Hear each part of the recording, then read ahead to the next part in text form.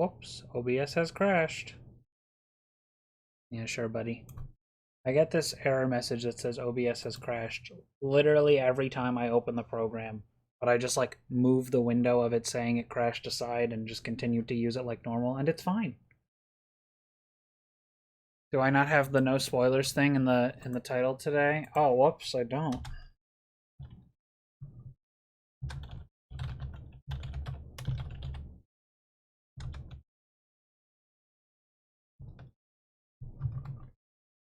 There we go. Fixed. Fixed. Don't worry.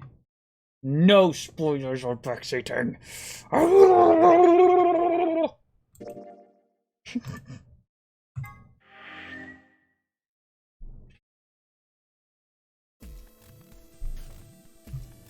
Alright, so last time we did these endings.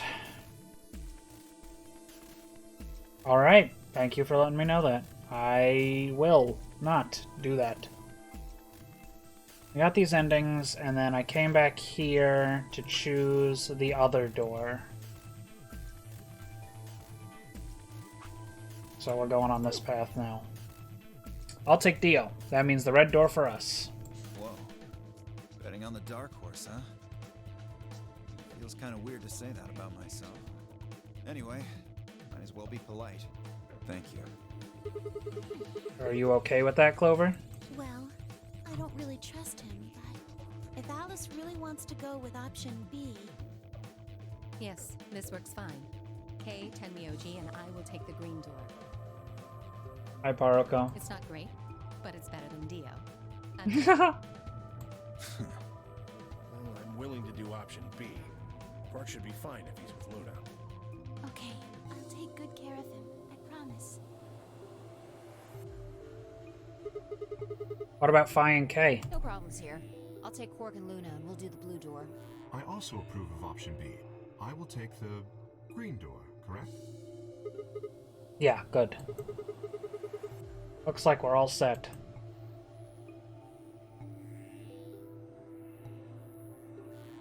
Kay nodded and handed Quark gently to Luna. 10 seconds remain. Come on, guys, hurry! The door's already closing. Coming. You should get, I know! with seconds to spare, we leapt across the threshold. 2, 1. Rack, man. You're fucking insane. Chromatic doors. Close. I don't know, get like fucking checkers. Do you have a checkers near you? Or I guess rallies, depending on, I don't know. Some places it's called checkers, some places it's called rallies. Do you have one of those near you? That shit's goated. Mad yummy. What is this? There are 3 different doors. Which one do we take? Dunno, but it looks like they're all locked anyway. So this is a dead end? Great. Oh dear. Oh god, that's... Wow, that's bad. Must have been a really shitty checkers. No, hold on. What's this thing? Well, it's got a lever on it. Don't get too attached. It's probably a lever. Are you serious? Yeah, pretty good, huh? Am I great or what? Huh? Huh? Hey, Sigma, is this chick simple or something? He's talking about you, Parako. I wouldn't roll it out. Let's just take it easy with her, okay? Hey! What kind of a gentleman has a secret conversation in front of a lady? I guess it can't be helped, though. You boys just secrete secrets.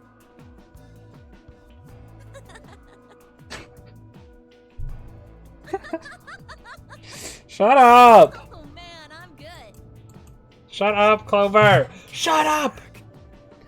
I'm with you, Dio. Do it. Get her. I wouldn't do that. I would! What if it only makes her worse?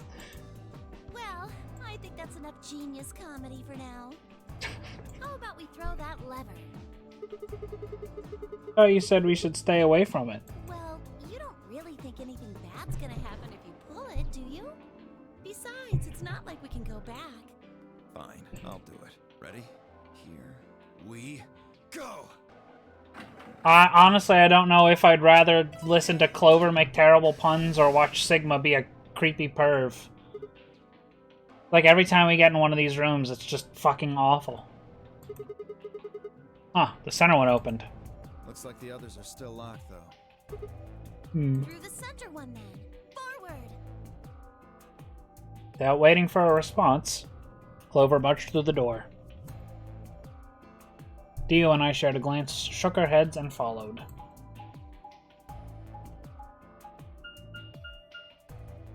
Yeah, we get it, Paruko. You're a hater. Such a hater. My God!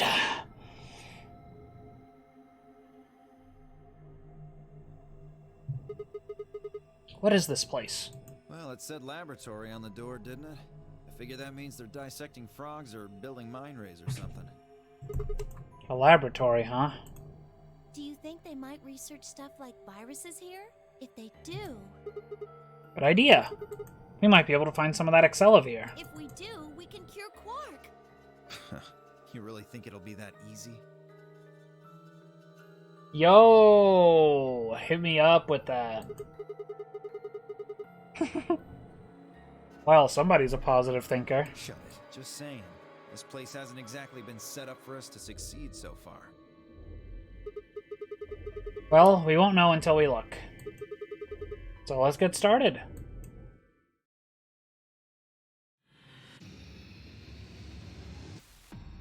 Starting off with this thing, escape room.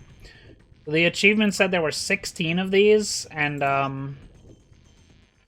well, 1, 2, 3, 4, 5, 6, 7, 8, 9, 10, 11, 12, 13, presumably. Hard to believe there would only be like 3 more after that. Like, there's gonna be, I don't know, at least 3 more down here. Oh, okay, yeah, maybe. Maybe it would just be those 3. That is a good question.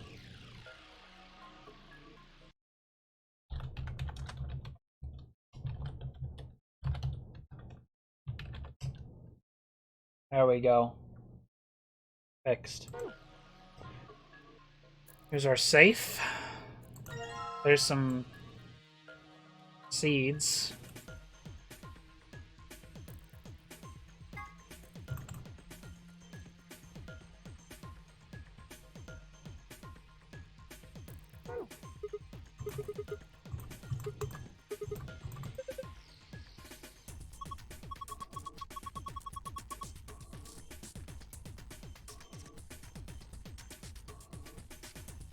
Well, first of all, you can't ban a mod. Only I can do that. Unless I unmodded it. And at that point, I might as well just do it myself. I did not love that bot. Maybe I thought it was like a funny meme back when it first happened. Like, God, what was that? 6 years ago?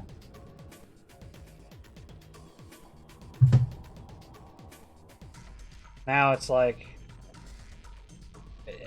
such an ancient meme. That I, like, don't care.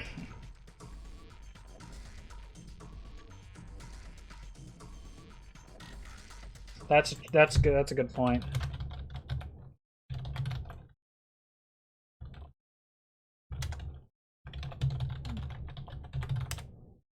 Whoops.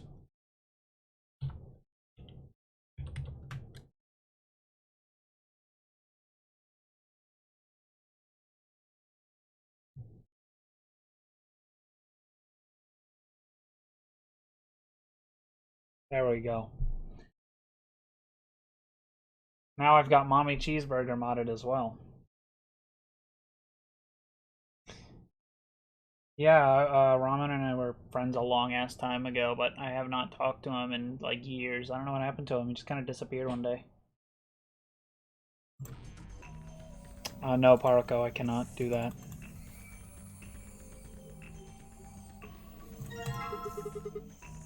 Not what I was trying to pick up, but alright.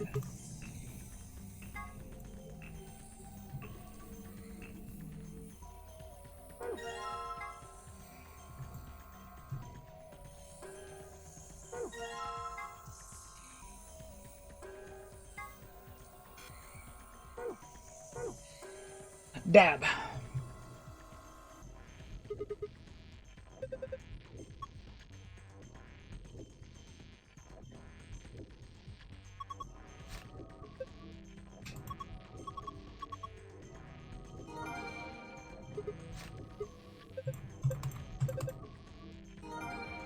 Oh god. I'm not doing that. Sorry.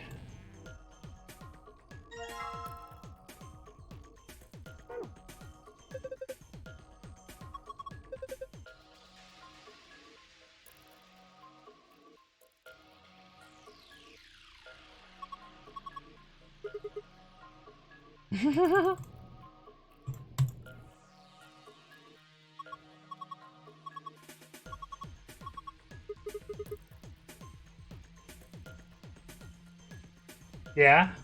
Really now?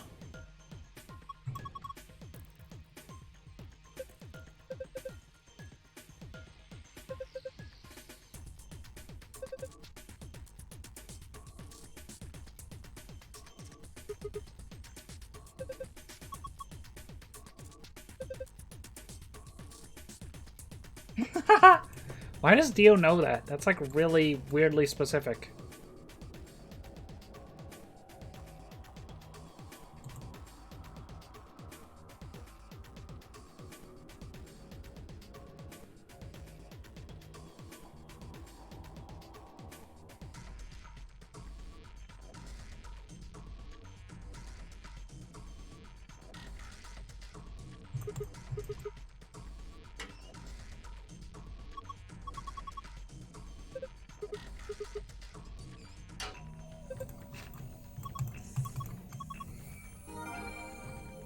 Lord, we're doing fucking science.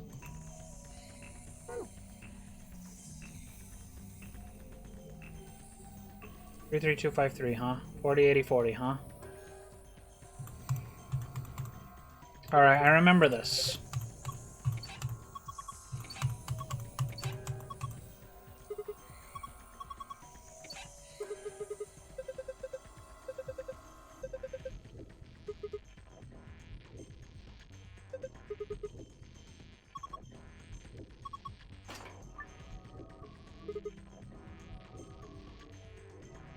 That would not be a very good puzzle. It would be really funny if it was just in the correct position by default.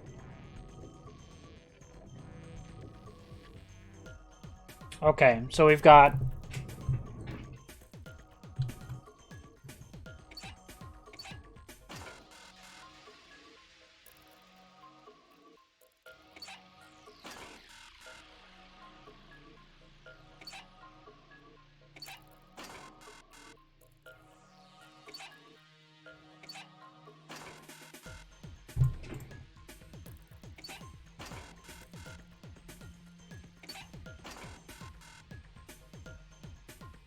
Okay, let me just think about this for a second. 16.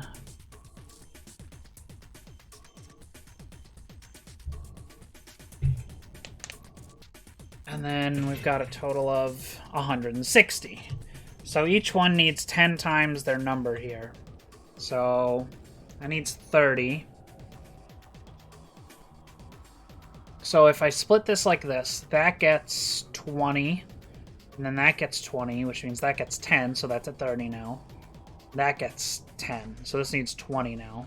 40, 20, 20, okay. And then 40 over here needs 20, 10, 20, 10. That's actually correct. They're literally just all of them go straight down. And that's the correct answer. Okay. Sitting there doing all the math to make sure I get the right answer, and then all I had to do was just press the fucking button.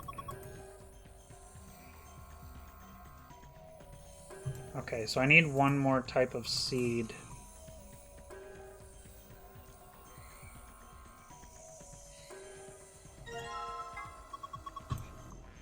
What? Clover?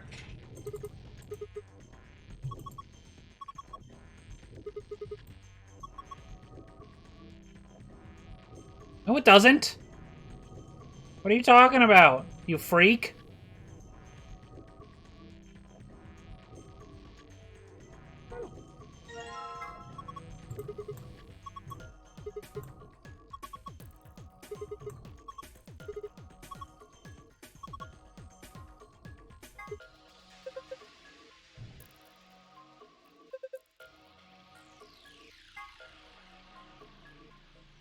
Oh, I don't want to do that.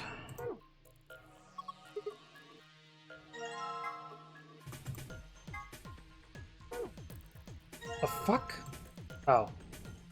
Nice fucking 2D texture of a tree root, bro. At least they bent them around to make it look like it has some depth.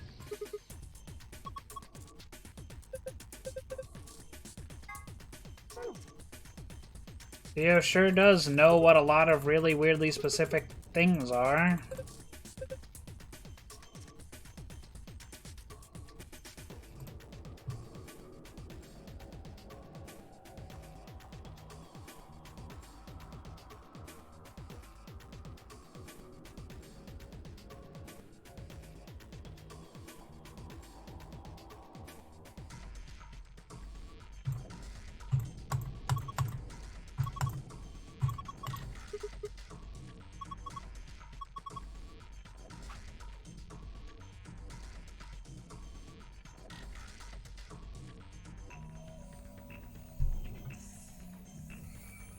What is the cucks and fries supposed to mean? Is that like an actual thing on their menu?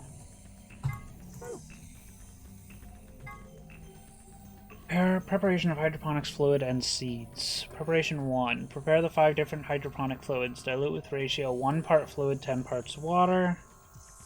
Each fluid has a distinct color. Oh, that's the 1 to 10 thing. Okay, that makes sense. Preparation 2. Prepare the 5 types of plant seeds. 2 long seeds and 3 round seeds. Research has shown that there is a distinct, repeatable relationship between the fluid used and the type of seed. The relationships can be characterized in the following manner. The long seeds failed to germinate in the 3 of the fluids. The round seeds in fluid B and fluid D failed to germinate. None of the marked seeds germinate if put into fluid C. Non-marked seeds failed to germinate in fluid A or fluid B. When the striped seeds were put into fluid D and fluid E, only one of them failed to germinate. I didn't understand any of that. So, fuck it. I'm just gonna start putting shit in things.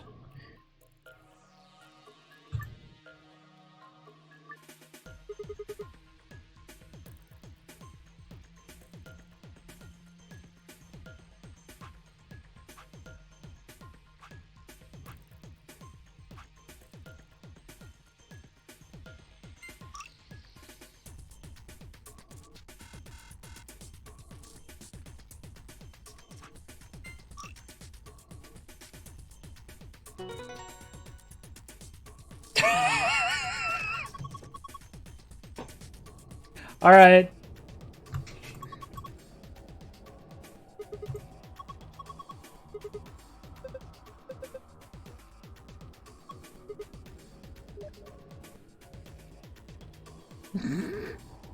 Aha.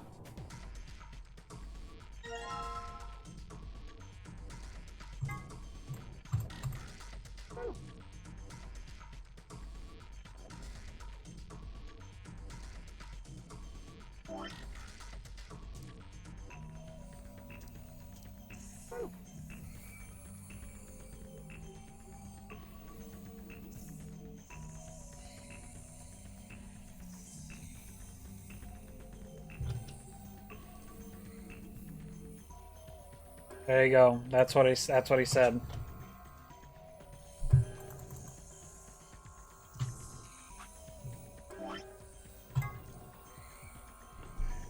Steps for dissecting a frog. Remove the specimen from its preserving ethanol. Dispose of the ethanol by pouring it down the drain in the fume cupboard.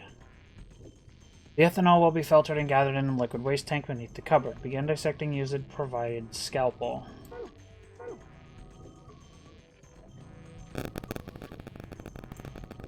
Oh, there's the scalpel.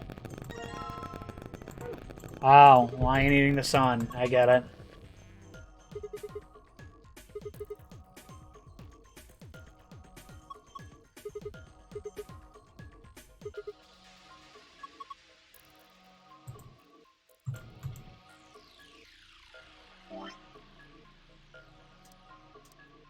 God, there's so much shit to sift through.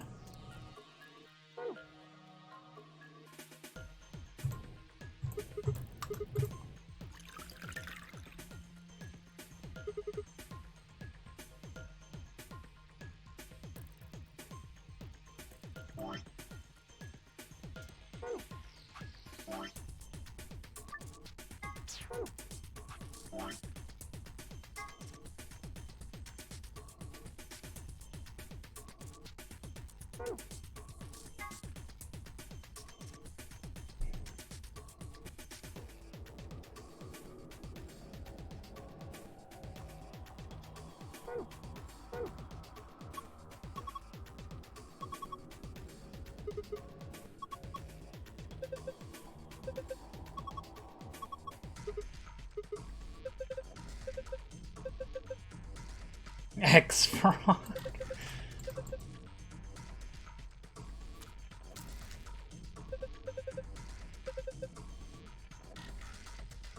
Ugh.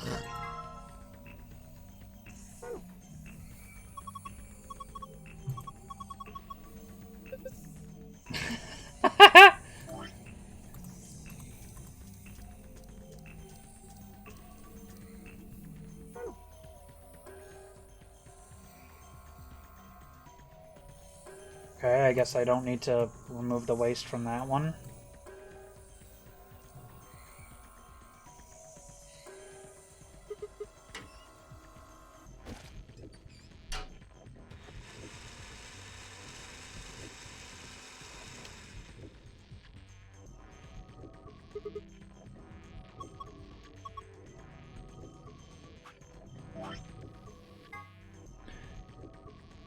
Add in a solution of saline water. The liquid will be filtered and dripped down into a beaker. Once it is done so, pour the ethanol into the beaker.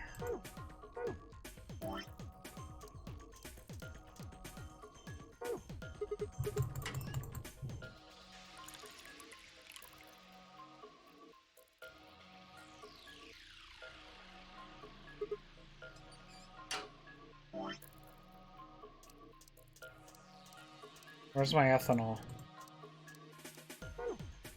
I'm confused.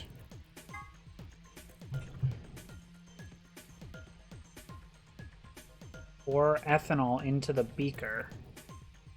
DNA will collect at the bottom of the beaker. Use an empty capsule to collect it.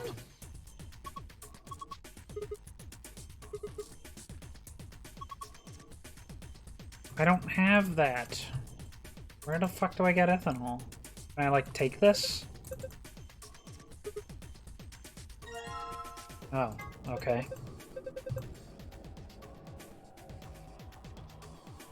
Rip my boy Froggy. Lord Hoppington.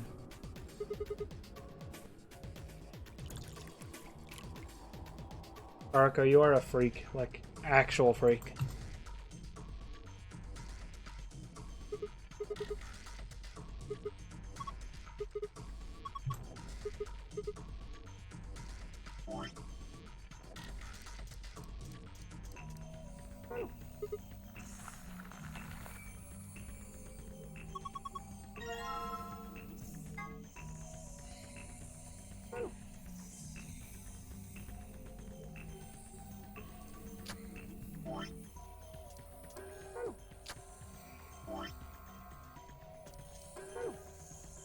No.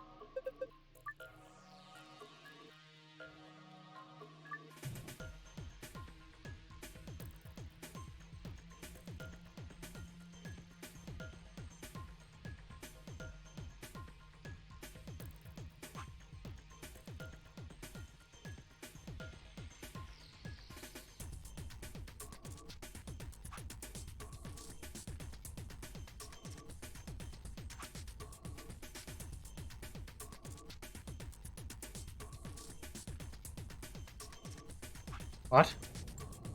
Why did that... What?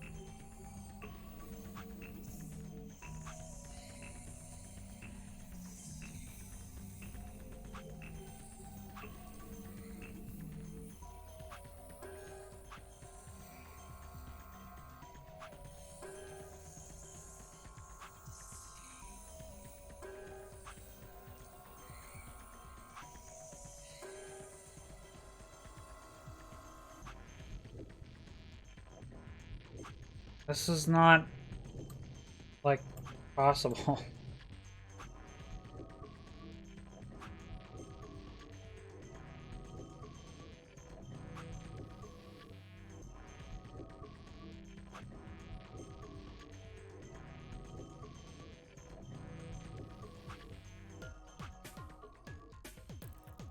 Hey, Paranormal.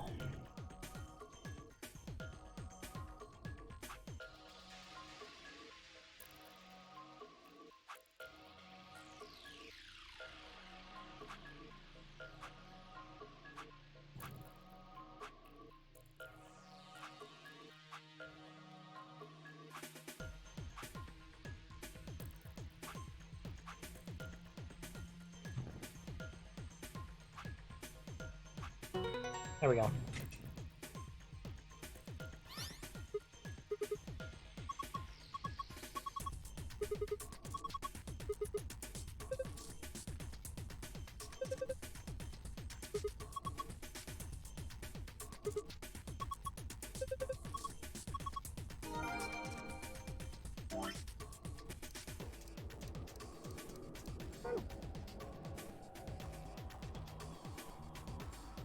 Okay, what do I put in the capsule?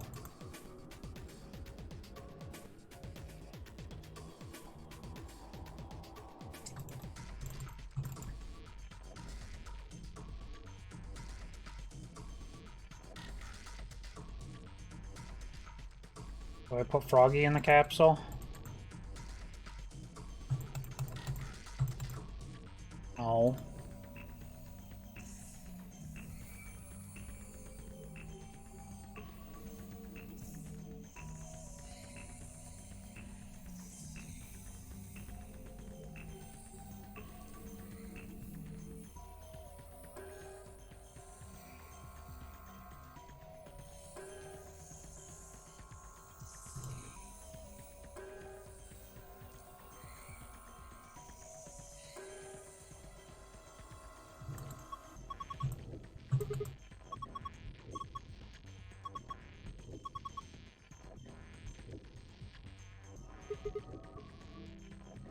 Okay.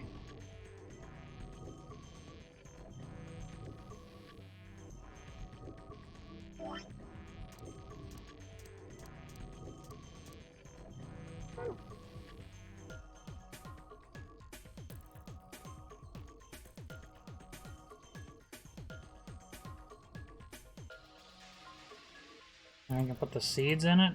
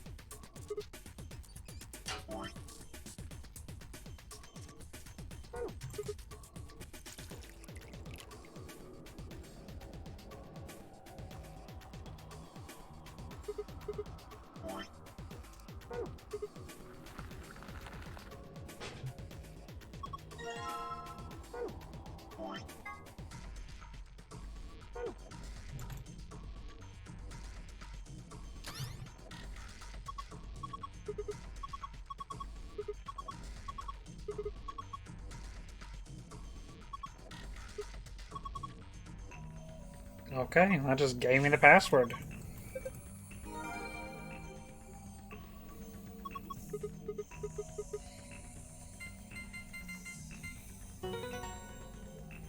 Thought I was gonna have to do another, like, DNA sequence puzzle. I'm glad I don't, because it's kind of annoying.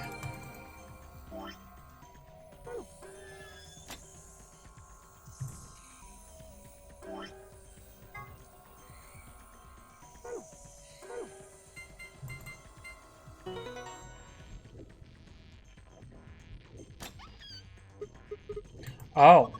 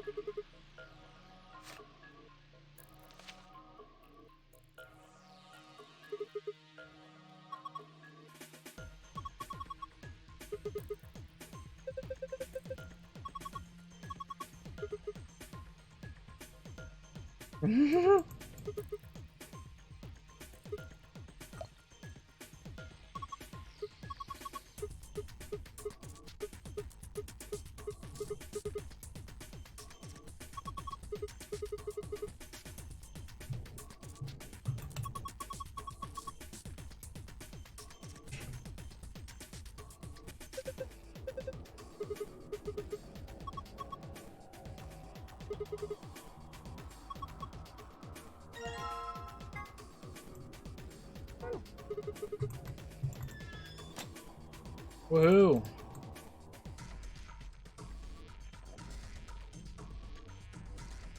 Oh, wrong way.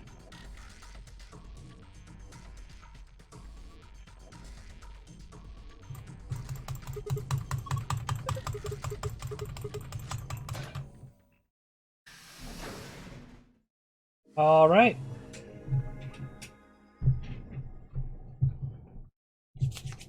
Hey, hold on a minute. There's something... Nah, I guess there's a couple of things I want to double check. Well, one of them's not really significant, I guess. Huh? First off, this machine. We didn't even end up using this thing, did we? Yeah. I was just wondering what it was. Well, I'm not sure how I'm supposed to answer that. Look at the side here. There's a name or something. IG Replicator? Replicator makes it sound like it makes copies of stuff. So it's like a copy machine. And we already know what that is. Not that.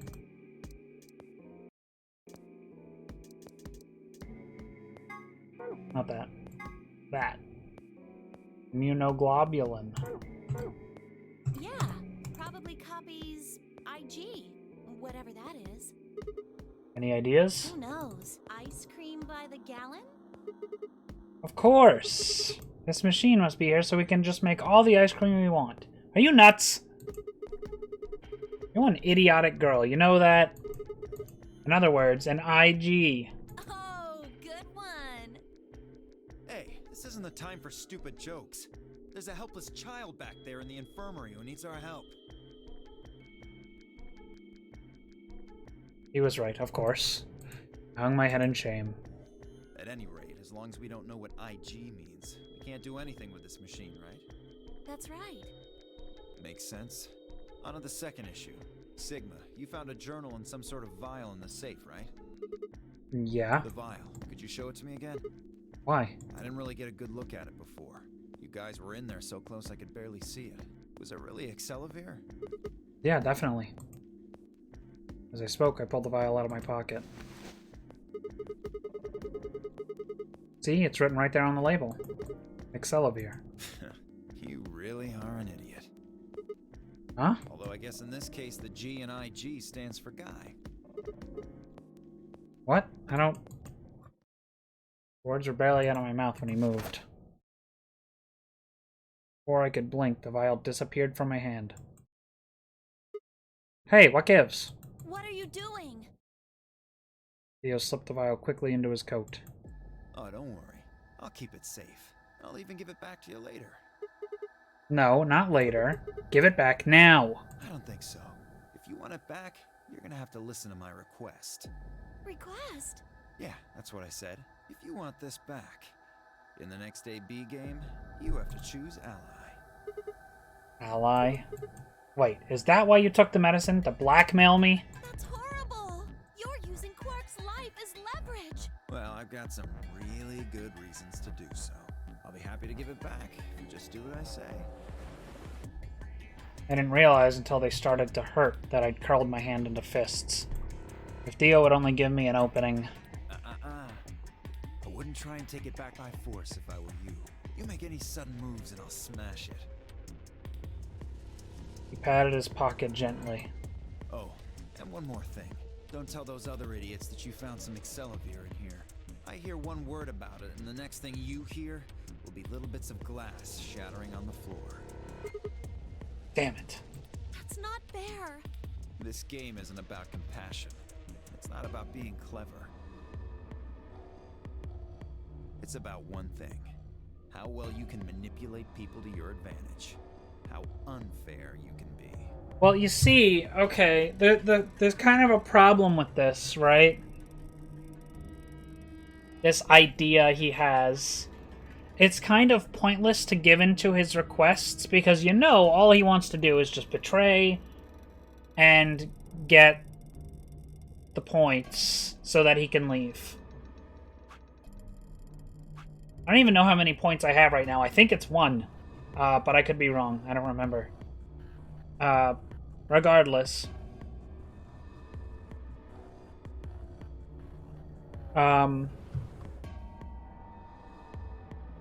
It's kind of pointless to use Quark's life as leverage when if he betrays you and then leaves, Quark, as well as the rest of us, are all just gonna fucking die anyway, so who cares?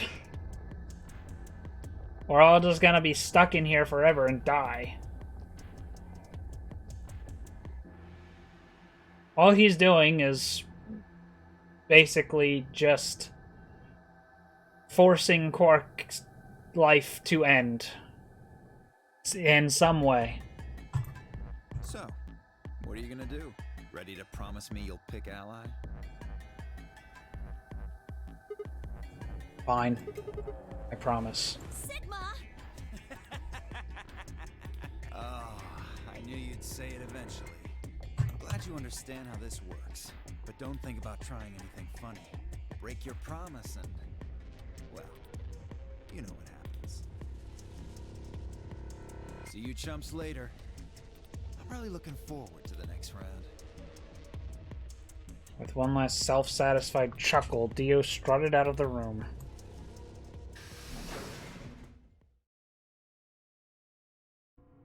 Are you really going to do what he says? Yeah. Sigma, you've only got 1 BP right now. If we choose ally and he chooses betray... I know. I'll drop to -1, and that means I'll get penalized. But that means... Look, it's not like I want to, alright? If we don't do as he says, then he'll destroy the medicine. If he does that, then Quark will... So you're going to die to save his life? That's... Why would you do that?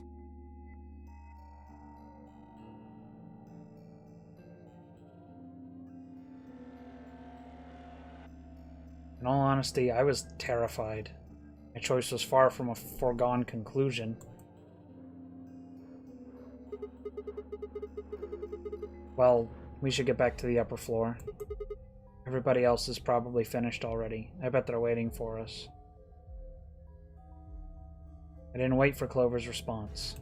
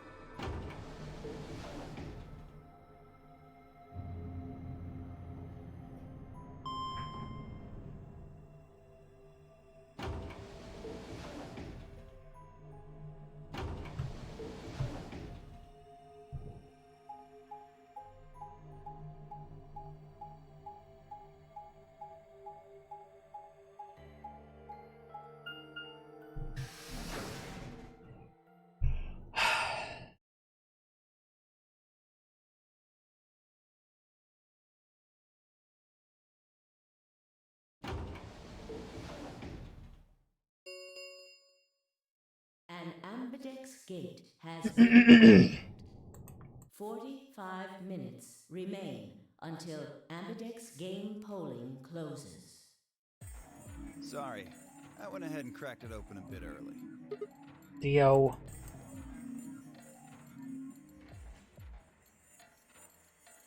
You don't mind, right? I figured you and Clover would get up here right away. Besides, I thought it'd be best to get this done soon before you lose your nerve. I don't know about you, I'm really looking forward to the next round. Ugh. I glanced around the warehouse. Alice and Kay were back, as was Phi, and of course Clover. Where are Tenmyoji and the rest of them? They're in the infirmary. We carried Quark to one of the beds. Tenmyoji and Luna are looking after him. I see. How's he doing? Well, it's hard to say. He seems to be sleeping soundly, but beyond that, there's really no way to know. No change then, huh? Right. So what was your room, Sigma? A laboratory. Is that so? Did it look like the kind of place where they'd be researching viruses and DNA and those kinds of things? Yeah, it did. Was there any of that Excelavir? Don't tell those other idiots that you found some Excelavir in here. I hear one word about it, and the next thing you hear will be little bits of glass shattering on the floor. My eyes flicked to Dio for a moment. No, nothing. Beside me, Clover bit her lip. I see.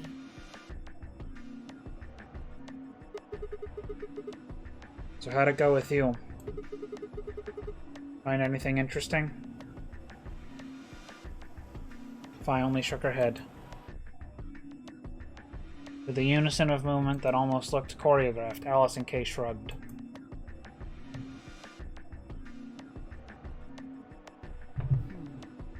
Where does that leave us? We've still got about 40 minutes left until voting ends. What are you gonna do? I'm a little curious about that lab you found. I thought I might go take a peek at it. I'll show you the way then. That would be wonderful. I think I'll go have a look at the room Alice, Kay, and Tenmyoji found. Never know. Maybe you missed something. Perhaps there's some Excelavir hidden somewhere in there. What a bastard. Then I shall take you there. What about you two? Where are you going? I'll...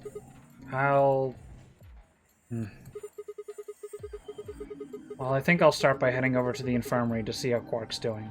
Then I will too. Glad that's settled. She nodded to Clover, and then they disappeared through the magenta door. Dio and Kay followed a few footsteps behind.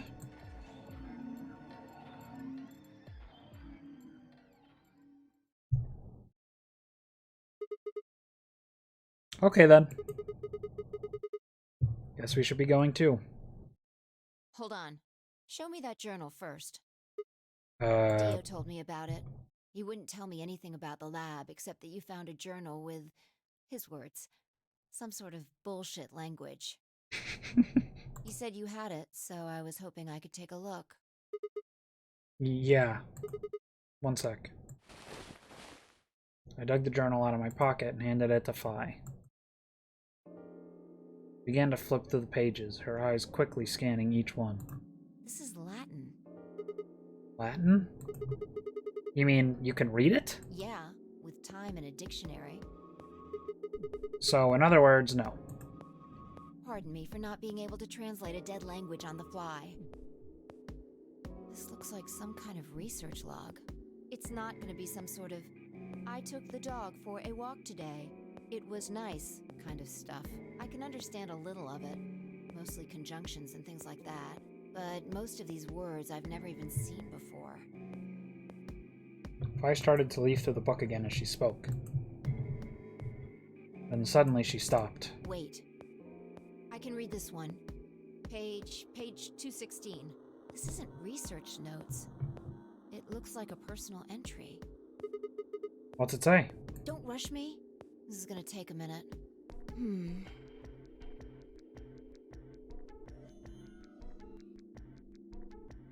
Interesting. Alright, I think I got it. It looks like they're talking about Radical 6. What? Why are they talking about that? Not sure. Let me read it to you. Keep in mind I'm paraphrasing.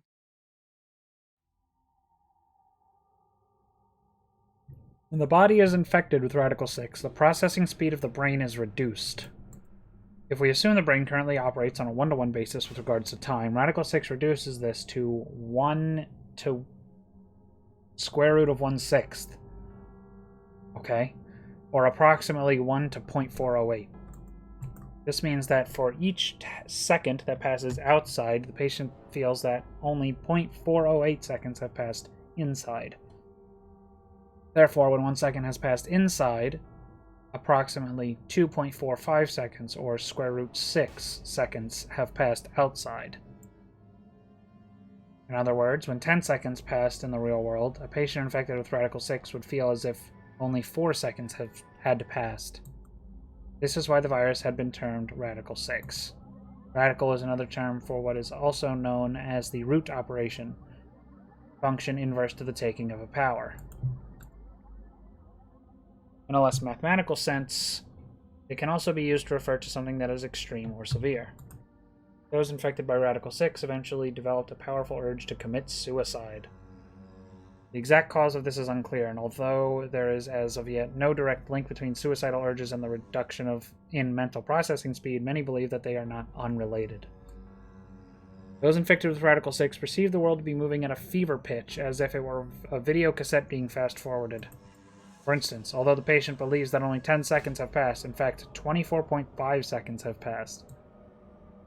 Given this increased speed of input, maintaining the ability to observe and reason would become a Herculean task. One theory holds that the disparity in time perception causes the brain to be flooded with massive amounts of information. Unable to keep up, it begins to fail. Dab.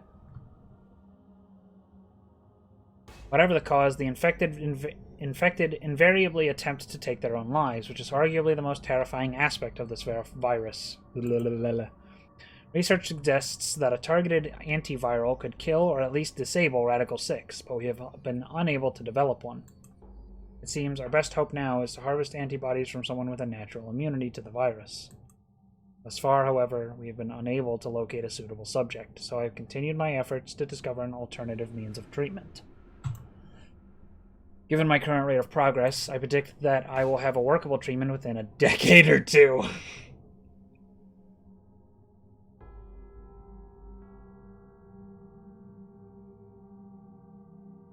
It is my fervent hope that humanity will be able to survive that long. The bodies of those dead from suicide are piled up along the roads leading into and out of town. The entire area reeks with the stench of decay, and the sky is filled with the constant buzzing of flies. At times, their swarms are so thick that when one passes, it feels like if a cloud has gone over the sun. Every day I see more crows and rats that are everywhere, feeding on the dead. Ironically, the only healthy-looking creatures are the stray cats, who have grown fat on a plentiful rodent diet. The few humans who survived the outbreak have been locked away by the government in underground shelters.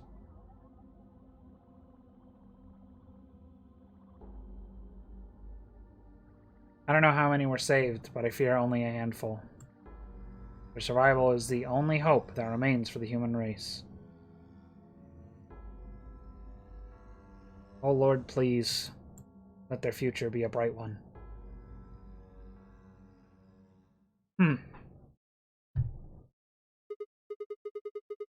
Whoa, that's a lot of information. Now we know what the virus does to you, though. If you get infected, your brain slows down by the root of 1/6. That's what, about 40%? That isn't the important part. Those infected by Radical 6 eventually develop a powerful urge to commit suicide. Yeah, you're right. That would explain why Quark was, well, trying to kill himself.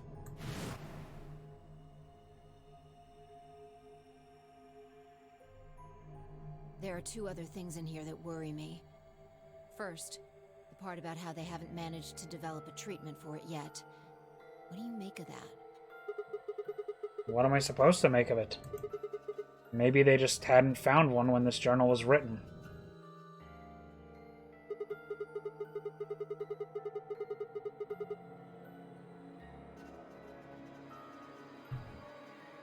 No, it makes your brain perceive time faster than it really is.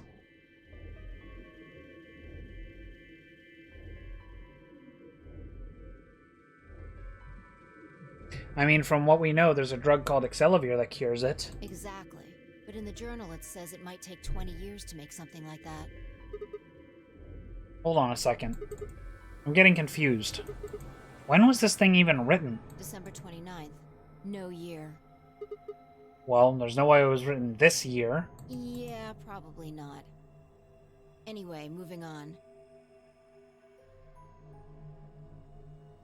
The second Yeah, concern I basically have like is that. about the underground shelters it mentions. The newspaper article said something about quarantining people too. After we read it, we all thought the same thing. What if this was one of those quarantine facilities? But this journal seems to suggest the opposite. The few humans who survived the outbreak have been locked away by the government in underground shelters. You're trying to say that this place might be one of those underground shelters. Which would mean we're all supposed to be uninfected. They would have been thrown in here to keep us safe. Yeah, I mean, there's no way to say for sure at this point, but it seems possible.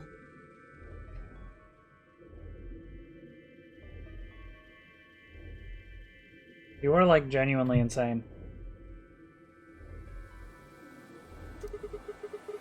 A Quark had been infected, right? Then maybe the virus got in somehow. That would be bad. Just think about it for a minute. If this is one of those shelters, a lot of things start to make sense. Maybe we've been here for a long time. Like, maybe they put us to sleep somehow. Made us sleep for years, maybe even decades. While we were sleeping, the pandemic that the newspaper article talked about happened. And whoever had this journal made this entry. And then once the antiviral treatment was finished, they woke us up? Right. It's all just speculation, but... No, that doesn't make sense. I mean, it seems like a pretty plausible scenario, but... we were all captured before the pandemic started, right? yeah. And how would they have put us to sleep for that long? And how would they have known to do that?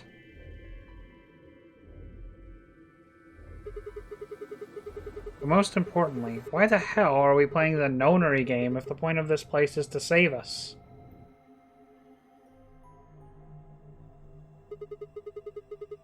Throwing a bunch of people into a game that might kill them is a pretty weird way to protect them from a pandemic.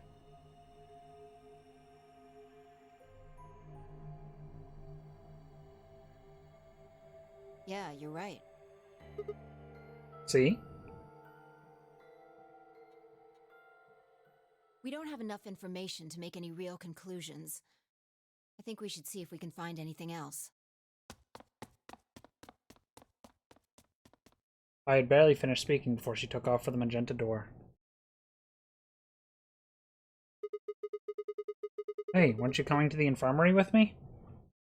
Changed my mind. You could tell me about Quark later. And with that...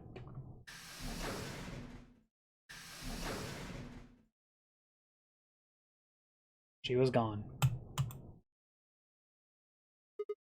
Man. I let out a long, tired sigh and started off toward the infirmary.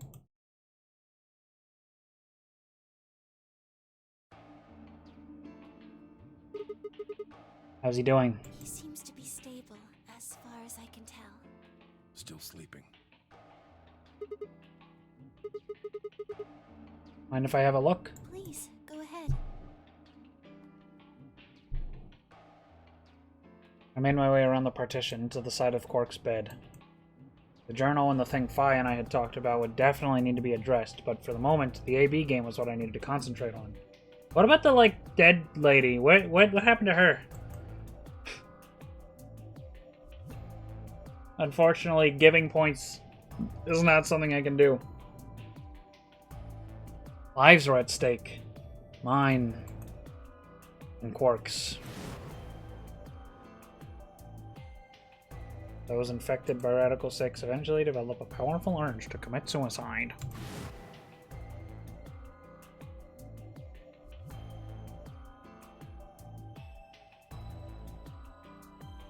I don't know how to do those, sorry bro. If the journal was telling the truth, then as soon as the anesthetic wore off, Quark would go insane again. What if we weren't able to restrain him a second time? What if he managed to kill himself before we got to him? Or perhaps he'd just get out of the infirmary and go hide somewhere. On the other hand, it wasn't like we could keep forever. There's only one way to save Quark, and that was with Excelivir. Unfortunately, Dio had stolen it.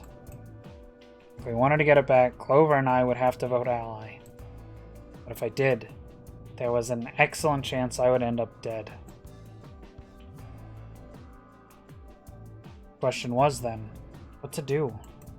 Sacrifice myself to save Quark? Or keep quiet about the danger he was in to save myself? It was so faint I almost didn't hear it. Grandpa. He shifted a little and then fell silent again. It was enough, though. What on earth had I been thinking? How could I have ever even considered letting a child die in my place? Suddenly my cheeks felt hot with embarrassment and disgust. That I had considered letting Quark die, even for a minute, was pathetic. There was only one choice. There had only ever been one choice. No way was I going to leave Quark to die. My hands tightened into fists as I looked down at him. Any uncertainty I had felt before was gone. I knew what I had to do.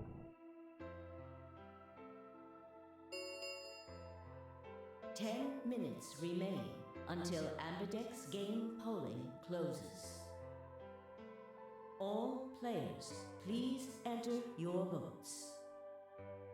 If no vote is recorded before the deadline has passed, any non-voting parties will automatically ally. Results will be displayed. Looks like it's almost time. I think that voice line was a little fucked up. Why did she say results will be displayed?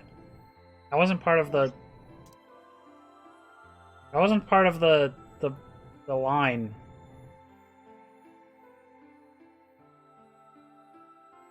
She says that later. You two should head back. What about you? Not going. I'm worried about Quark. But you're a solo. If you don't vote... I'll automatically ally. I know. I heard the voice on the intercom just like you.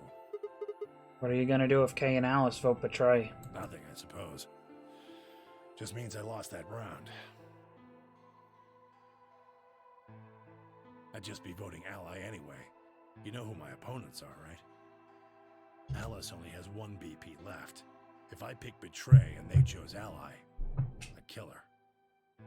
I'm not so desperate to escape that I'm gonna kill someone for it. And even if I was, I can't leave Quark behind. You see? Doesn't matter if I go into the AB room or not. My vote's the same either way. And Myoji's mind was made up. Trying to persuade him to leave would have been pointless. Alright? Take care of Quark. Of course. You worry about yourself. Okay. Luna and I headed out of the infirmary, leaving Tenmyoji and Quark behind.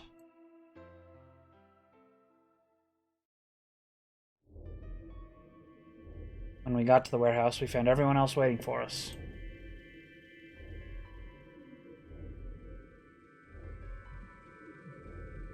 Well, not quite everyone. One other person was missing. Hey, where's Dio? Take a look at the doors. They're all closed. When we came in here before, the one on the far right was open. And that would mean... That he went in, I guess. Exactly. That bastard. He'd probably been worried I might try and take the Excelivir from him by force, so he'd hidden himself in the AB room. What a coward. I'd made up my mind to choose ally no matter what, but... part of me had still considered trying to jump Dio if he dropped his guard. Now he's made sure I wouldn't get the chance to try. Where's Tenmyoji? Oh, Luna explained Tenmyoji's choice. I see. Well, I guess that means I don't have to worry about him picking Betray. right. What will you guys be choosing then? Ally, of course. Because my BP is 6, I assume. Yes. As long as Tenmyoji votes Ally, I can't choose Betray. If I do, K's BP will go up to 9. But what if he forces you? Ha ha ha. You needn't worry. I would never do something so crass. Really? That was like the weirdest laugh ever.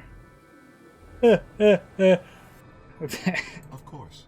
Then you don't need to go in there. He's got little anime eyes. Look at him. Excuse me? Alice can vote by herself. Then we don't have anything to worry about, right? Well, I apologize, but I'm afraid I can't agree to that. Why not? I just can't. Shall we go, Alice? Hey, hold on a minute there. They continued briskly toward the AB room as if he simply hadn't heard Phi. Alice scrambled to follow him, perhaps concerned that he would lock her out.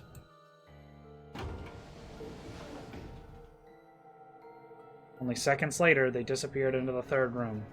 From the left. Whoops. I hope Alice is going to be okay. Well, there's nothing we can do now. If Kay told the truth, she'll be fine. 5 No, Kay's minutes chill. remain He's not a until dickhead. Apodex He's like the scheduled least polling dickhead guy here. closes. Time's almost up. Uh-huh, really now. Come on, Luna. Right. They headed off at a trot toward the second room from the right and were soon out of sight inside it.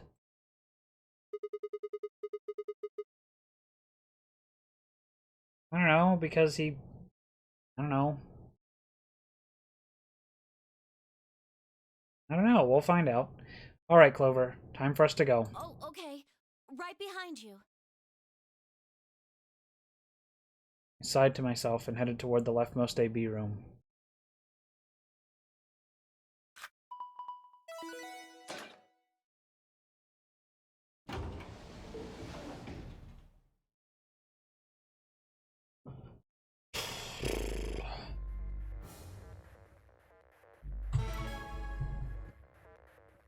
Oh, mate.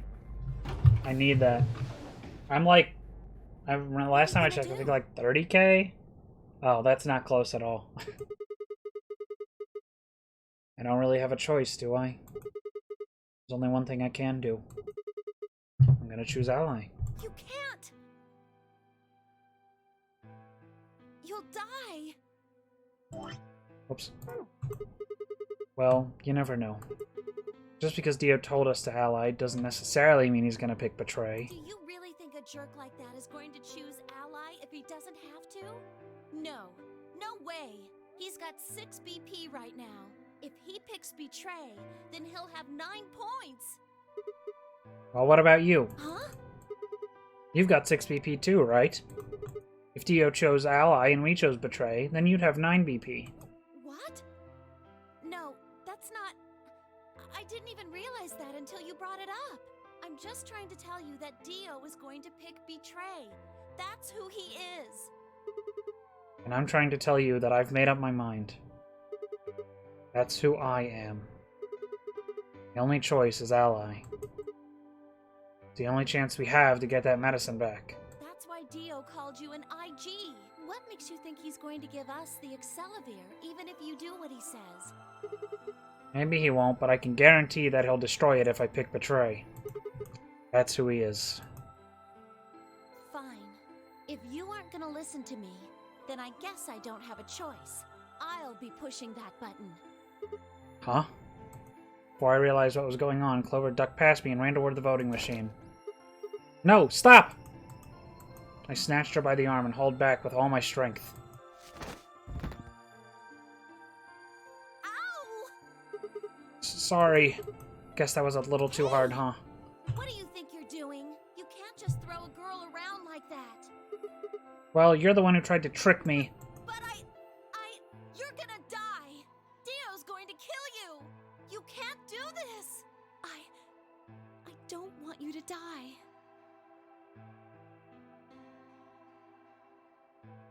10 seconds remain. Thanks. It means a lot to hear you say that, Clover. I gave her my best reassuring nod and turned to face the polling machine. 3, 2, 1. I still get a choice. Wow. I want to see what happens when you die. Round 2 of the Ambidex game has been completed. Results will be displayed in the warehouse. Well, I'll do it anyway. After this, whichever one going on here. After it ends, probably the left one. I think the left is usually what ally gives you. Wait, this is open now. I can go here. Oh shit.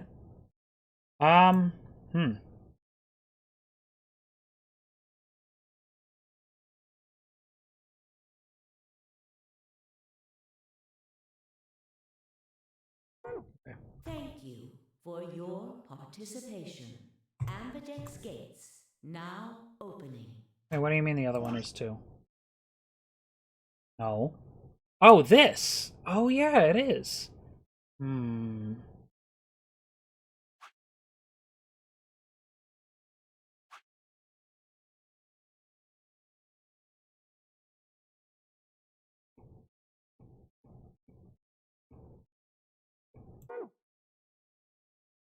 Interesting. Don't know exactly what order we're going to do all this stuff in, but, you know. Clover and I stepped out of the AB room.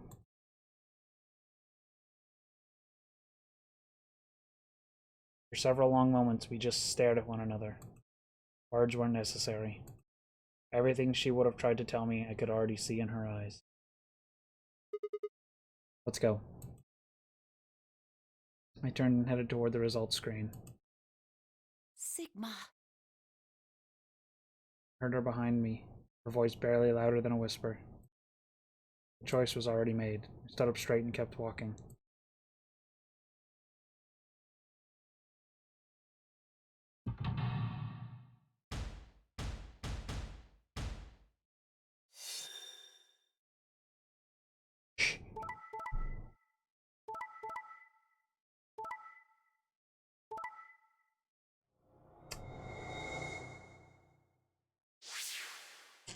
Really? Really now?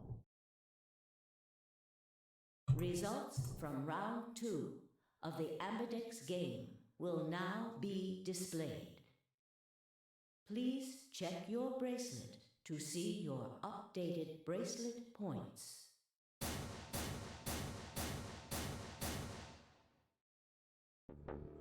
What? Sigma's BP is... Negative.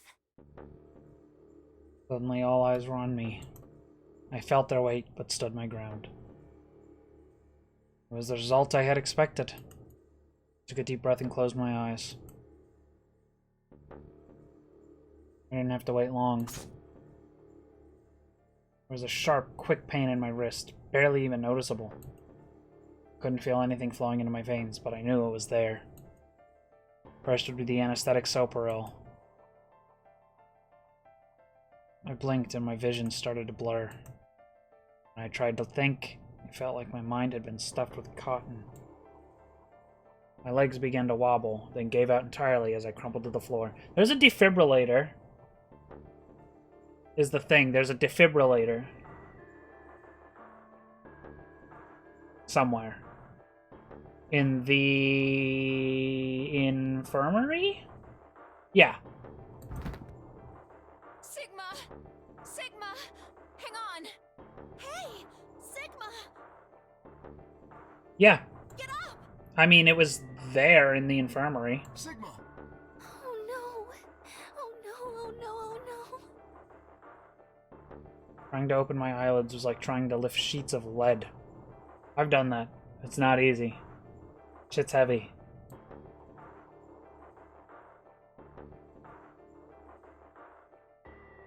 My eyes had lost the ability to focus, but I couldn't make out a blur. but I could make out a blur that had to be Dio in front of the number 9 door. Damn it. You'll keep your promise. God damn it. I groaned and with a Herculean effort lifted my head, and then my sluggish body off the floor. Every step was a battle, and whenever I shifted my weight, my muscles threatened to give out again. Oh yeah, that's true, it's your lungs. I thought it was your heart. It stops your heart from beating. Because the lungs aren't a muscle, I guess neither is the heart. Well, whatever, I don't know. But somehow I forced myself ahead, a single thought burning in my mind. I would reach Dio. Then, at last... smudge of color faded into a recognizable person. Threw out my hand in front of him. Give it back. Give me the medicine. Give it back? Don't act like it's yours. Aren't we supposed to share everything we find here? I don't care. Just hand me the medicine. What are you talking about? I found the Excelivir in the laboratory. And Dio stole it. What? You mean he has it? Right now? Yeah. So? I kept my promise. Now, you. I wasn't a fool. I knew the kind of person Dio was. There was a chance he wouldn't give us back the Excelivir. If he didn't, then I'd die with my hands around his throat. I gathered as much of my mind as I could and got ready to attack. Fine. Not quite what I'd been expecting. Here. With a shrug, he pulled out the vial out of his pocket and tossed it toward me. I caught it and pulled the tiny glass bottle to my chest, worried I might drop it. The label said, unmistakably, Excelivir. It was the real thing. Clover, take it. I held it out toward her. Right. Of course.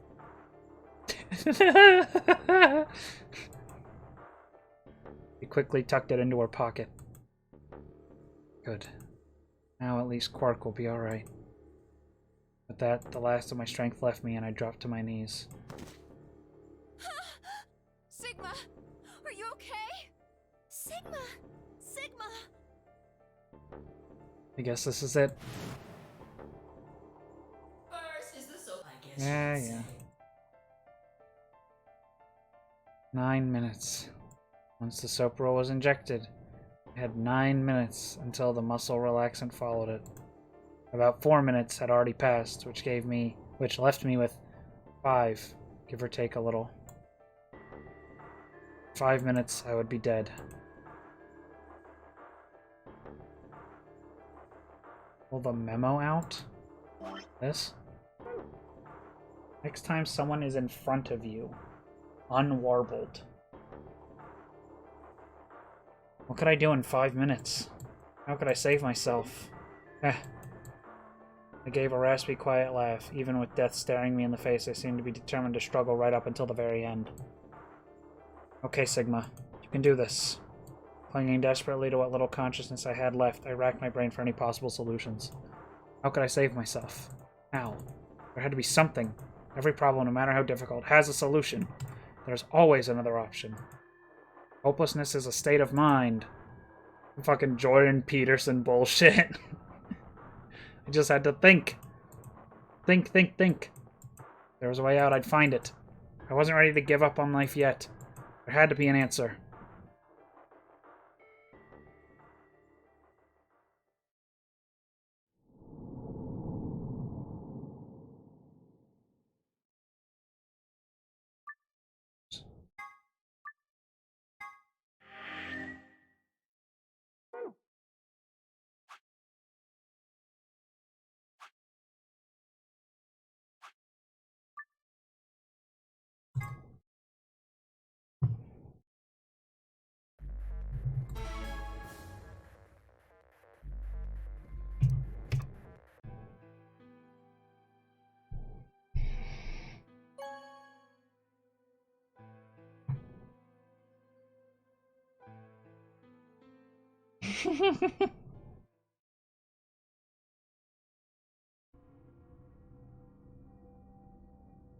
Clover and I walked slowly out of the AB room. Dio glanced over at us as he exited his own room. I looked away before he could make eye contact. Sigma, why? After all that stuff you said. I mean, it's not like I'm criticizing you. I think you made the right decision. Okay. And? Well, what does this do? I can, like...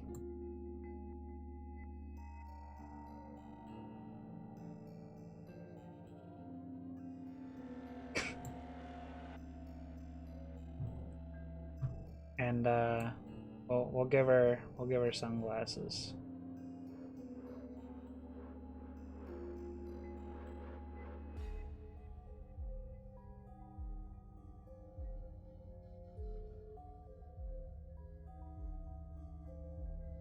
Oh yeah, good idea.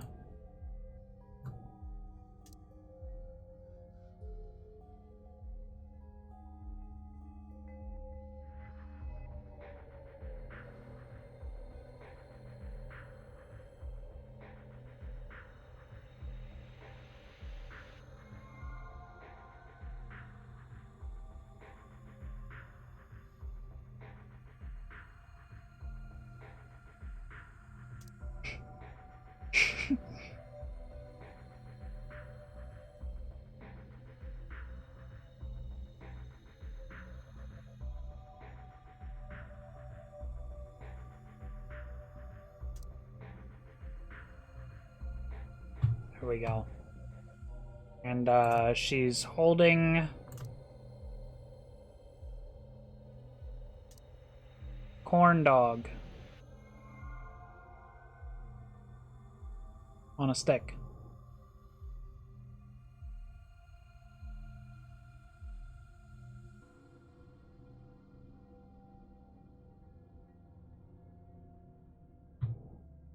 And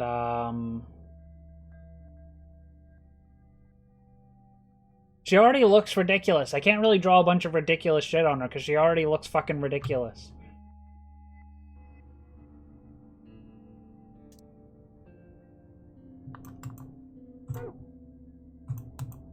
You don't need to apologize. I think I would have chosen betray if I was in your position. We'll find another way, alright? We just have to keep an eye on Dio. As soon as he gives us an opening, we take it. And I'm sure Alice will help us too. Did you tell her? It's okay. We can trust Alice. There's no way she told him. Anyway, let's go check the results.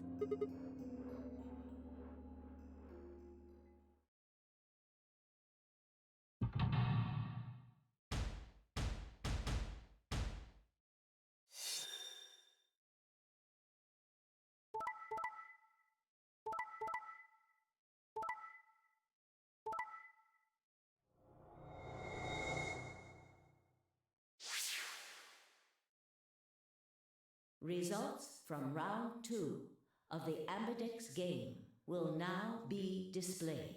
Please check your bracelet to see your updated bracelet points. That's the wrong line. It's supposed to say, points have been added or subtracted accordingly. Please check your bracelet to see your updated bracelet point. That's what it said in all the other routes. I don't know why these two routes it says that in this, like, this wrong order. Like, it's supposed to say this before the table comes up. I don't know what's up with that. It's a little weird.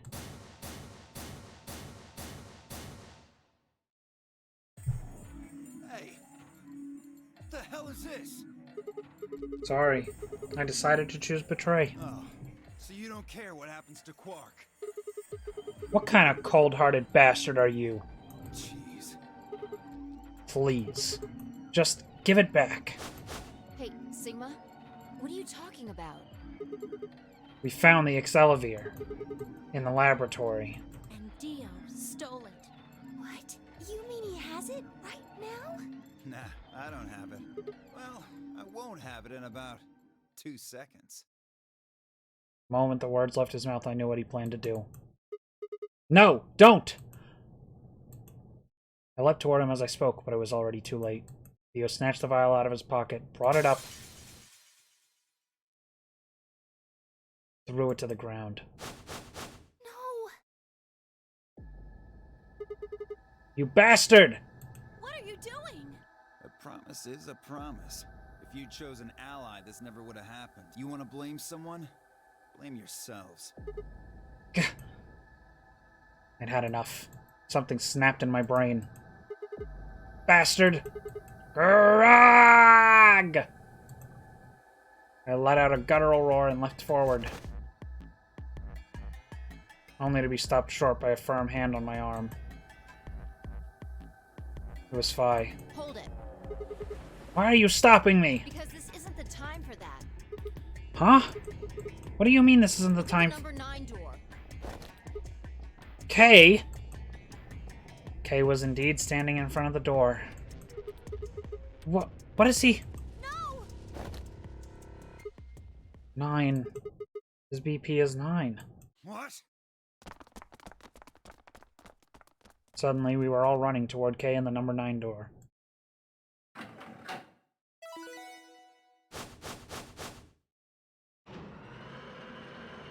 Wow, Kay really is a dickhead. He's usually very chill, but not today. Kay? What the hell do you think you're doing? What am I doing? Well, that should be obvious. But if you insist, I am attempting to leave. Are you fucking kidding me? I assure you, I would do no such thing. I am perfectly serious. After a rational assessment of the facts, I have concluded that this is the wisest course of action. What is currently our highest priority? Hi, Cuppuff. The answer is, of course, to save Quark.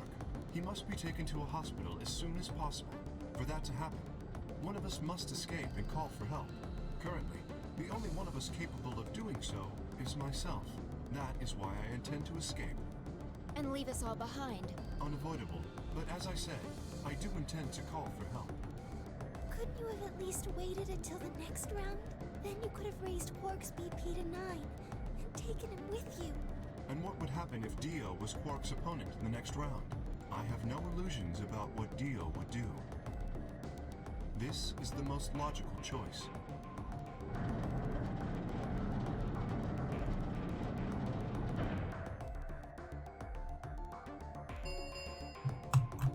The number 9 door has been opened. It will remain open for 9 seconds. Wait! Where's Alice? Ah, yes. Alice is in the AB room. She has collapsed, but you needn't be concerned. She is only sleeping. Oh no, what did you do to Alice? You will need to ask her yourself. I must take my leave. Hey! God damn it! Wait! Dio charged at Kay. The larger man easily sidestepped him and tumbled nimbly through the door just before it closed.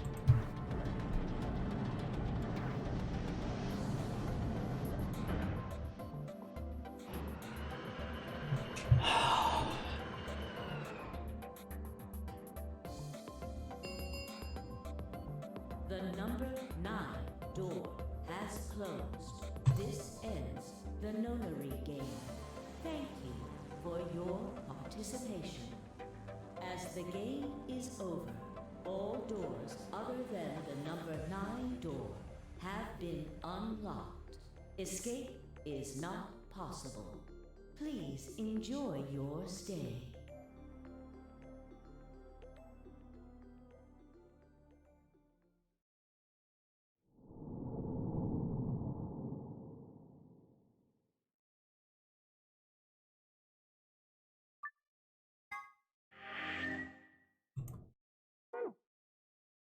Alright, there's that. Where to start? I kind of want to see this one through. But there's also this. I mean, these two endings. I guess we'll do this one first, and then I'll see what time it is. It's still only 9 o'clock, so I should have enough time to do all of this, and maybe even this. Maybe.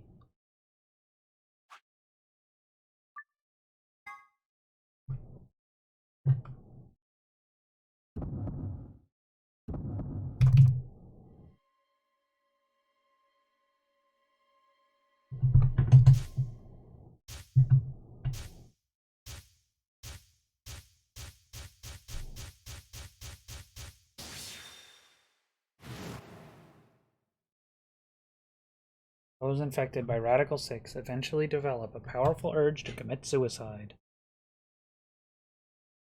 Suddenly, Clover moved. I leapt forward and clamped my hand around her wrist. What are you doing? Clover, listen to me. Alice wasn't killed. Nobody murdered her. She took her own life. What? No, there's no way she'd do that. It's true. She stabbed herself in the heart with a scalpel. All right, where'd she get the scalpel then? Well, I did hear someone come into the infirmary right after the AB game ended. Was that before I showed up? Yes. I got up to see who it was, but they were already gone. It could have been Alice. so she could have taken the scalpel then. Yes, I think so. You're lying! This is all a lie! It has to be! It's not. It's the truth. Then why did she do it? Why would Alice kill herself? She probably didn't have a reason. What? She'd been infected with Radical 6. That's what killed her. But you just said she killed herself! Just tell me the truth! Then I prove am. it. Your 10 seconds ran out a long time ago. So if you don't have any proof... I do! I have proof. There was a journal in the lab, wasn't there, Kay? Show it to me. Journal? It would have been in the safe. Oh, well, Alice would have it then. Why? Can you? I don't really feel like touching a dead woman's body. Oh, I don't feel right touching a dead woman's body. Yeah, whatever. Could you take a look? Her hands barely shook as she quickly searched through Alice's clothing. It was only seconds before she stopped. Slowly and carefully, she drew something out. There it was, the journal. I turned to hand it to me, but I shook my head. You read it. It's in Latin. I can't make heads or tails of it. He cocked an eyebrow at me and flipped the small book open. When she looked back up at me, it was with both suspicion and surprise. Yeah, it is Latin, but translating this is impossible. It's full of words I've never heard before. I can barely understand any of this. Page 216. Huh? Turn to page 216. You should be able to read that one. Vi's frown deepened, but she did it as I'd suggested. I watched her eyes quickly scan the page before looking up at me with renewed suspicion. Yeah, I can read this page. How did you know? No, wait. How did you even know there was a journal in the lab? I just knew. You just knew. Come on. Look, just read it, okay? Clover wants to hear what it has to say. Right? Yeah. Right. Give me a moment to look it over. After a few moments of whispering to herself in Latin, Vi began to translate, paraphrasing the contents of the journal. Radical 6 reduces the processing speed of the brain by a factor of the root of 1/6. One of the symptoms of Radical 6 infection is an overwhelming urge to commit suicide. Research has shown that it would probably respond to the right sort of an antiviral medication, but no one has been able to develop one yet.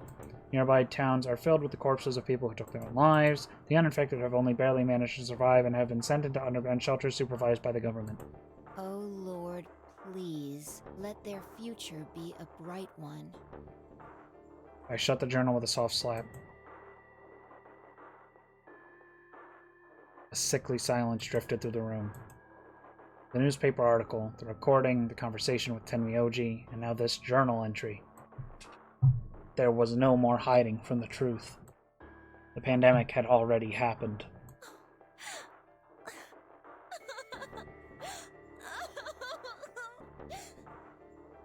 All of Clover's rage suddenly dissipated and she collapsed to the floor, tears pouring down her face.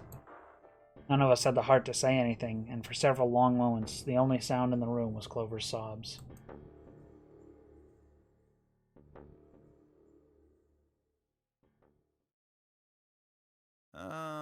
We've got a problem. It's almost time for the primary doors to open. Yeah, only 10 minutes left. Sorry, but I'll be taking Alice's bracelet. Vi and I won't be able to open the secondary door without it. So she was a magenta pair, just like me. just now noticed that, did you? As he spoke, Dio grabbed the bracelet off the floor and dropped it into his pocket.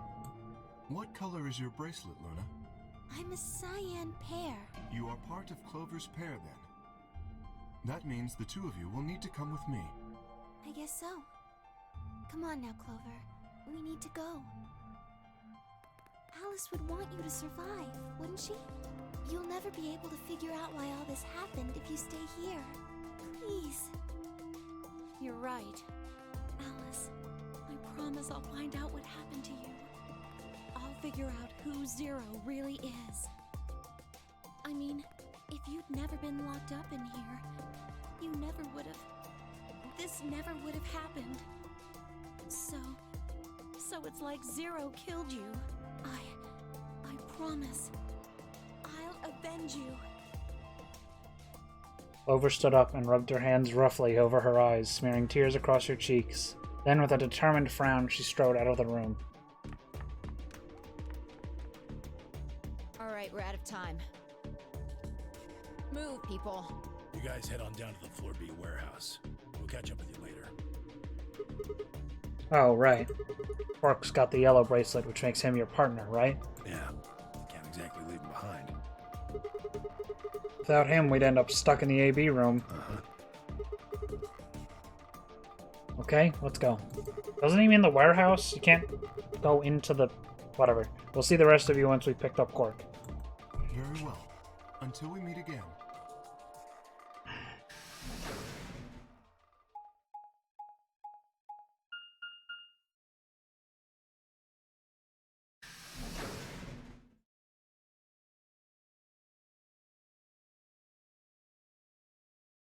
Quark! You're awake! Yeah, I just woke up.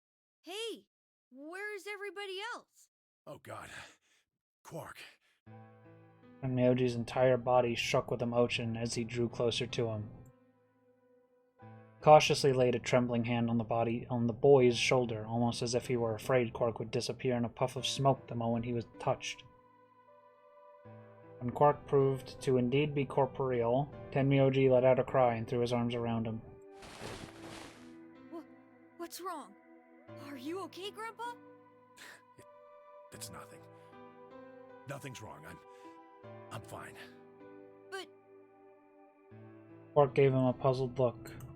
And Myoji didn't even notice. His face was a mixture of happiness and relief, and I could see tears twinkling from the wrinkled corners of his eyes. All traces of his usual gruff stoicism had vanished. I didn't want to interrupt such a happy reunion, but we were running out of time. Still, Tenmyoji deserved a few minutes. I left them alone. At last, Tenmyoji seemed to recover and shifted from an embrace to a protective arm around the shoulder. So, how are you feeling? Feeling? Well, okay, I guess. Was I sick or something? No. You're not sick. If you feel fine, then you're fine. Huh? I'm sorry. I should never have gotten you involved in all this. What are you apologizing for? Sorry. You're doing it again. Are you sure you're okay? So, where's everybody else? Mr. Sigma's here, but he's just been standing there looking kind of silly. I gave him a nervous smile and explained about the white doors. I got the feeling Tenmyoji didn't want Quark to know about Radical 6, so I avoided any mention of it. Alice's death was something I also left for later. Okay, that makes sense. That means I'm on a team with you guys, right? Right. So, these white doors, when are they gonna open? Well, we've got about 4 minutes until the primary doors open. Oh, that's not good. We need to hurry. Come on. How do we get to the Floor B warehouse? Okay, we're going. Follow me.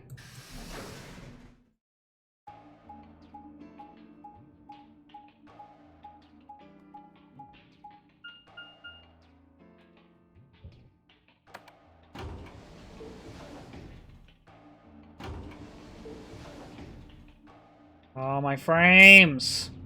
My frames! Dude! What is happening?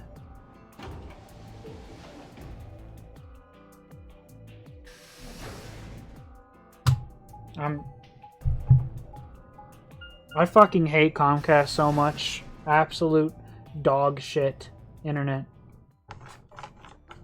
I just dropped like thousands of frames.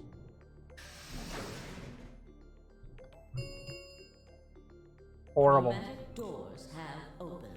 5 minutes remain until chromatic doors close. You're late. Where the hell have you been? Quark? You're awake. And fully recovered, apparently. I am also relieved to see you well again. Me too. Wait a minute. What are you talking about? I looked out at the others from behind Quark and held a warning finger up to my lips. There were a few momentarily raised eyebrows and some nervous coughing as everyone suddenly fell silent. Huh? From Quark's perspective, it must have seemed especially odd. Anyway, there isn't any time left. We need to hurry. But there are 3 doors. Which team goes in which door? All of the doors are identical for this round. I believe it doesn't matter which team uses which door. Then we're taking the one in the middle. Why that one? You want a kill shot, you aim for the center. You're more likely to just miss the extremities. That logic is flawed and more than slightly disturbing. Unfortunately, I don't really have a counter-argument, so center door it is. Suppose we could go with the one on the left. Is that okay? I mean, we could go with the other one if you want. Hay and Clover only nodded. Well, Cool. there's only one left. The door on the right. Any objections? Alright, let's move. 30 seconds remain until chromatic doors close. Hurry it up, Vi. This thing's gonna close. I know. It's time we were going as well. Right. Sure. Come on, guys. There's no time to waste. Right behind you. Let's go. 2, 1, 0. Chromatic doors closing.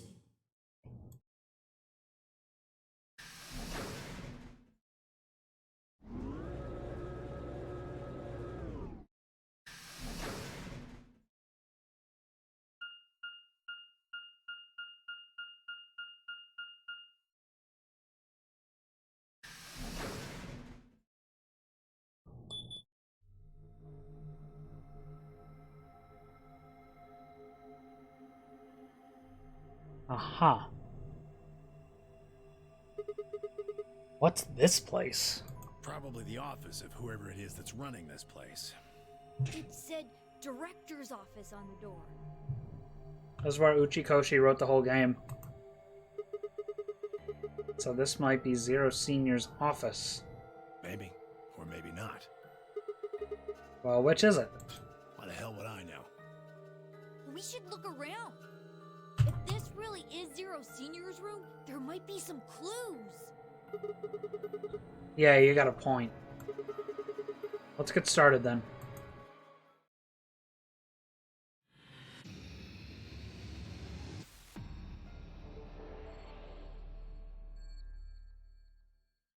Alright, I've changed my mind. I think Tenmyoji is 0 now.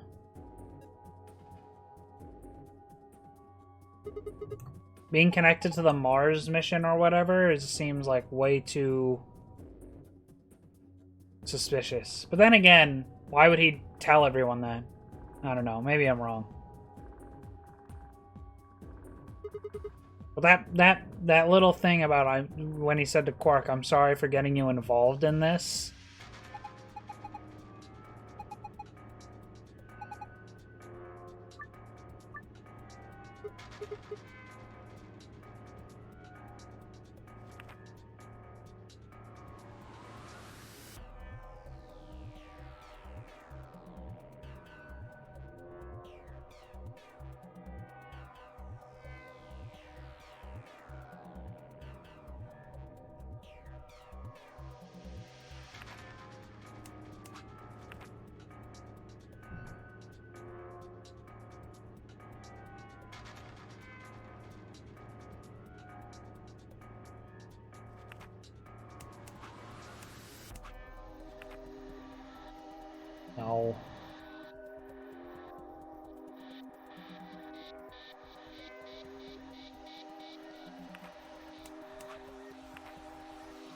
Oh.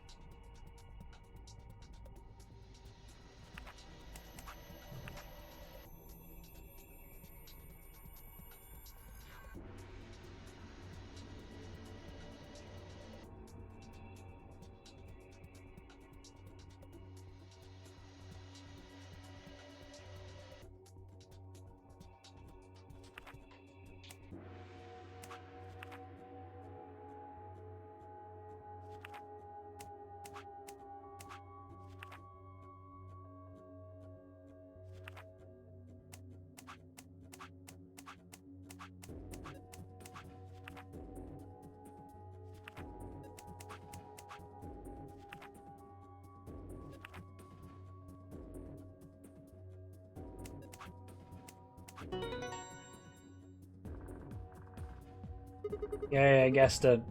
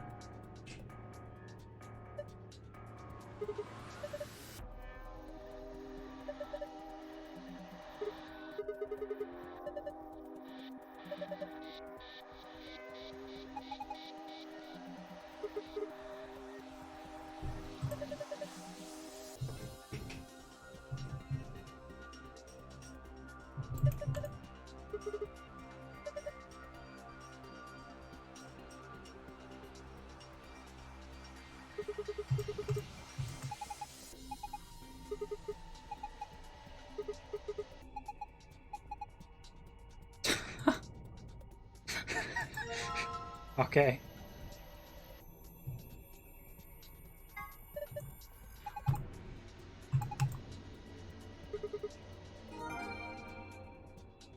Okay then. Why not just like put a piece of paper on the desk or something?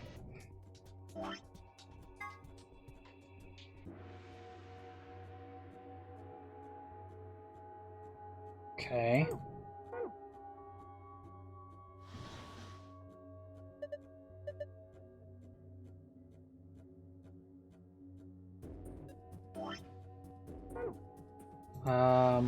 Nothing, just doing the puzzles.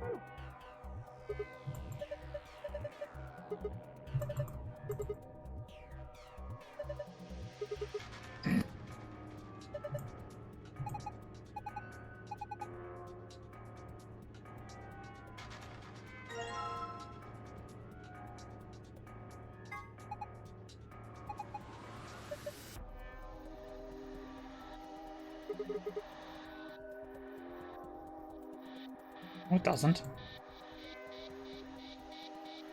are you talking about?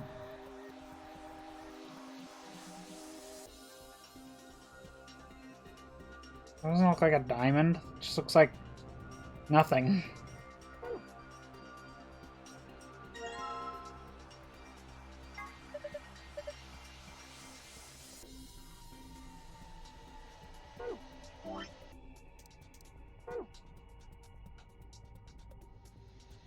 Okay, I guess like I'm not putting that in there.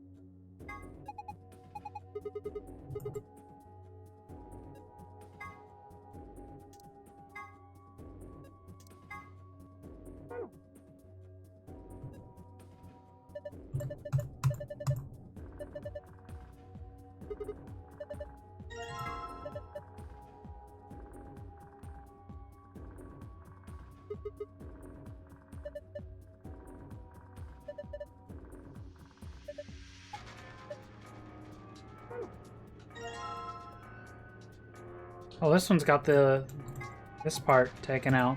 I noticed something like that on the other one from the other escape room with one of these in it.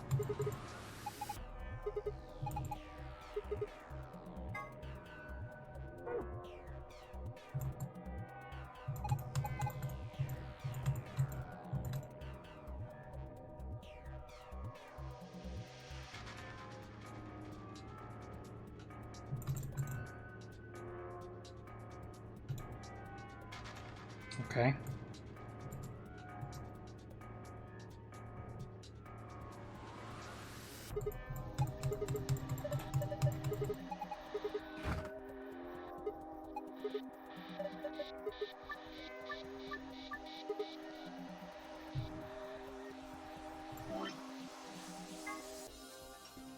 White to blue, yellow to purple.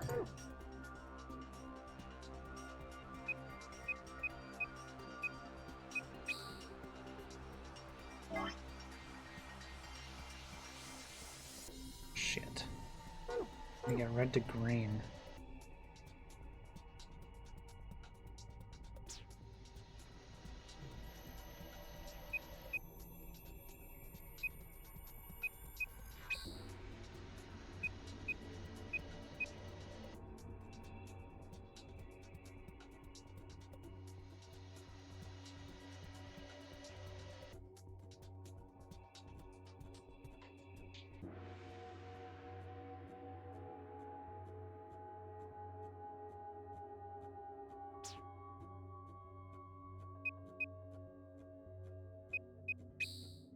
Wait, no, that's not right.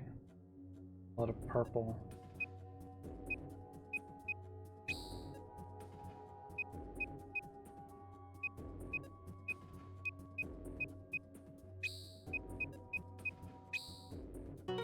There we go.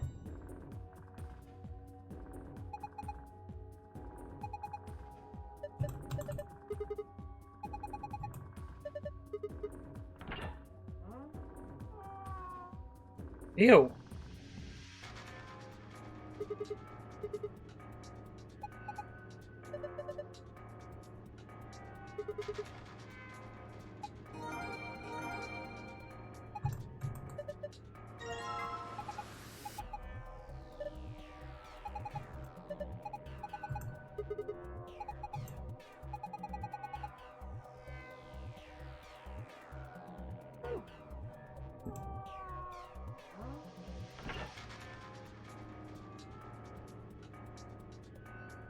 No, just fucking turn the camera.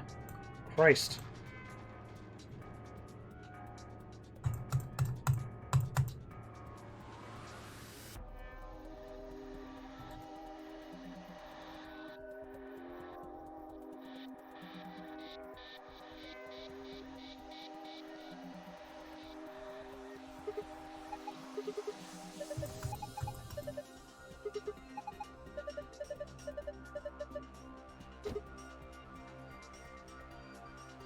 E.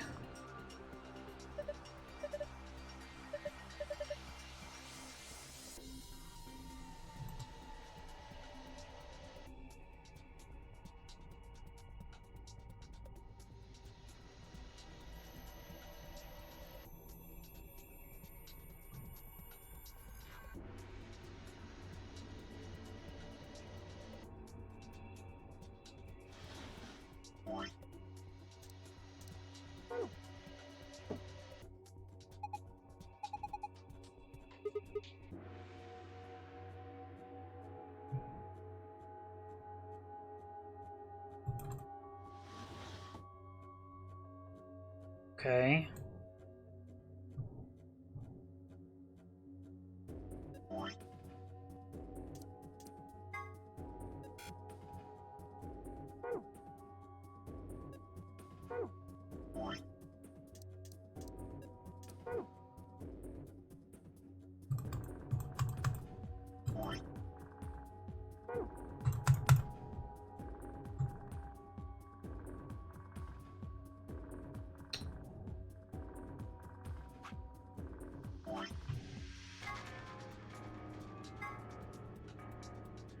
Oh.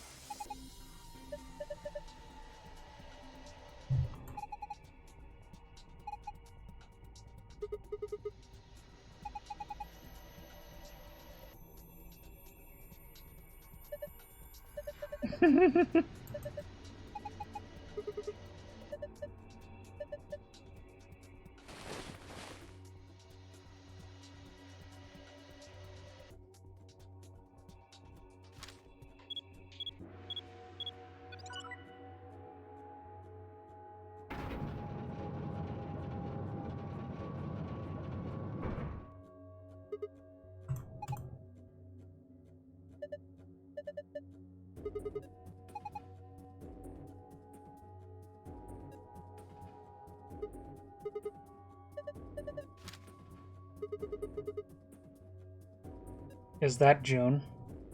What?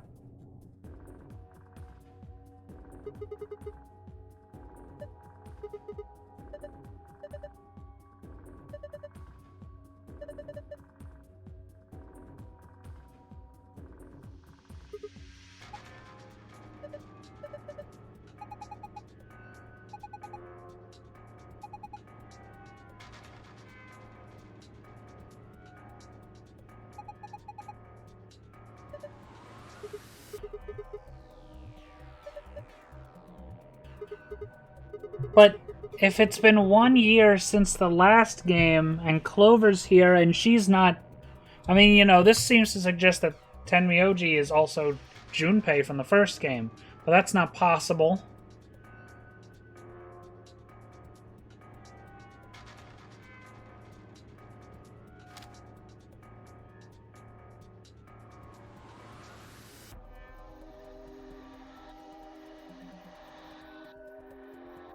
Because Clover is here and she's the same age and not like senile.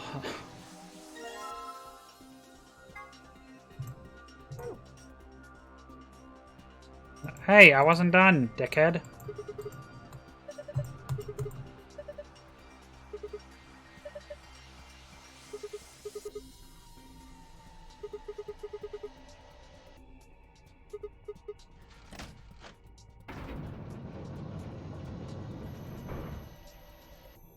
P.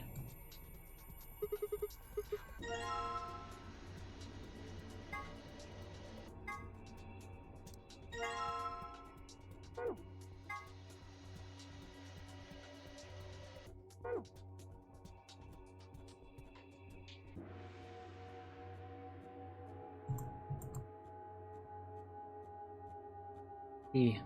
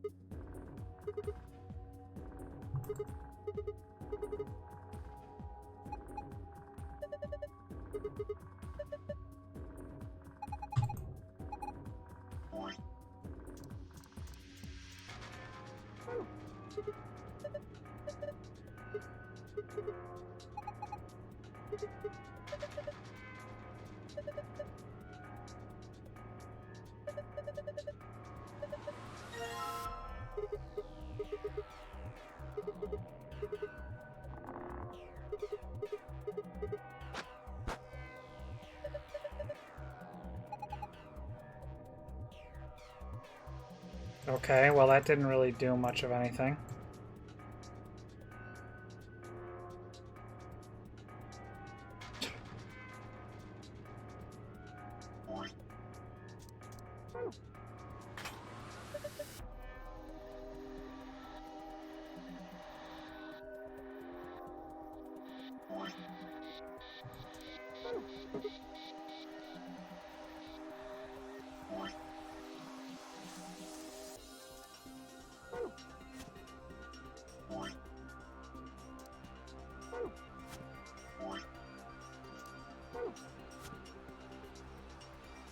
I see.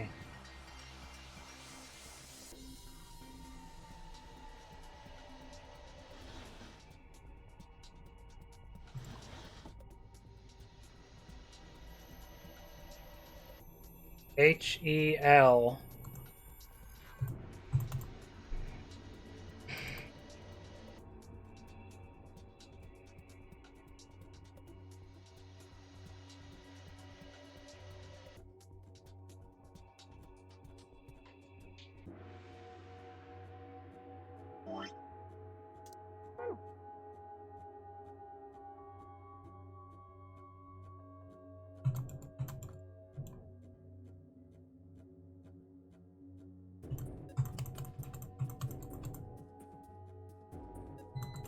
And then there's a P in the other room.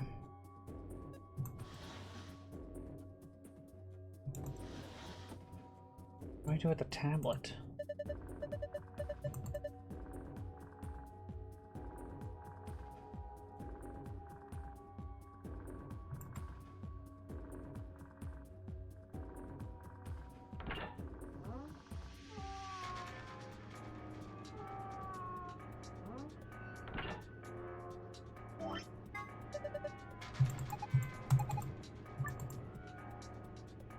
Oh.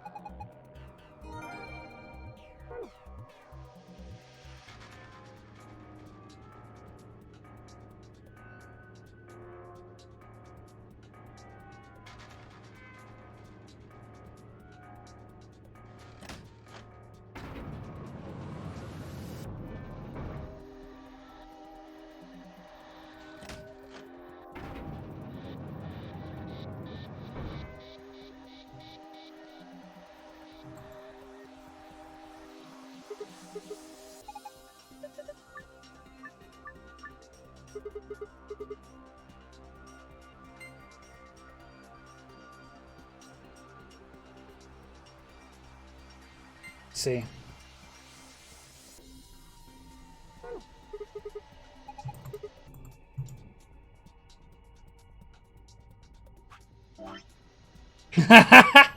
Forgot about this.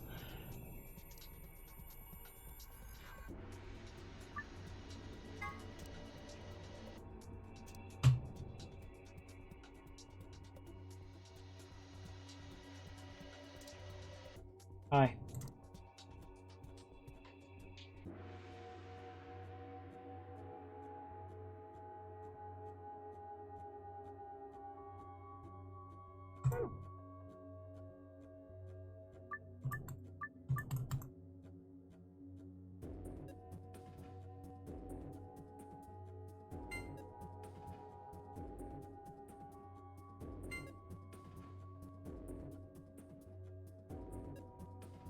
Done.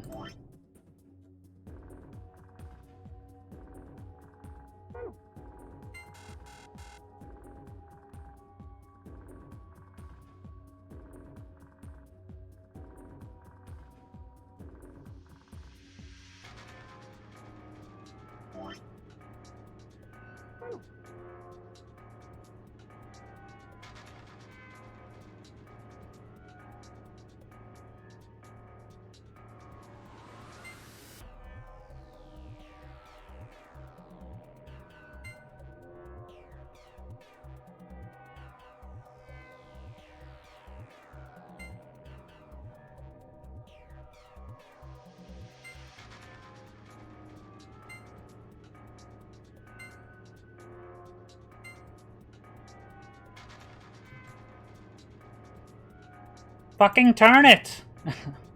Jesus.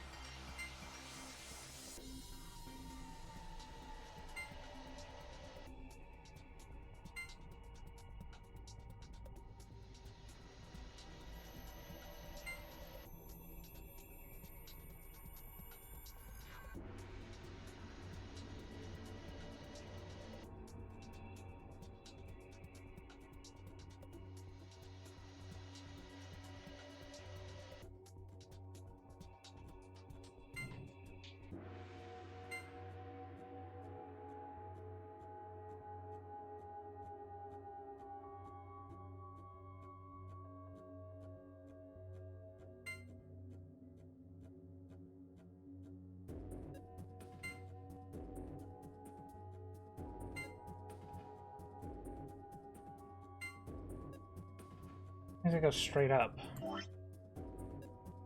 Needs to go out that way.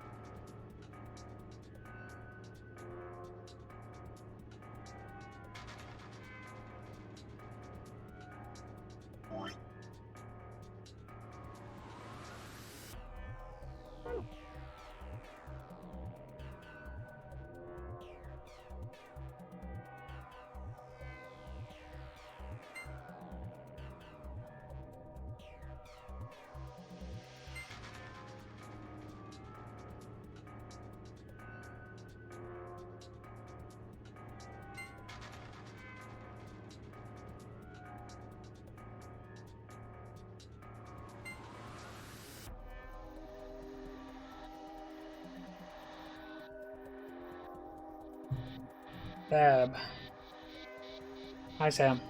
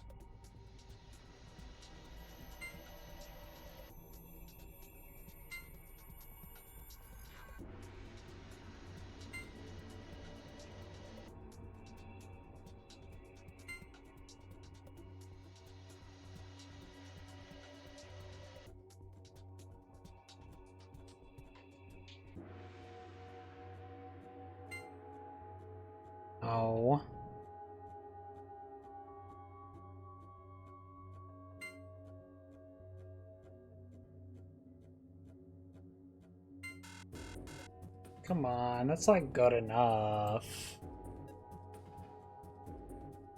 Okay. We need it more long ways.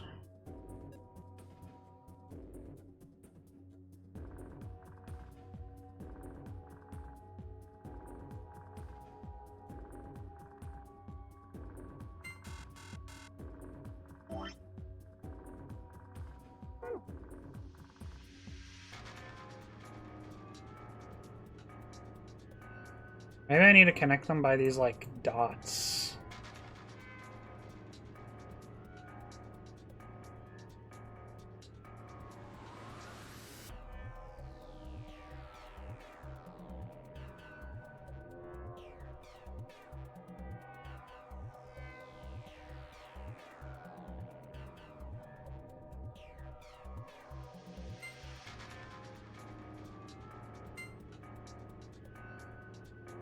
Not quite.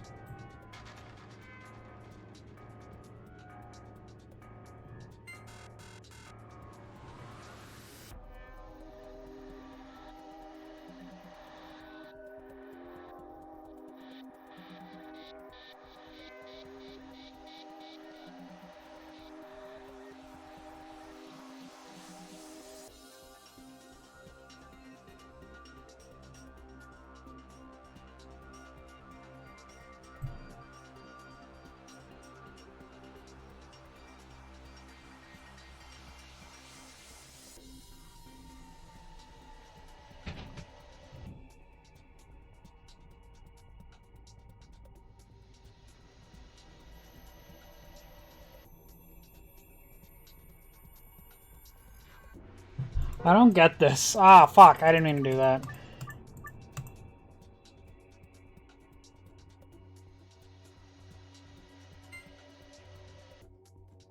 Okay, they're not connected by the dots on this one.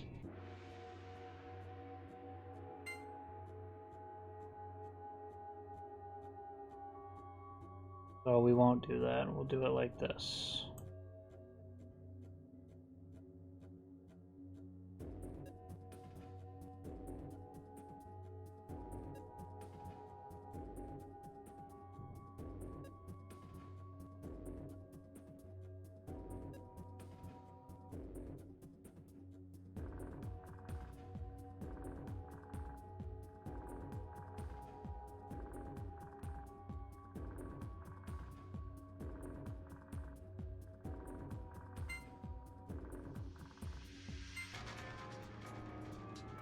That's close.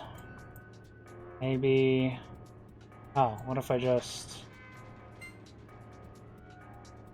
There we go. Oh. Right. That's... not right.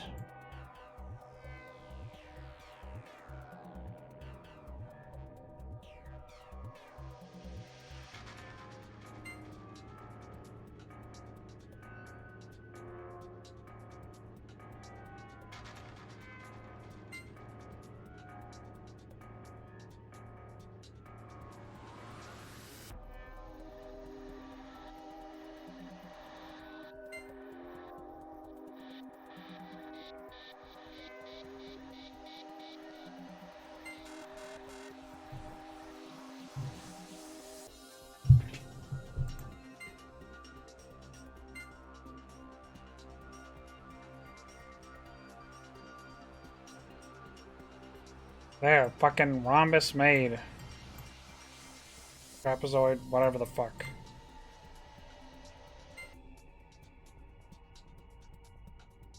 Woohoo. What if I just... kinda... you know...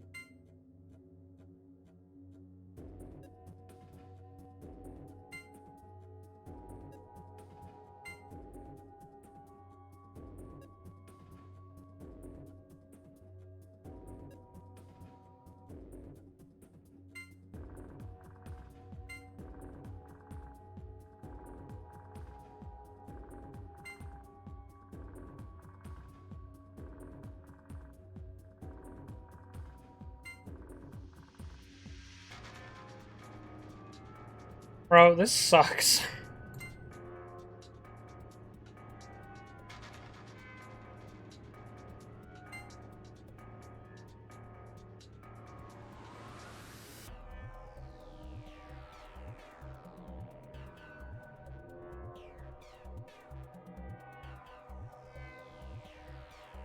This is just doo-doo. No, don't do that. Don't do that.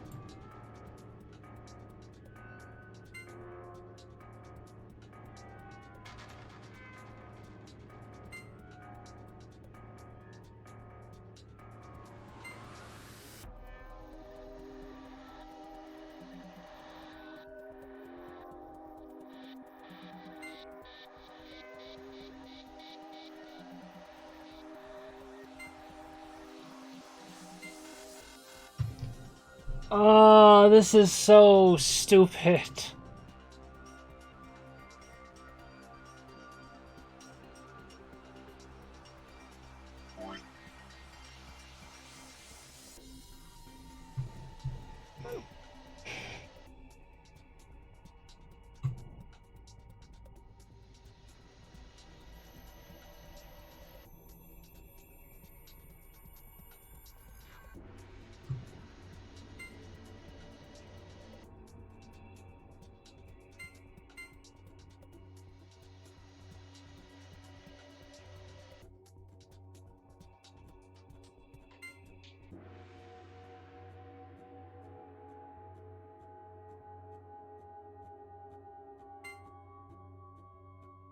No, that won't work. I have to do it that on the other side.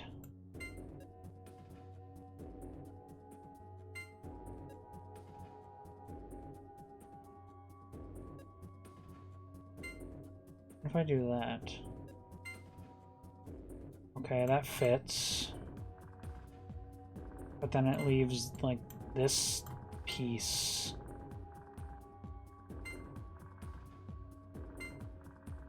That works, I guess, but...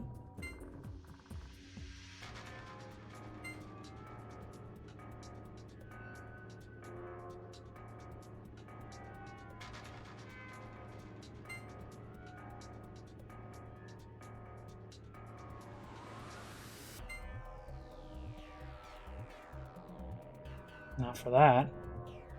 Okay, so let's move this out and then try something with these.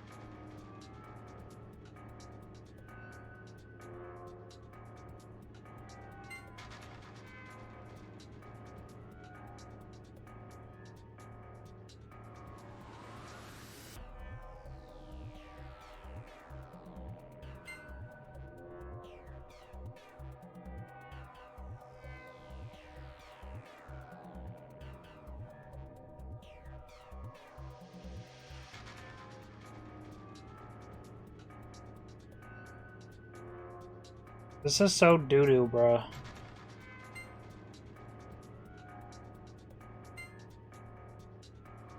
On God, this is doo-doo.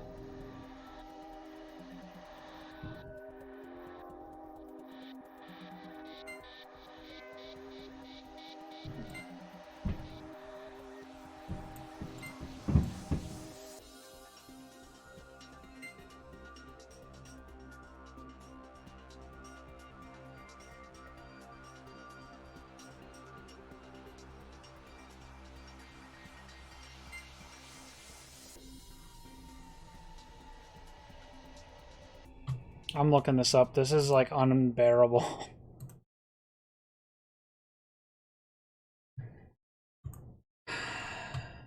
Marco sent me a Twitch whisper saying gay ass bitch. Thank you, Parco.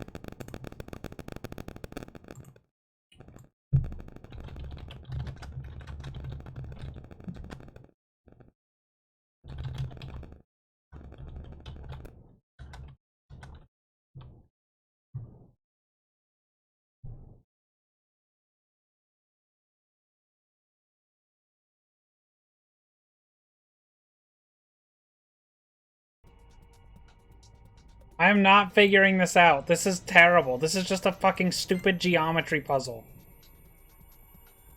This shit ain't fun, bro. It sucks.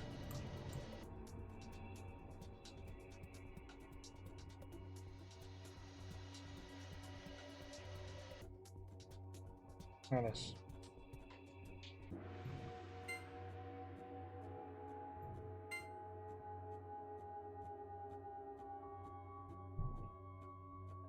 There's nothing. There's nothing.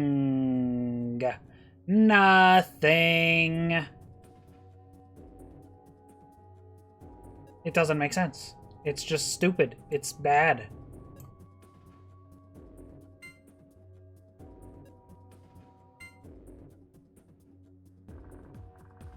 And not fun.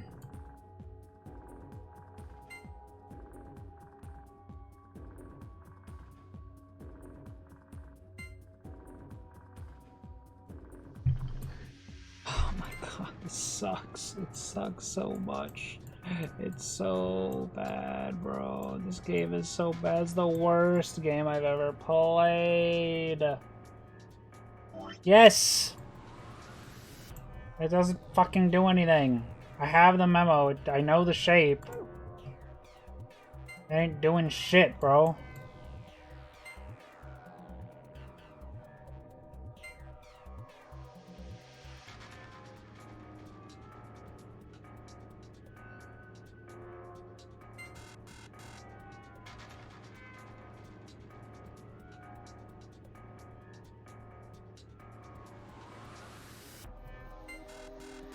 Fucking nonsense. I give up. I give up. I ain't drawing shit. This is just stupid.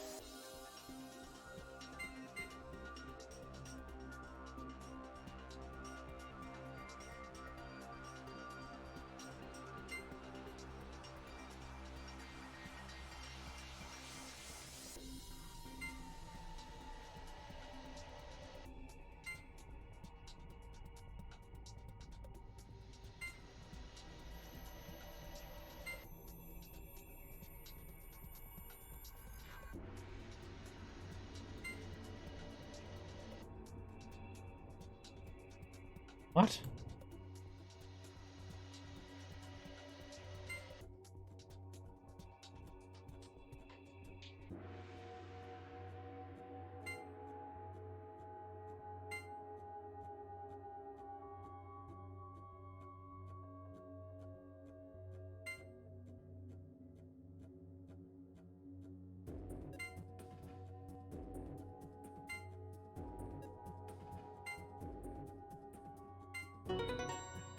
Get it. Oh, God.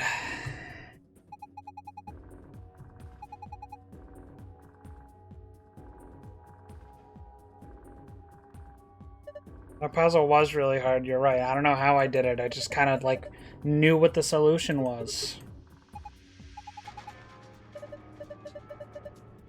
Yelp.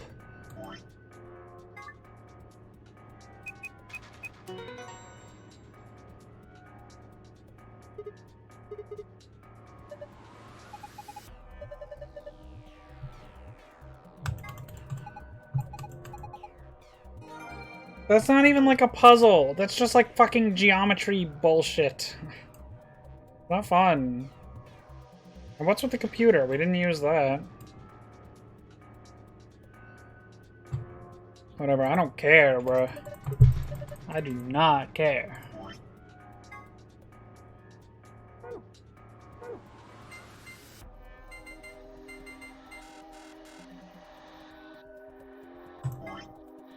I'm like genuinely stupid.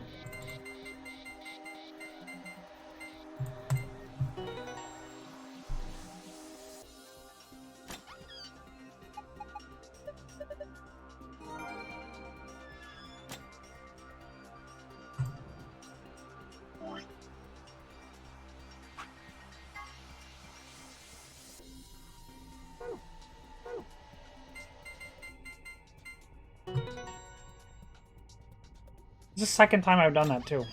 I like put them in the wrong row. Like I had the right pattern, but in the wrong row. I don't know how.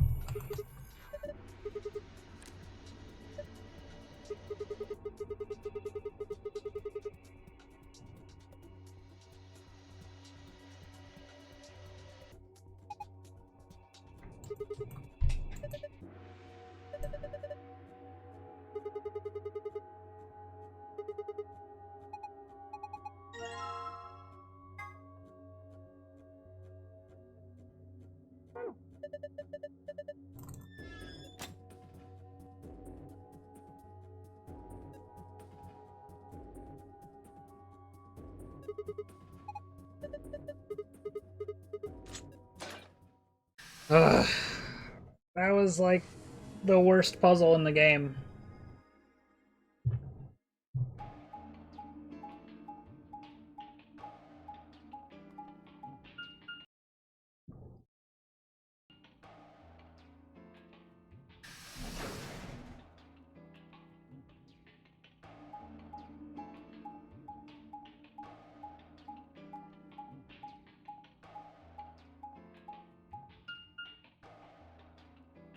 No! Damn it! What's wrong? I left something in the director's office. What was it? The picture. Ugh, how could I forget it? Oh yeah, we must have set it down after using the face recognition thing. Yeah. I'm going back. You two go on ahead to the warehouse. I want to come with you. Nah, that's fine. Me too. Why don't you head back to the warehouse, Sigma? The others are probably already waiting. Alright. Right. See you two later then. Bye, Mr. Sigma. I watched them jog off toward the blue door. And then they were gone. Guess I should be getting back then.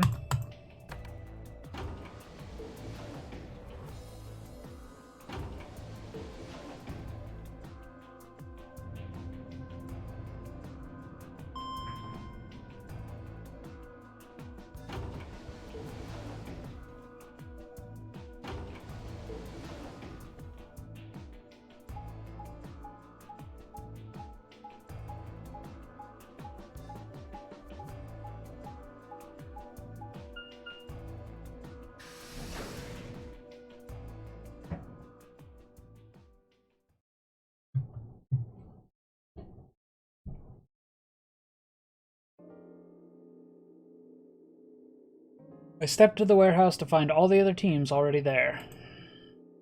Kay and Luna, Vi and Clover, and Dio. The moment Dio spotted me, he dashed over to the rightmost AB room and slid his card through the reader.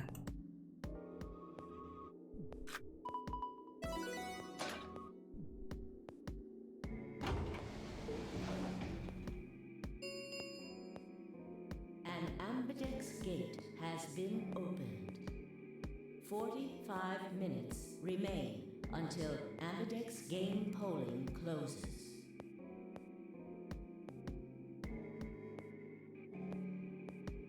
As he turned to look at me, I swore I saw a flash of a smug grin. There. This time I waited for you to get back before I opened it. You see? I can be considerate. The Tenmyoji and Quark aren't here. Yeah, where are they? I guess they forgot something back in the room we found. They ran back to grab it real quick. And they'll be here in a few minutes. No big deal. While we waited, we exchanged information about the rooms we'd investigated. Unfortunately, none of it seemed very useful. None of us had found anything, and we were no closer to unraveling any of the increasing number of mysteries we were faced with. With that discussion exhausted, we sat down to wait.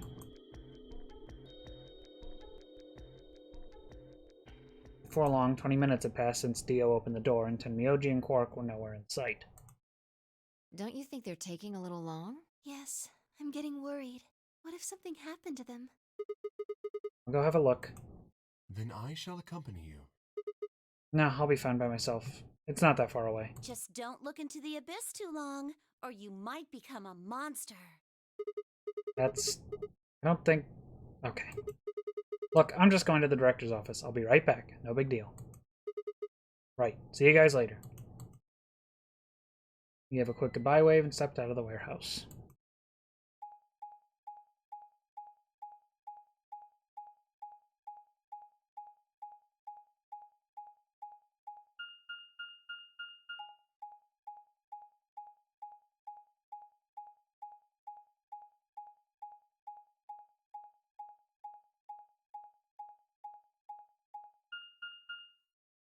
Whoopsie.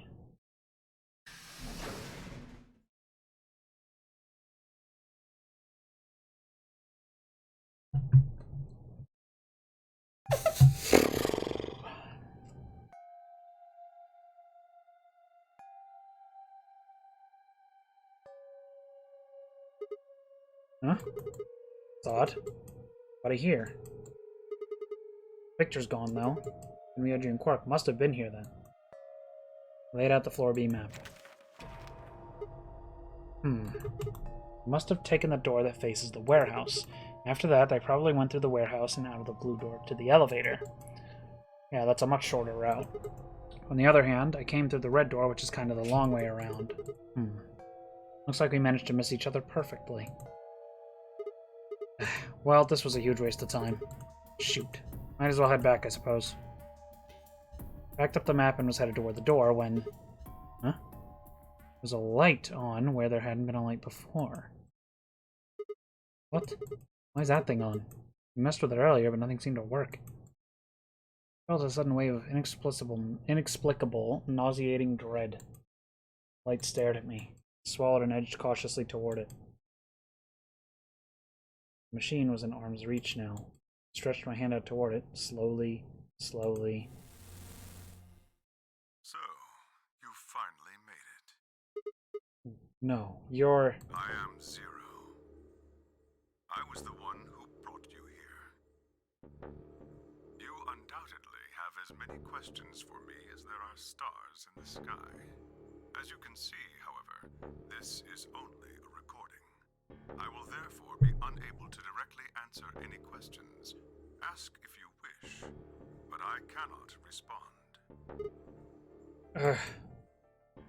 I considered taking a swing at him, but decided that was spectacularly futile and kept my balled fist at my side. Kept my balls at my side. Be a weird place for your balls to be. There are many things I wish to tell you, but unfortunately, our time is limited. As such, the information I can provide is also limited. I have chosen two things of great importance to tell you. First, I will tell you about termites. In retrospect, I suppose that's a rather odd thing to say. I imagine you look rather bewildered right now. Perfectly understandable. The person who kidnapped you and threatened you with death is lecturing you about insects. I suspect it hardly seems fair. Nonetheless, Nonetheless, this is very important. In a way, it will determine your fate. So I ask that you listen carefully. Have you ever seen a termite mound? They are splendid structures. Some might even call them works of art. Termites are natural architects, and their mounds are both structurally sound and make excellent use of space. So, are they following some sort of plan as they build? Are there termite blueprints detailing which room goes where? No, of course not. Each termite is simply an oblivious cog in a tremendous machine programmed by millions of years of termite DNA. It is doubtful an individual termite has any idea what its contributions are helping to create. But a human does. We can appreciate the elegant forms of their alien cathedrals. We can see the simple beauty of their perfect functionality. We can understand the splendid planning of their structure. In other words, only an intelligence of a higher order can understand the beauty of what the termite builds. Now, consider humans. Why are we alive? Why do we love and give birth? Why do we create? From where do our cultures spring? There are many theories, but no one knows the truth. We are oblivious cogs in a tremendous machine programmed by millions of years of human DNA. No doubt you see now what this analogy is supposed to illustrate. Yes, I mean to say humans are not different from termites. We trudge through our lives with no greater understanding of our ultimate goal. You might say we don't understand what we're building. Only an intelligence of a higher order than ours can understand what we're doing. Imagine how we might look to such an intelligence. We may be building some structure so perfect and elegant, we can't even perceive it. Whatever it is, we've likely been building it on a dimension just above the ones we know since time immemorial. If we are like the termites, then what we've created is almost certainly something of tremendous beauty. And you are about to catch a glimpse of it. Or have you already? Well, that's enough on that subject, I think. Consider what I've said.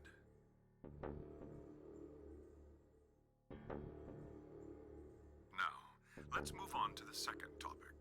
It is somewhat more immediately meaningful to your life, and, in fact, the lives of several billion other people. I realize this is rather sudden, but I have a password for you. It is the password to disarm the bomb, numbered 1. Bomb? Are you ready? I will only say this once, so pay close attention. The password to disarm the number 1 bomb is BQZ RGJ DXR.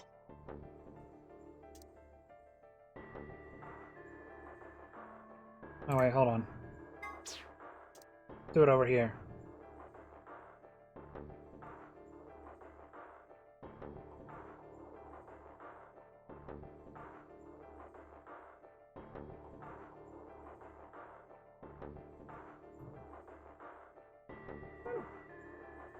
RGJ. No.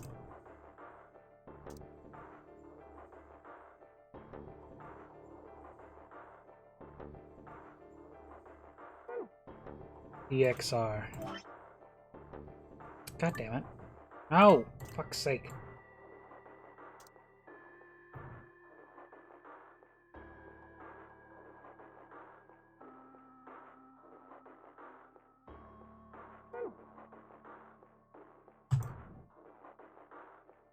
I had no idea what he was talking about.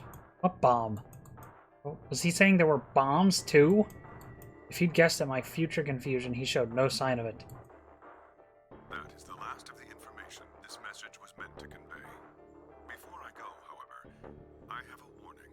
You cannot tell any of your companions what you heard or saw here. If you do, you will be penalized immediately.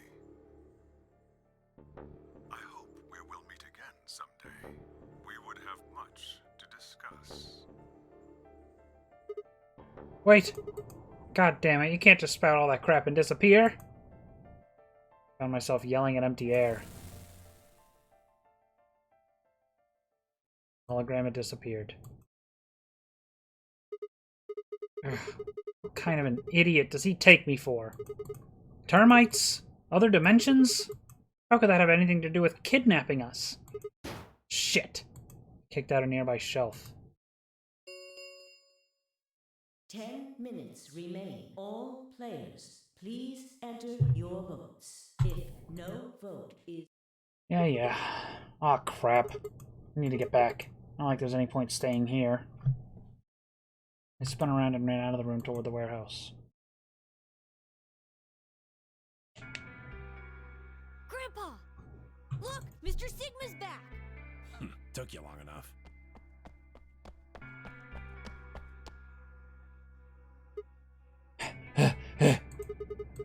Where are the others? In the AB rooms. They went in already? Yep. Why didn't you two? You been waiting for me? Yeah! Grandpa said there was something he had to tell you before we voted, no matter what. Nothing Oh? that significant. Just wanted to tell you we're going to choose Ally this round. That's it. And you had to tell me that no matter what? Seems kind of pointless. I mean, words are cheap. You can promise whatever you want. True, but we've got something to back it up. Just hear me out. Okay, go ahead. Quark and I both have 8 BP. We're already on the home stretch. So what do we need to get to the magic number? Well, we need you to choose Ally. If you do that, it doesn't really matter to us what we pick. You'd get to 9 whether you got 2 or 3 points. Exactly. That being the case, we don't have any reason to betray you. And if we both choose Ally, we both gain points. True, but you must have considered that I'll choose Betray. That would mean you'd choose Betray to protect yourselves. But that's why we're telling you we won't choose Betray. Mm-hmm. Can I trust you? Of course. Alright, tell me one thing. Let's say we do this and both ally. Everybody gets 2 points. That means you and Quark will have enough to leave, which is great for you, and I'll be stuck with a measly 5. How do I know you aren't going to just open the number 9 door and leave us in the lurch? I can guarantee it. How? I can give you my word. I will not open the number 9 door, even if I have enough points to do so. I swear it.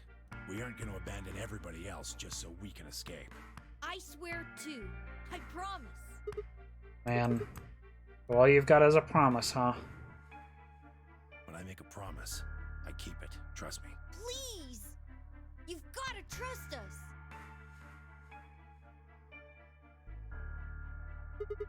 Right? Fine. I'll trust you. 2 minutes remain. We're counting on you, Sigma. You gotta choose Ally! You promised! That they turned and ran into the AB room, second from the right.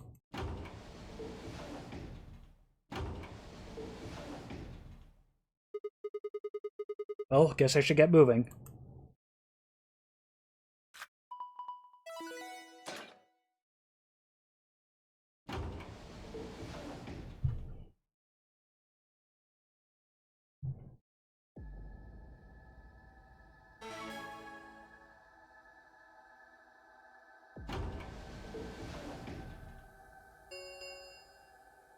One minute remains until Ambit.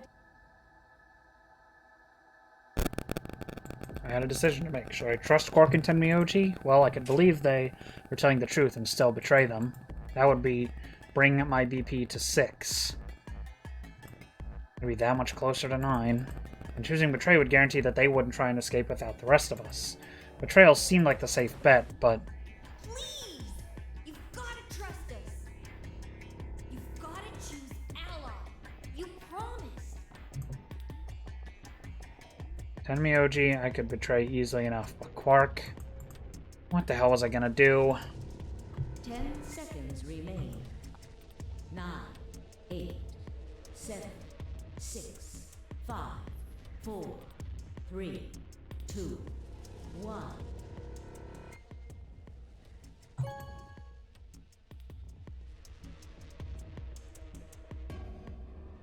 Round 3 of the Ambidex game has been completed. Results will be displayed in the warehouse. Thank you for your participation. Ambidex gates now opening.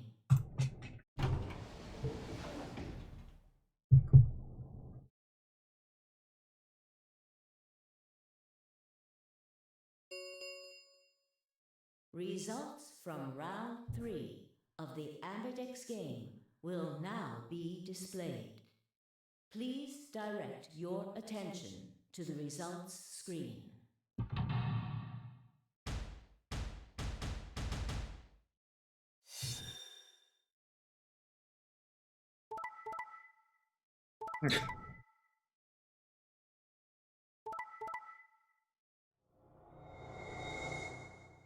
Really now? Why? Like, for what reason? Like, all you're doing is screwing me over. Okay. Alright, no, that's fine. That's fine. It's chill. Dio once again trying to kill people.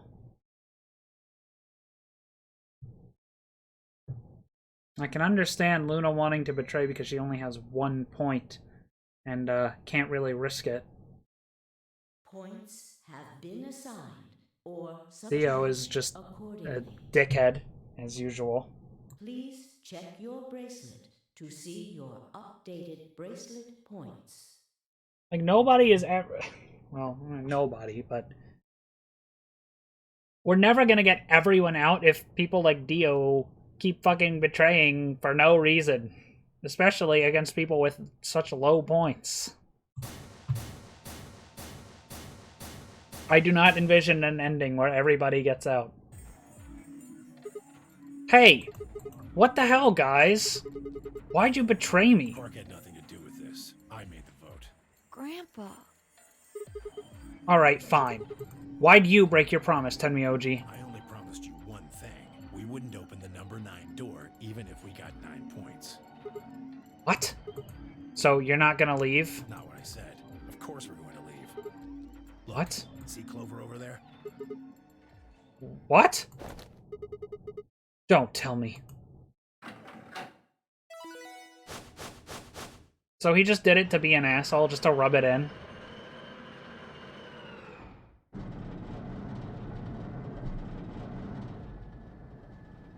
Oh no. Jeez. That bitch! Wait. Quark and Tenmyoji have... The words were barely out of her mouth when Tenmyoji and Quark ran past. No! God damn it!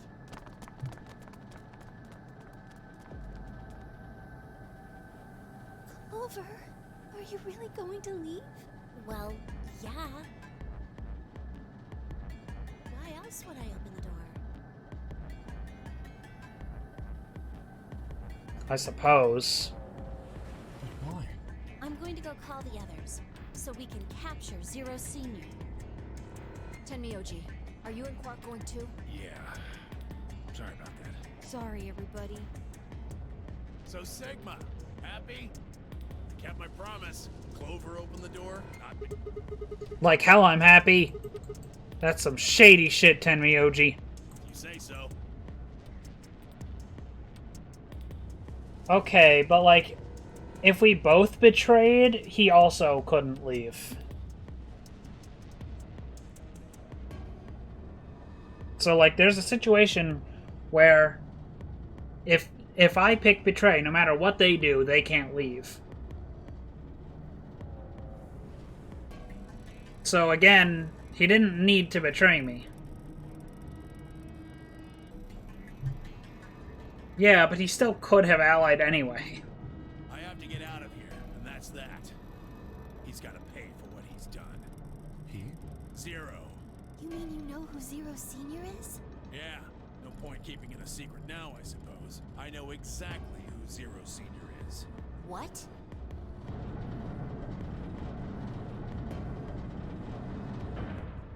I guess he saw the message too. The number 9 door has been opened. It will remain open for 9 seconds. Let's go. Come on, guys. Time to move. Right. Oh, wait! This is for you, Mr. Sigma. Quark held something out. Looked down to see 2 pieces of folded paper. What is this? It's a letter. I wrote it in the director's office before the AB game.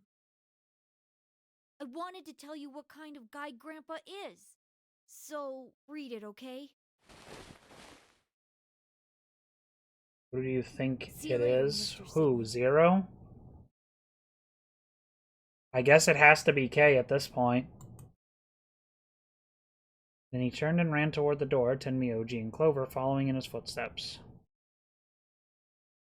I was so surprised by the letter I didn't even try to stop them. Before I could think of anything to say. See you. Goodbye.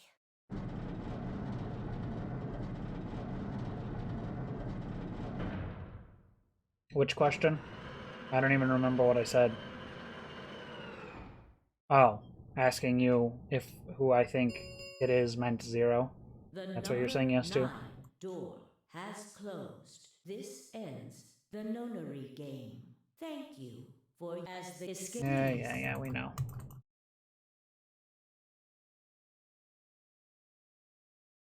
Shit! They're gone. All we can do now is hope they bring help back. Indeed. I agree. Yeah, I think K is the only real, like, if that guy in the hologram was Zero, then K is the only one who could be that guy.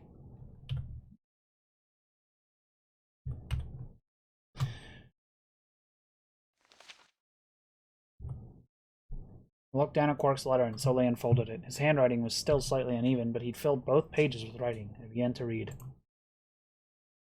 It was a really stormy day when he found me.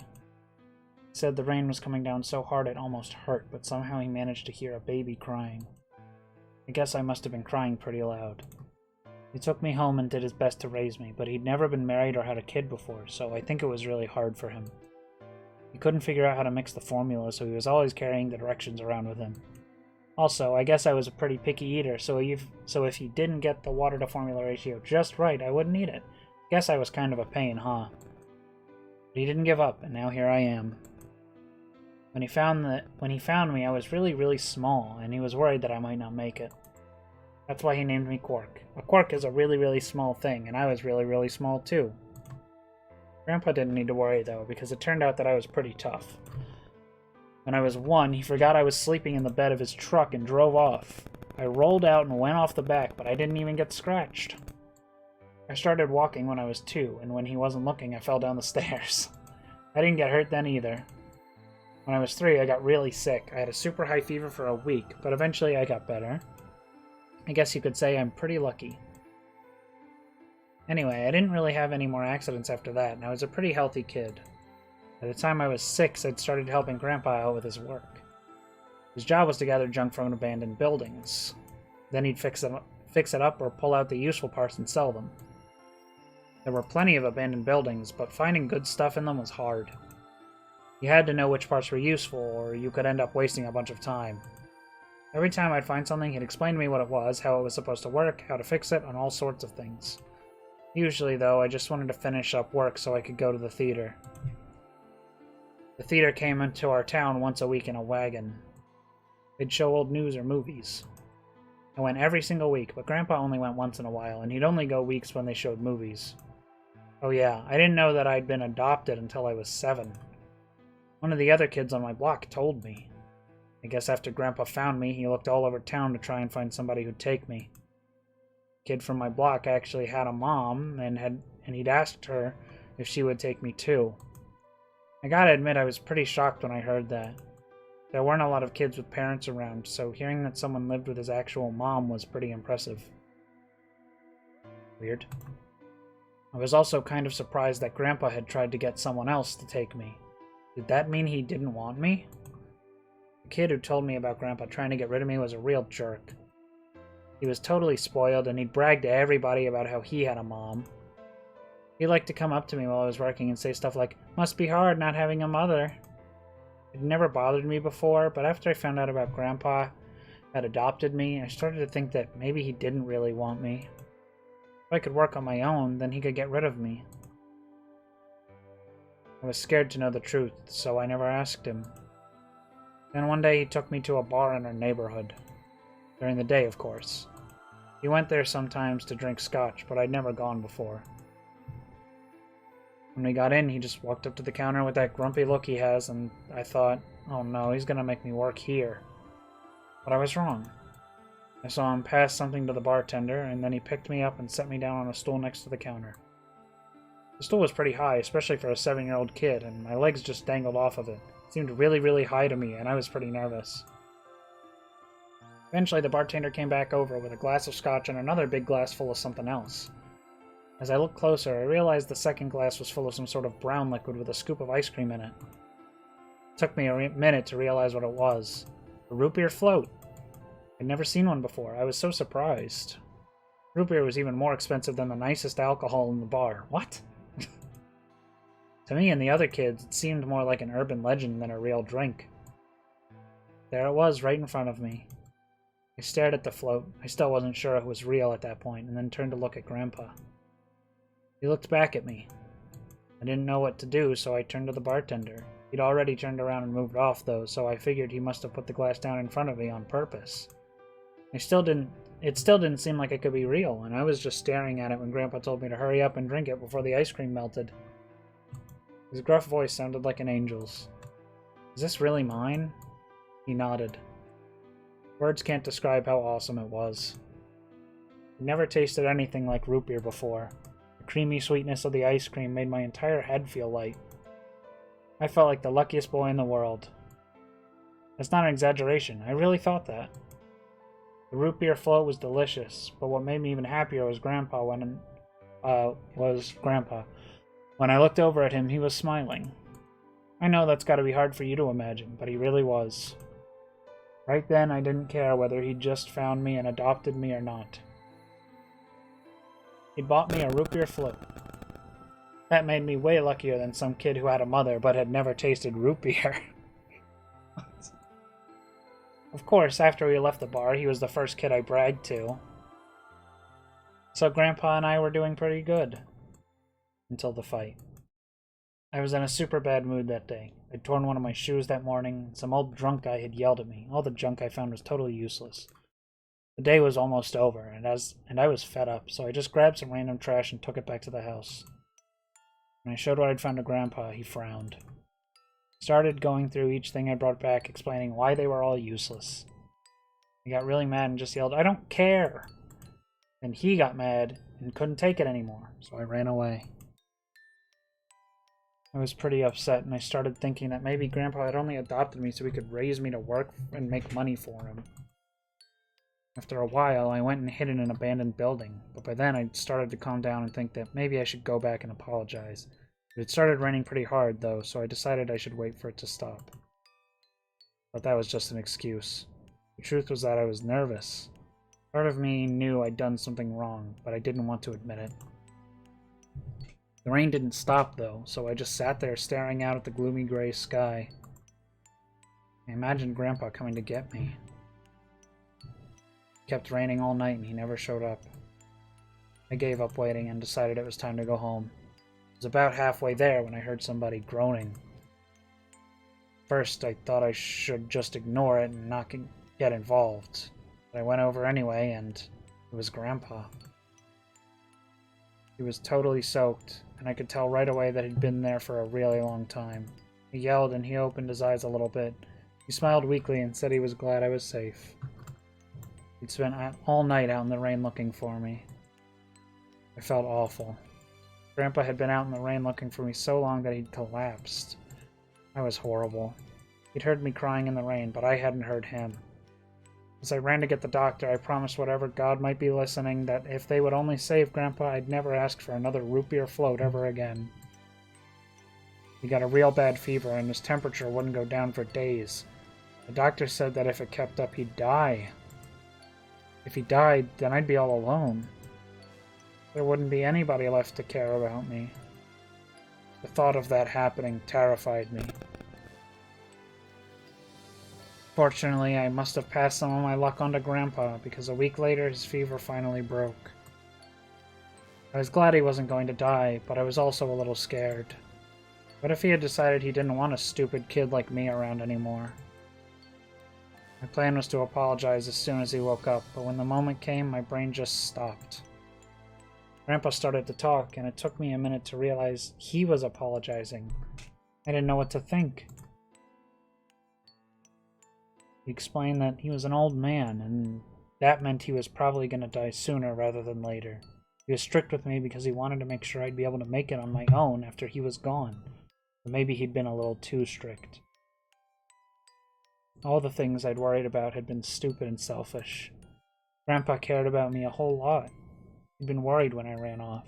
He'd gone out into the rain to look for me. I tried to apologize, but when I opened my mouth, I just started crying. I don't think I've cried that much since I was a baby. But he just smiled and patted my head. I asked him if he'd ever regretted adopting me. His eyes got all wide and he said, "Of course not." He told me that he was looking for a really important lady, and because of that, he'd had to give up on pretty much everything else in his life. But when he took me in and started raising me, he felt like he'd gotten some of what he lost back. That was when I decided I'd stay with him forever. Even if he said I couldn't.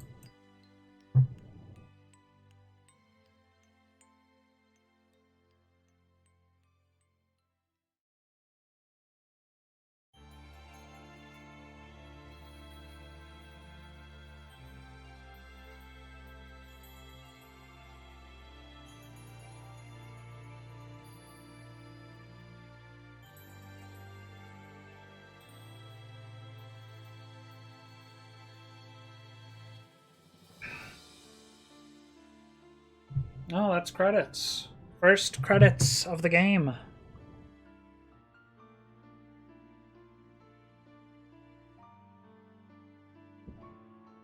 I'm guessing these are the Japanese voice actors. Excuse me.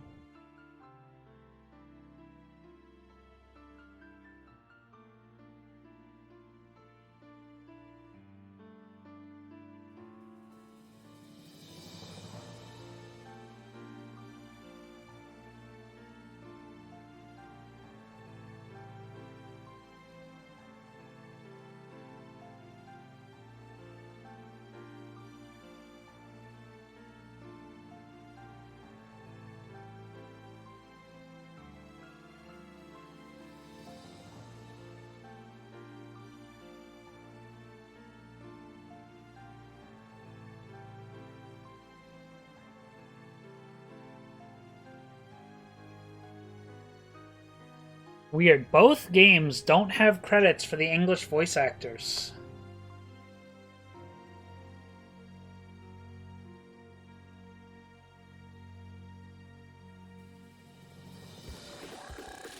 Oh my god. What the fuck? That was some whiplash right there. Good lord.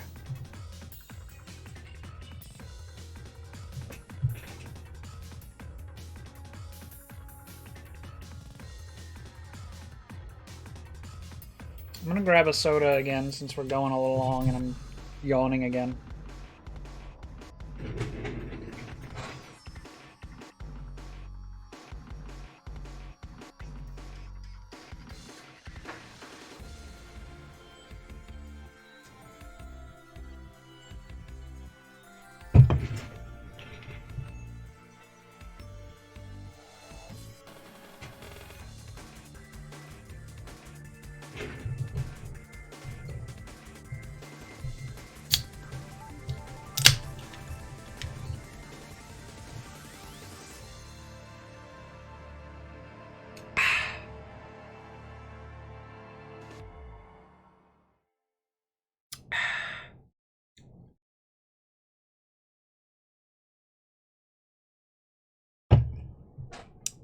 And there's our Tenmyoji ending. Interesting. Alright, now we'll go and betray.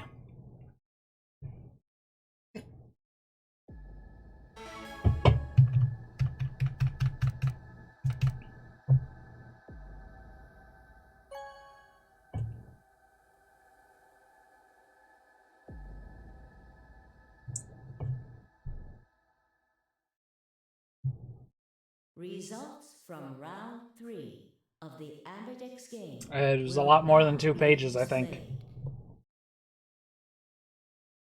Please direct But I your liked it. attention to the results screen.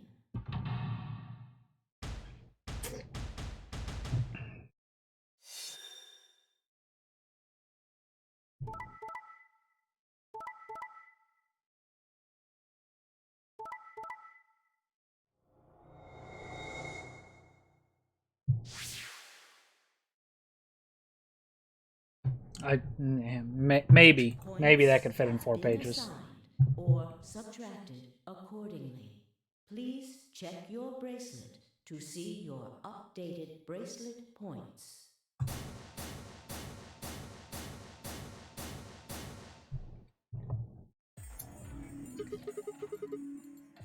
Hey, what's the deal? Quark had nothing to do with it. I entered the vote. So why'd you choose Betray? Couldn't I ask you the same thing? I don't really think this is the time for a fight, though. Look, Clover's over by the door. What? Oh no.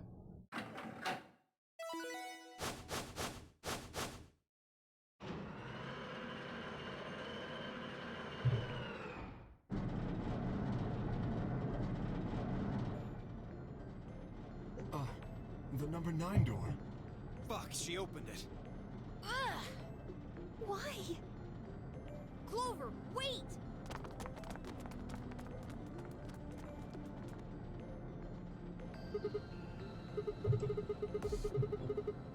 I'm going to call the others. I'll get justice for Alice. Justice? Wait, do you mean...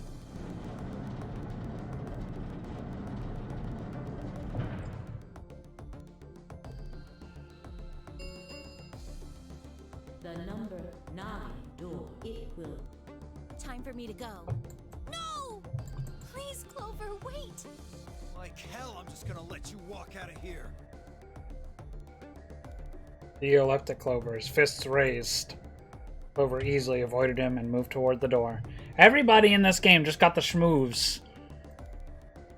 Goodbye. Except for me, of course. Sigma gets fucking owned the second he tries to leave. He gets dogpiled by only like 2 or 3 people.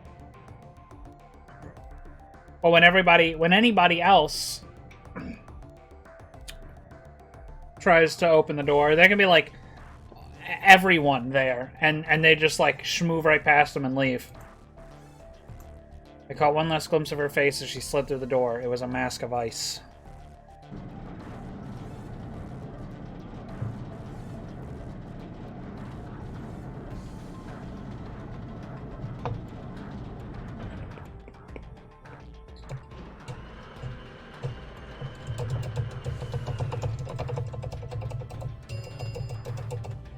The number 9 door has closed. This ends the nonary game. Thank you Yeah, maybe. for your participation. As the game is over, escape, please. Yeah.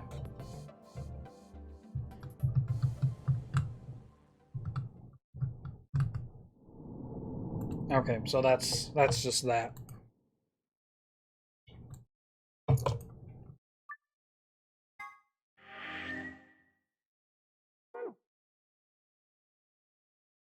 Okay.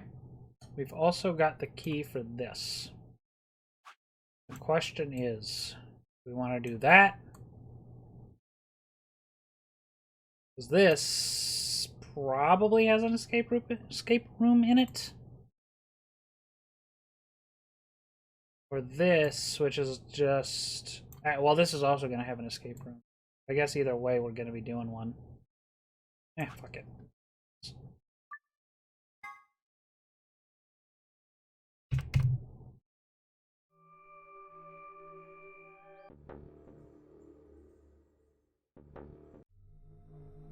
IG equals immunoglobulin. Do you know what immunoglobulin is? It's another name for antibodies. Some people have antibodies that can fight off Radical 6. IG replicator. Replicator makes it sound like it makes copies of stuff. So it's like a copy machine. Yeah. Probably copies IG, whatever that is. Any ideas? Who knows? Ice cream by the gallon?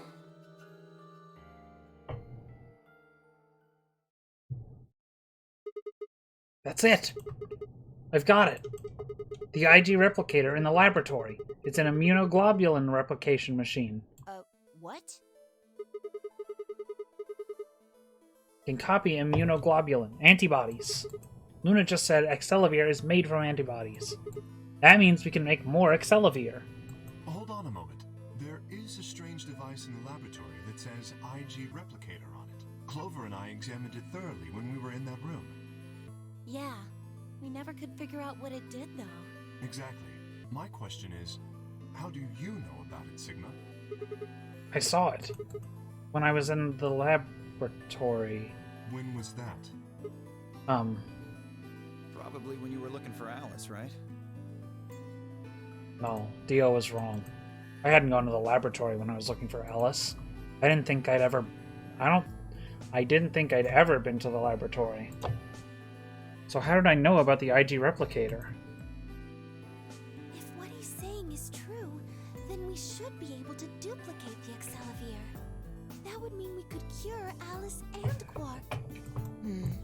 Let's go have a look then. The laboratory, right? Yeah. No time to waste.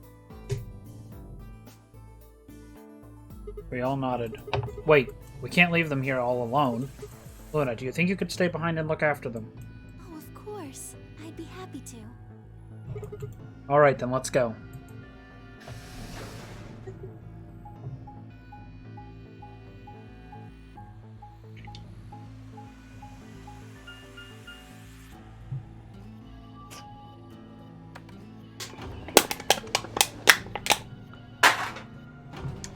Yummy. Me soda.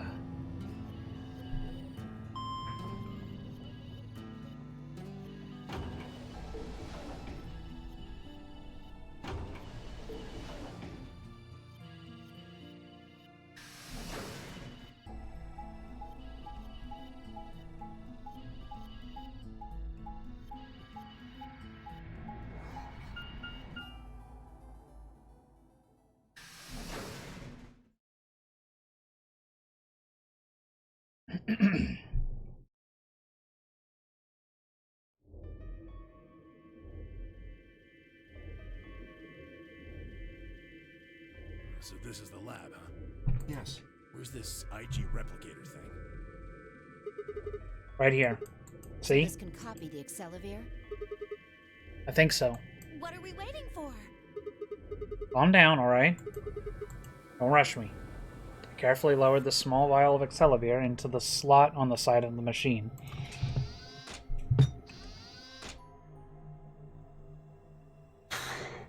An empty vial already protruded from the other side. Presumably, that was where the duplicated Excelavir would go. Ready? When I push this button, it should... Skip it. Just press the damn thing. Right. And pressed.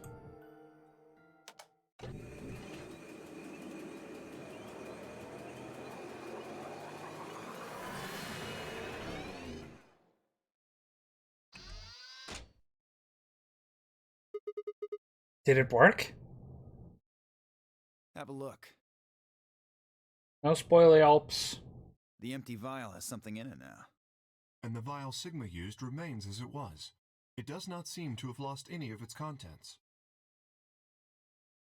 Yo! So, it worked? I mean, I don't know how they can one-up fucking Robobotting the Halberd. I think that's, like, impossible for them to one-up. Using the Robobot armor on the Halberd to fight the Nova in, like, a Star Fox shooter. It's, like, one of the best endings to any video game I've ever played. They'll never be able to one-up that. In Star Allies, they just said fuck it and had you fight this big giant monster in an empty arena. It was so fucking lame. Would have been pretty bad if it hadn't.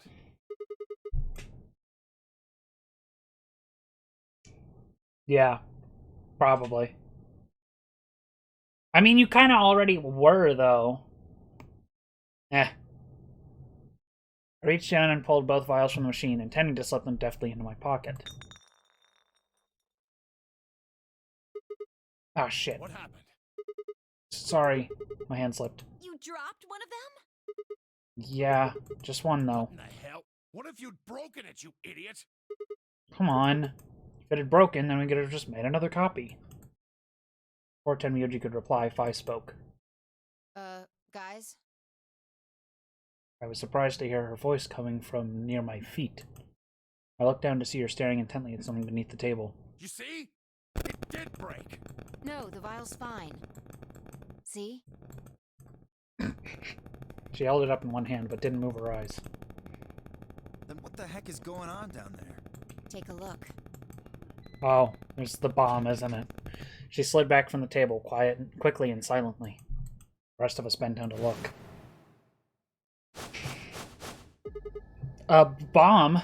Whoa. Really? That makes two then. Guess Kay was right after all. So there were more bombs. So it would seem. Was this here when you guys came through the first time?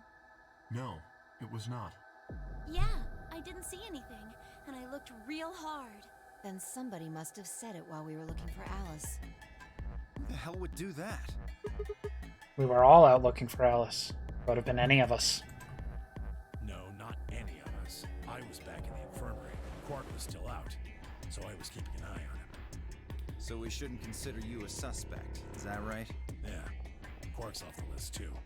But Tenmyoji, you have no proof that you spent the entire time in the infirmary, do you? That's kind of epic. What? You could have quietly made your way to the laboratory, planted the bomb. That's insane. Listen to yourself. There's no way in hell I'd have left Quark all by himself to go plant a goddamn bomb. Tenmyoji was still staring furiously at Kay when Clover spoke up.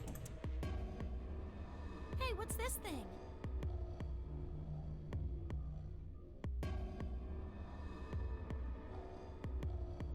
I turned in time to see you grab something from under the table. Looks like a memory card. Oh boy, here we go. Right under the bomb. It was down on the floor under the table. Could it have been put here by the same person who set the bomb? There was nothing like it here when we examined this room.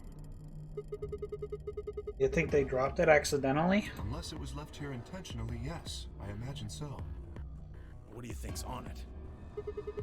Let's take a look. Could I see it for a minute? Yeah, I guess so.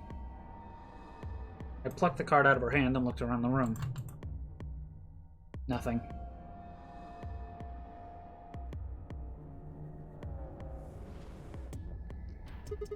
Shoot. No dice. We'll need to plug it into something that can read memory cards, but I don't see anything here. So what do we do? Come on, if I knew, I'd be doing it.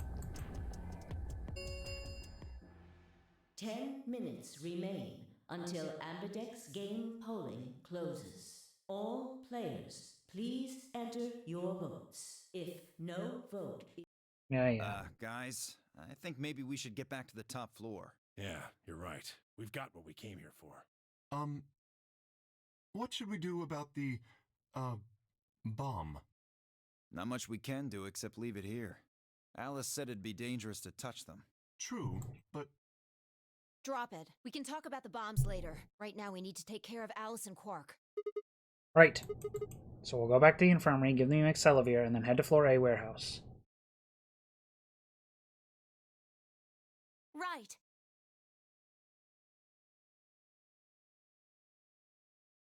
This ought to do it. It might take a little while, but they should recover. Her voice was quiet as she backed away from Alice and Quark. In her hand was the injection gun. I feel like they probably should have kept one so that they can copy it more, just in case, but whatever. She carefully removed the empty vial and placed it gently in the cabinet with the other one.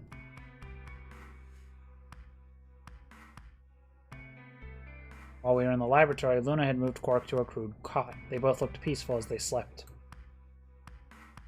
The madness I'd seen on their faces before was completely gone. Are they really going to be alright? Yes, the analysis I did on the vials confirmed that the duplicate was real Excelivir. The original was genuine too, of course. Now that they've been treated... It's only a matter of time before the virus is eliminated. I believe so, yes. Oh man, what a relief. I was really worried.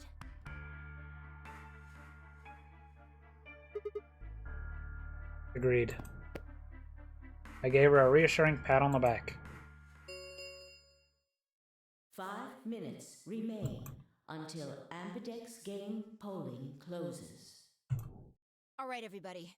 We can be relieved later. Right now, we need to get to the AB room. Damn, don't even have time to catch our breath. Come on, let's go. Floor A warehouse is waiting.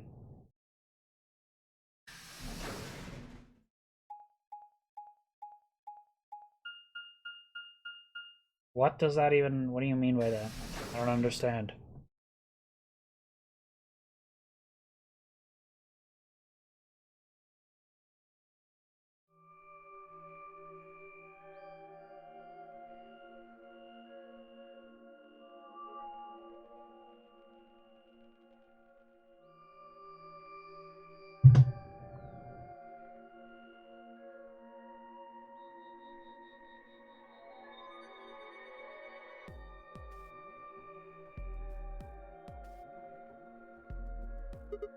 Huh? Where's Tenmyoji? Oh, he stayed back in the infirmary. Wow. Of course. Of course he did. Because, you know, making fun of illnesses is really funny. What? Why? Well, when we were all heading out, I noticed he wasn't doing anything. So I asked him if he was coming with us. And this is what I got. I'm still worried about Quark and Alice. I think I'll stick around and make sure they're okay. I see. That means that Phi's only opponent will be Dio. One-on-one, huh? Ugh, That's cool. Nothing to worry about. I plan to choose Ally. You know why? because I've only got one BP. Exactly. If you chose Ally and I betrayed you, your BP would drop below 0 and... well, we know what happens then. I want to win, but I'm not that desperate. You literally are. Fuck off. You see what I'm saying, right? Tenmyoji and Dio are a pair. Tenmyoji only had one BP left. Since Dio said he's going to pick Ally, Phi can't really pick anything else. If she does, Tenmyoji will... Yeah, that's pretty much it. Kay and I are gonna be going one-on-one too, right? Since Quark's still sleeping. That is correct. I've got 6.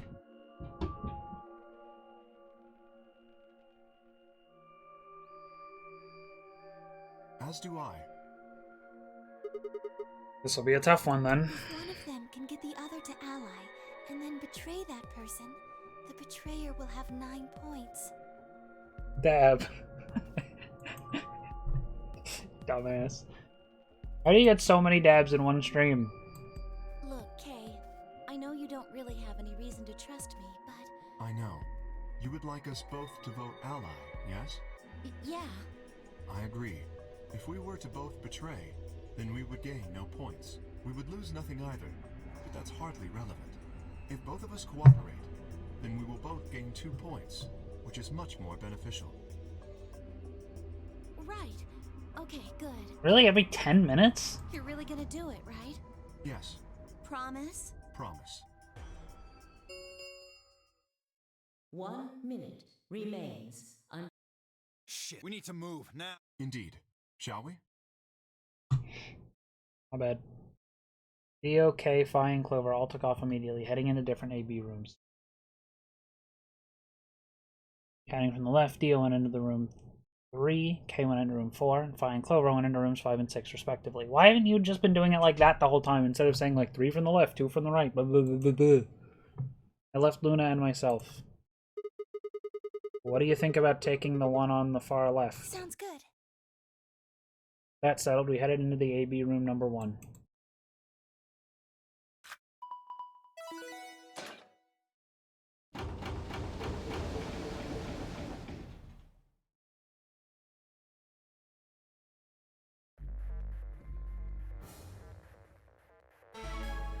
Who are we playing against?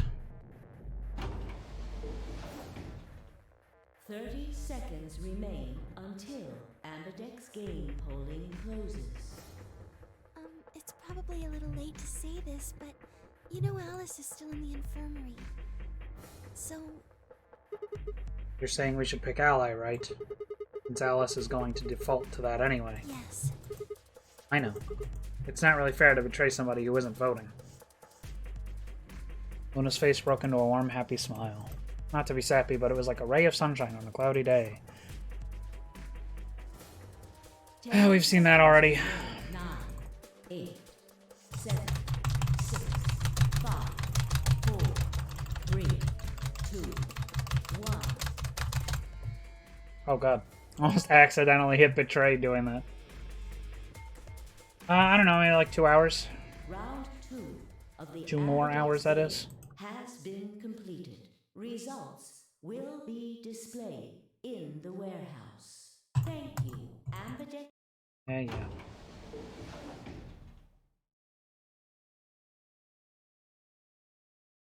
Luna and I stepped out of the AB room. Alright, let's go have a look at the results. Okay. Results from round 2. Please direct.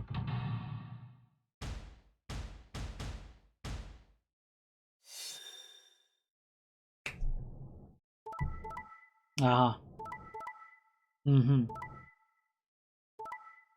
What? Excuse me? How?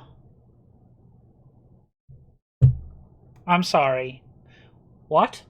Points have been. Please check your brain. I was just thinking, I wonder if they're gonna pull something like that in one of these routes, where someone who's not even there just like somehow betrays you.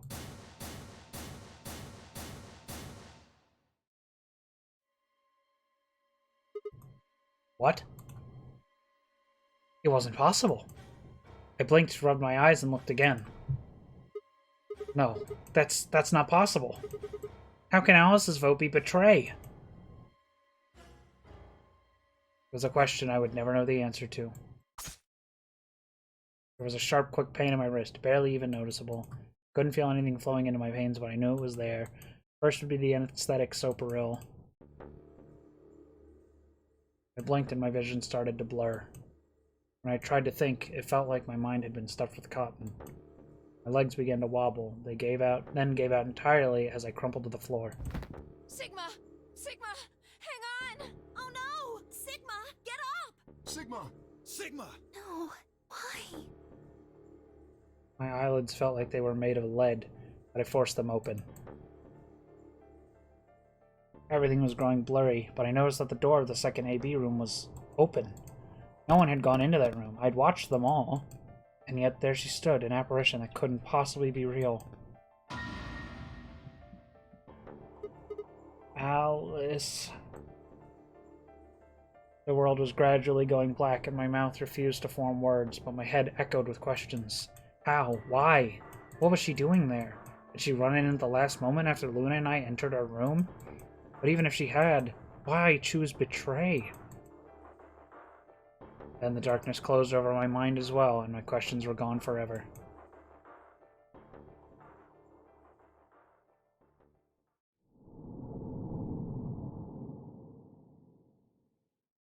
That's a bit rude, if I'm being honest.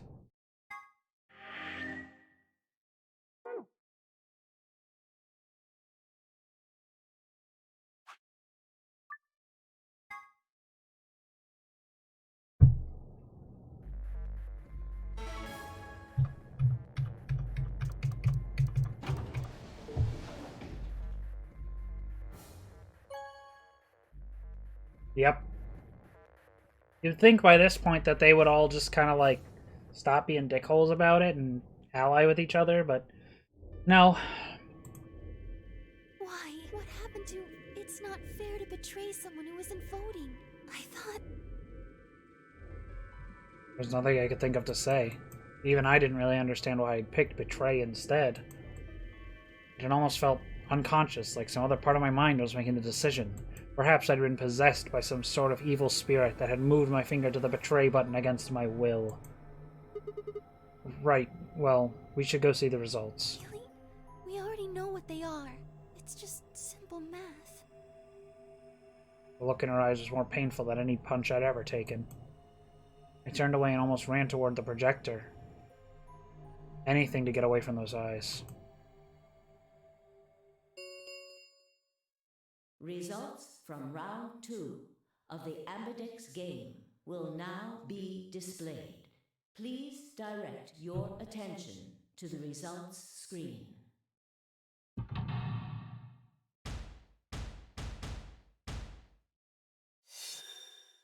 Yeah, really. Like, what the fuck? This round was a big waste of time.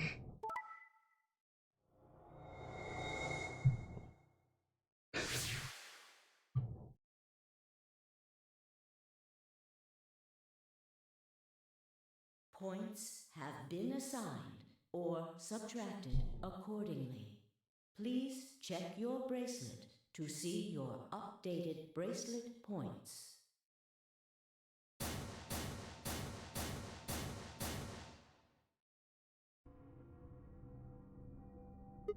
What? Again? It wasn't possible. I blinked, rubbed my eyes, and looked again. No. How can Alice's vote be betray?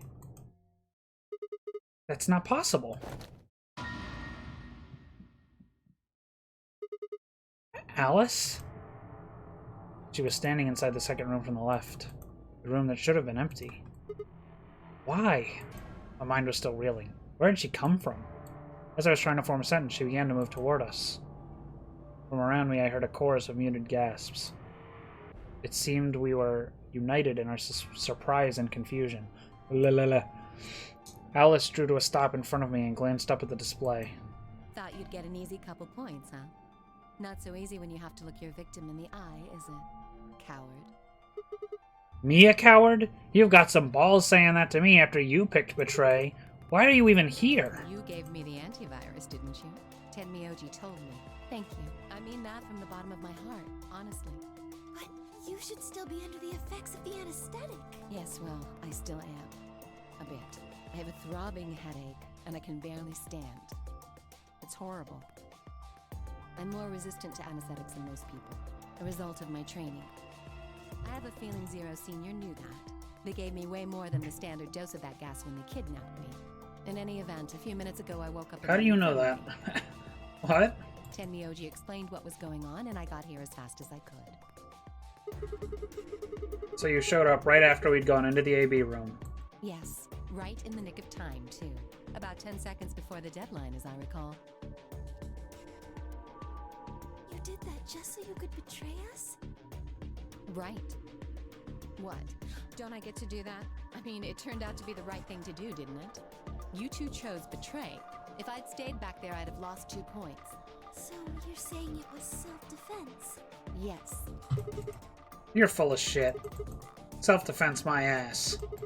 You chose betray because you wanted out. You had 6 BP. If I'd picked ally, you would have had 9. That's what you were trying to do, right? So what if I was? Are you serious? You would have killed me. Look! I only have 1 BP. You were this close to murdering me. Just admit it. You were planning to kill me so you could escape. Don't be stupid.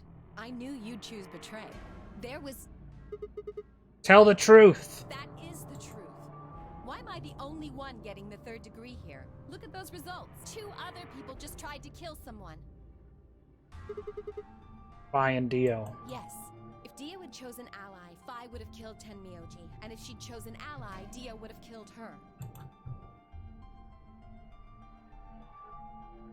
I don't want to be rude, but it looks like Clover and Kay tried to trick one another.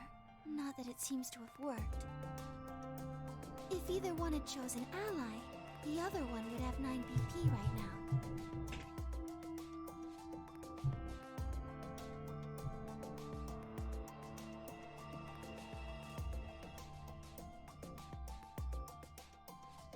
Before I'd been on, I turned to look at the results again. Before I'd only been looking at my own.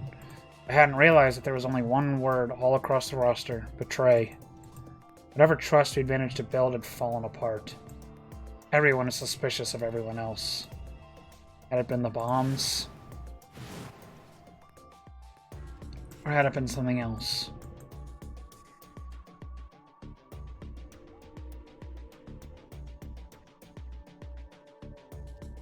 Whatever the reason, if it kept up, we'd never manage to escape.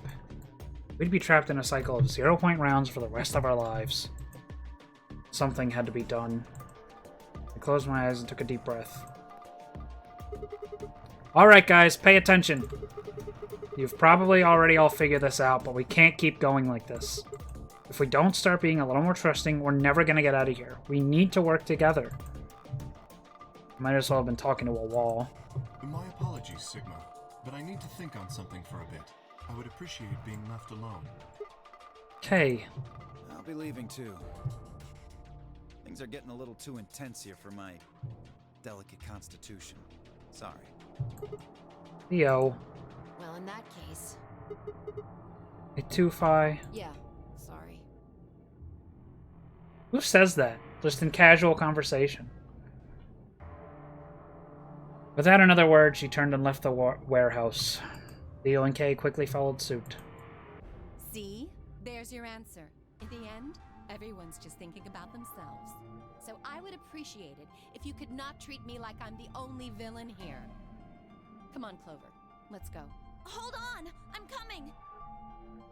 Are you feeling okay? I was really worried, you know? I watched them walk away, Clover practically jumping with delight to have Alice back. Before long, they reached the yellow door and disappeared beyond it.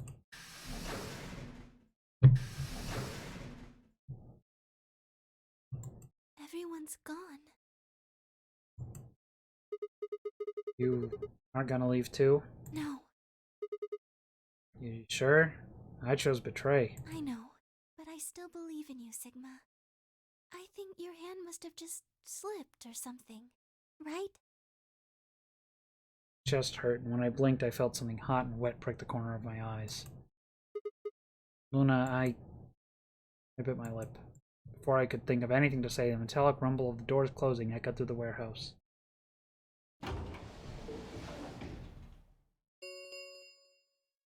The Ambidex gates have closed.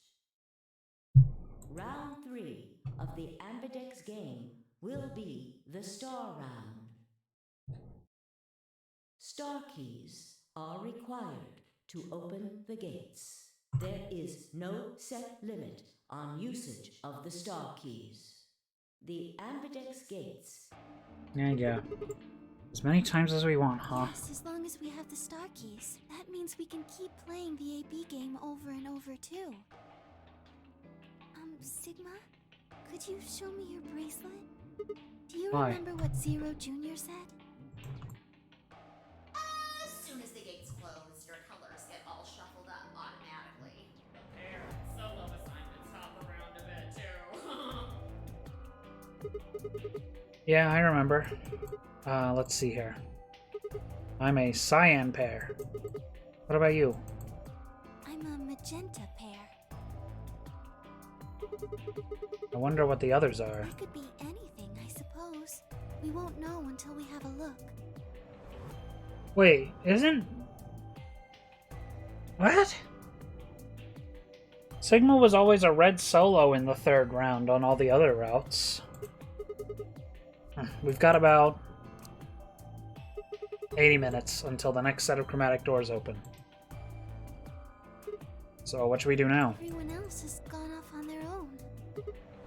Yeah, physically and emotionally. I really don't like how this is going. It won't matter how many times we repeat the AB game if nobody trusts anybody else. We'll never be able to get out of here. Maybe it would help if we all had a common goal. Something to unite our hearts and minds. Yeah, but we've already got something like that. We all want to get out of here. That seems like a pretty clear goal to me, but everyone chose betray. Including me. Well, what if we have an enemy? An enemy? Yes, a common foe. Like the person who set the bombs, for instance. After coming back from the lab, I told her about the bomb while she gave Alice and Quark the Accelavir. Yeah, that might work. If we can figure out which one of us planted those bombs, then everyone else would work together against them. Right. But how do we figure out who it is? Well, do you have any clues?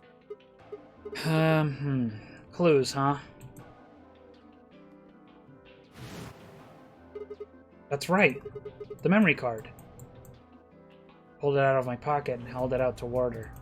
What's this? I told you, a memory card. It was under the bomb we found in the lab. I think whoever set the bomb dropped it. Really? Yeah, I don't know what's on it though. We couldn't find any kind of memory card reader. Oh, I guess we can't really use it then. Oh, wait a second. You know what? I think I might have seen something. Huh? Yes, I remember. The infirmary. I saw it when I was searching the infirmary with Theo and Quark. There was a memory card just like that one. Then... Yes! I think we can see what's on it. The computer there should be able to read it.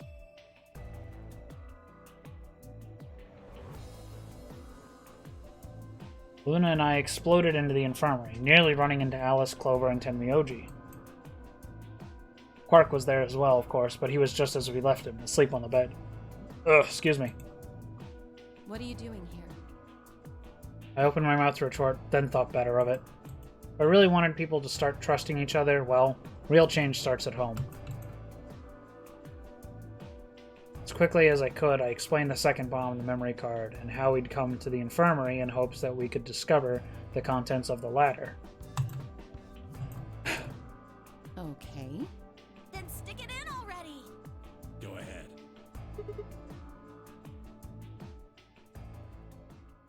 Just as Luna had said, there was a small slot under the screen, exactly the right size to fit a memory card. Within moments, the screen was filled with what appeared to be random letters. What is this?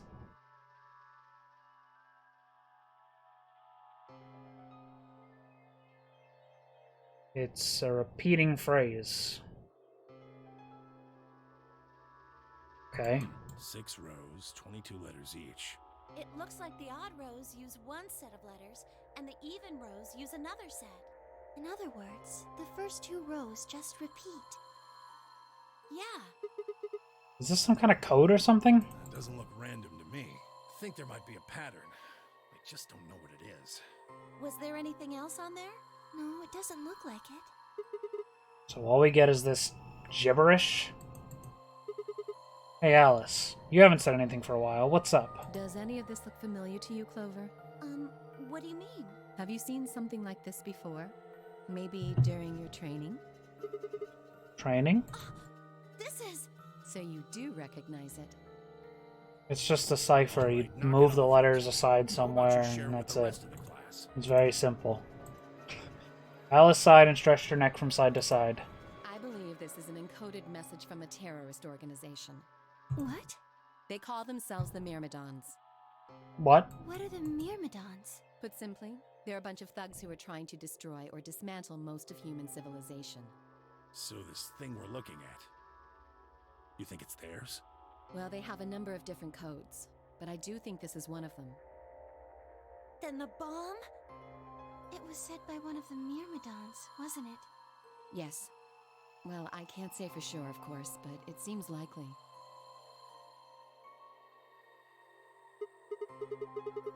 Damn, I have got a ton of questions for you. But let me start with this one. What the heck does that thing say? I don't know. What? How am I supposed to decode it? I don't have the key. Without a key, it would take literally hundreds of years to decode. What about you, Clover? Well, if Alice doesn't know how, I sure don't. see. Not much we can do then. We can come back to that code stuff later. I've got another question. Alice, Clover, who the hell are you? Why do you know about this code? You told me your job was to eliminate enemies of the state or something like that. Just what the hell kind of job is that? I think it's time you told us what you do. Sorry, but I can't. Because you Why might not? be one of them. You might be the person who set the bomb. That's idiotic. Of course I'm not. Really? And where's your proof? For all I know, you're my enemy. I can't tell you anything. I'm not your enemy. I'm your ally. I'm your friend. I just want all of us to get out of here. Just please tell us. Please. We need to find out who did this so we can all escape. But we have too little information. We need your help. Fine. If you won't tell us about yourself, then just tell us about the Myrmidons. What else do you know about them? I'm sorry. Before I could blink, she'd leapt up and run out of the room. Hey, wait, Alice! I took off after her.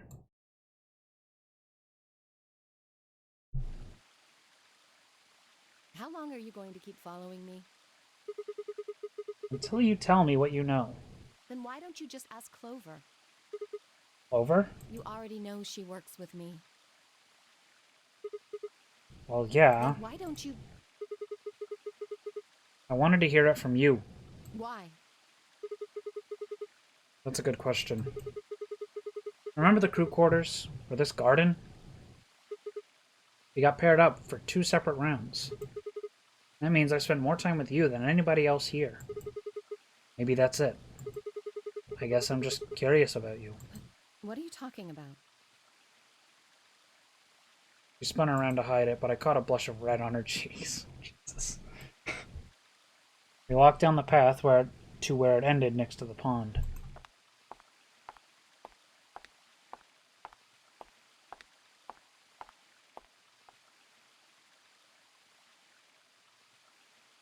I stayed silent. Alice sat down on the bench. We gazed at the smooth surface of the pond for several long minutes before she began to speak. You don't hate me? What? Why? I tried to kill you. You mean in the AB game? Yes. I was so scared. Who wouldn't be? Kidnapped and locked up, forced to play some sort of bizarre game. And then we found that bomb. I know I probably sounded calm, but as soon as we found that thing, all I wanted to do was run away from it as fast as I could. Things just went downhill from there. What do you mean? I remember hearing that Quark had collapsed and running to the infirmary with everyone else. When I got there, I realized I couldn't understand what anyone was saying, and everything looked... I don't know how to describe it. It was like watching a video on fast forward, only it was real. Then I started to feel like... It's hard to explain. I guess you could say I didn't feel like I was myself, and it only got worse. That was probably the Radical 6. Yes, I think so. I don't remember much after that. But when I woke up in the infirmary, suddenly all that fear was back. So all I could think about was getting out of this place as fast as I could. It never even crossed my mind that it could kill you. God help me, even if it had, I don't think I would have cared. See? I'm horrible. You hate me, don't you? Just do it! What? Do what? Kill me! Get it over with! What the hell, Alice? I'm not gonna kill you. I don't even hate you. You're lying! I could have killed you. I would have killed you. Come on, calm down. No one's killing anyone.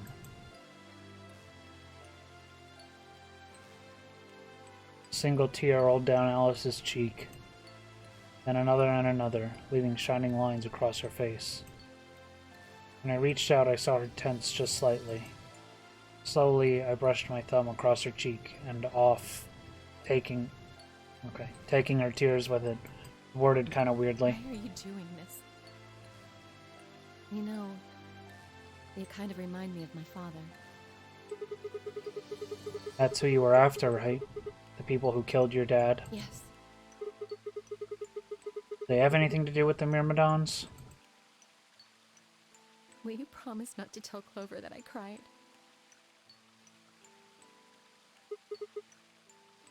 Ha! Come on. If you keep your mouth shut, I'll tell you what you want to know.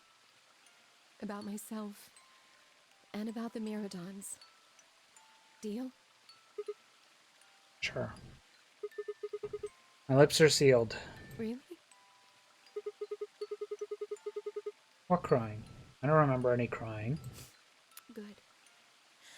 Alright then. Alice took a deep breath and began.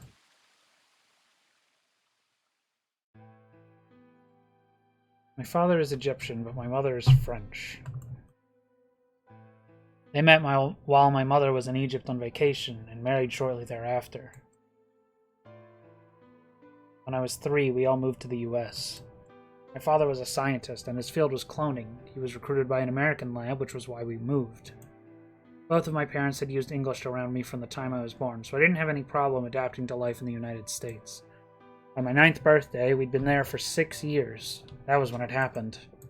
In the middle of the day, my mother showed up at school. Her eyes were red and puffy, but she didn't say anything to me on the drive home. When we arrived, there were several policemen there to meet us.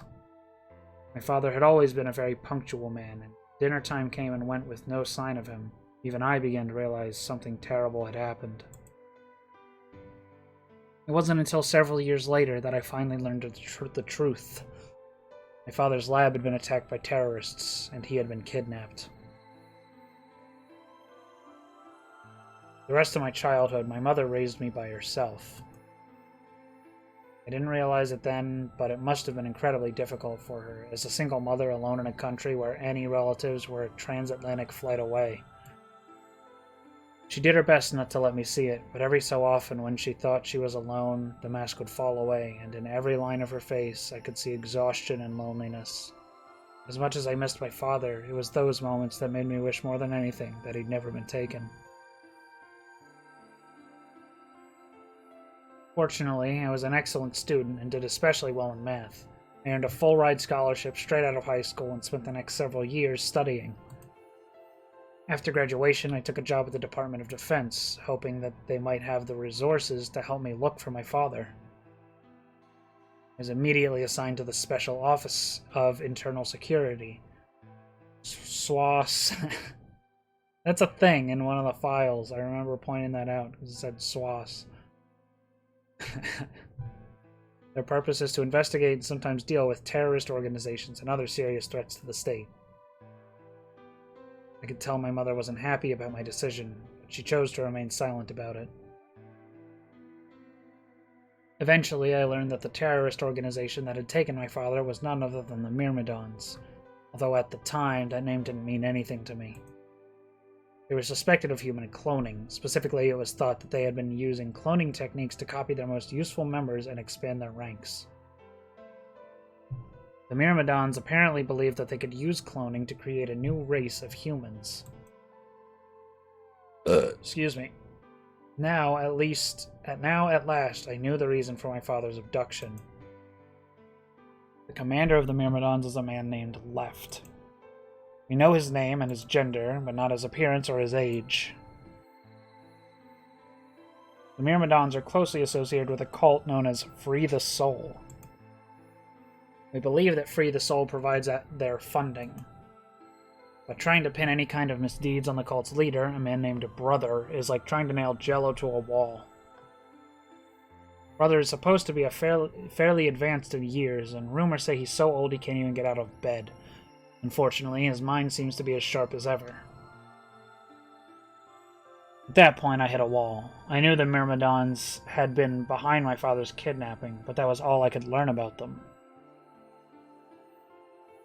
Then one day, I got a tip that some of them were hiding in a building in the Nevada desert. I headed out immediately. On the way there, my car had some engine trouble and stalled out. I was trying to decide what to do when an SUV appeared out of nowhere. I'll give you one guess who was behind the steering wheel. Clover. That was the first time we met. There were 4 other people in the car with her, and when I asked them what they were doing, I got what was just about the last answer I'd expected. I, was totally reading that wrong. They told me they'd been locked up inside of the very building I'd been on my way to investigate, and that they were currently in pursuit of the people who had kidnapped them in the first place. My priorities shifted very quickly. After a short discussion, I convinced them to allow me to come along. My hope was to find the people they were chasing, who I was certain were Myrmidons. In the end, however, we were unable to track them down. In fact, I still don't know where they might have gone. Eventually, I took Clover and her companions to SWAT's headquarters. I'm gonna say it like that the whole time. We decided that involving the police would only complicate things. After some questioning, it was determined that the people who had investigated this particular event were not connected to the Myrmidons. We did, however, discover that the mysterious disappearance and subsequent reappearance of several children 9 years prior was connected to Free the Soul. Oh.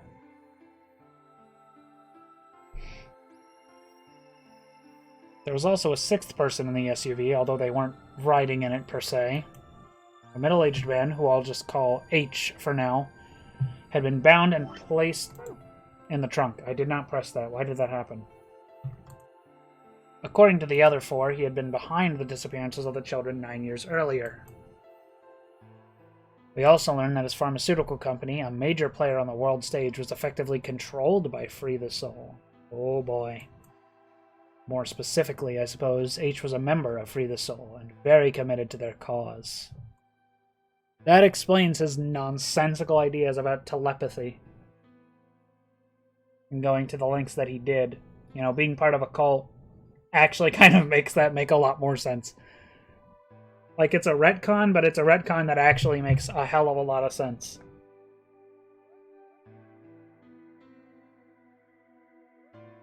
So why had he kidnapped all those children? Apparently it had been part of an experiment designed to test the ability of certain people to access what's called the morphogenetic field. I don't imagine you've ever heard of it before, so I'll try and give you a quick rundown.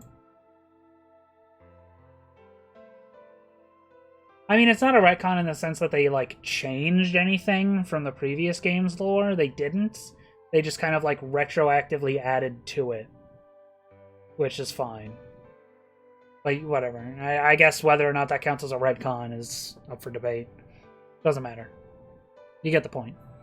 Simply put, these people can access a sort of field that allows their consciousness to resonate with the consciousnesses of certain other people. To be honest, it might be simpler to just call it telepathy. The SWAS had heard of this particular ability before, and I had actually used it in a number of investigations, so I wasn't surprised to learn of its existence. I was shocked, however, to learn that these experiments had been carried out by a member of Free the Soul.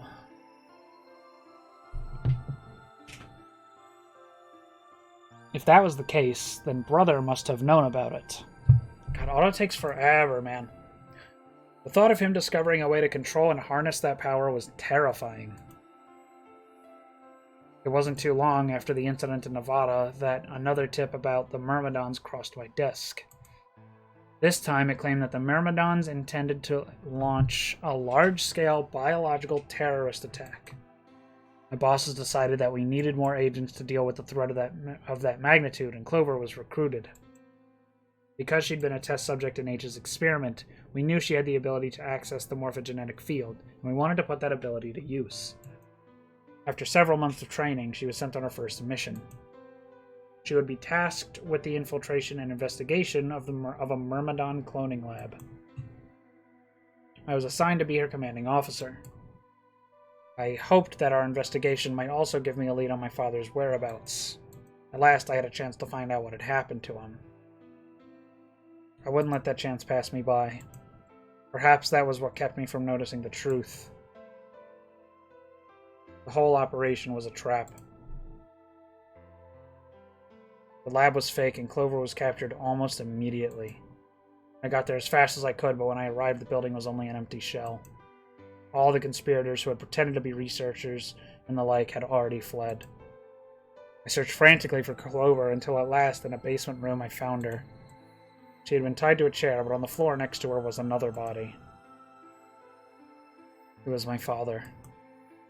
He looked as if he'd just been dumped there, and when I got to him, his body was already cold. He was covered in dark, ugly bruises. It wasn't until later that I learned he had died from ruptured organs and internal bleeding. They had beaten him to death. As soon as Clover had been captured, a Myrmidon in a mask had come to visit her. He'd said that unless she wanted to end up like my father, she would leave them alone and tell her masters at the SWAS to do it likewise. In retrospect, they must have known who I was and who my father was. That was why they'd killed him. Perhaps they thought they were sending a message to me. Or that once he was gone, I'd lose my reason for chasing them. They were very, very wrong. I took Clover with me and left. I tried to console myself with the fact that I had at least been able to save her. Sometime later, I received a call from the coroner. He told me there was something I needed to see. There in the morgue was my father, cold and pale on a steel table. I could barely stand to look at him, but the coroner insisted. On his arm were 2 rows of numbers, comprised of 8s and 9s. It took me a moment to recognize my father's handwriting. He had carved them into his own skin. On his chest was another message, but they were letters this time, not numbers. Not many, just enough to make a short sentence. I love you, Alice. I broke down crying right there in the morgue. They were the first tears I'd shed since the operation had started, and there was no stopping them. There would be no forgiveness. Not for the monsters who put my father through this. They destroyed my family. I would make them pay, even if I had to die to do it. That night I made a promise to myself. I would avenge my father. It didn't take long to figure out that the numbers he'd written were latitude and longitude. They pointed to a chemical factory that had been disguised as an abandoned building. Further investigations revealed that it was the mother lode we'd been looking for, the headquarters of the Myrmidons. I think my father must have known how things would turn out. Excuse me. Knowing he was going to die, he'd written the directions to our enemy's fortress on his own body. He'd sacrificed too much for me to waste this opportunity with recklessness. This time, our operation would succeed. This time, I wouldn't let my excitement put Clover or any of my other agents in danger.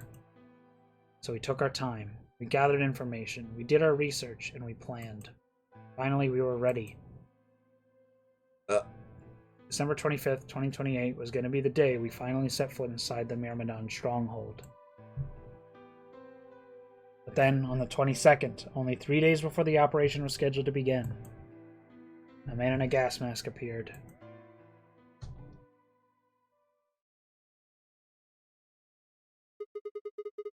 So you inhaled that gas, passed out, and woke up here in the AB room? Yes.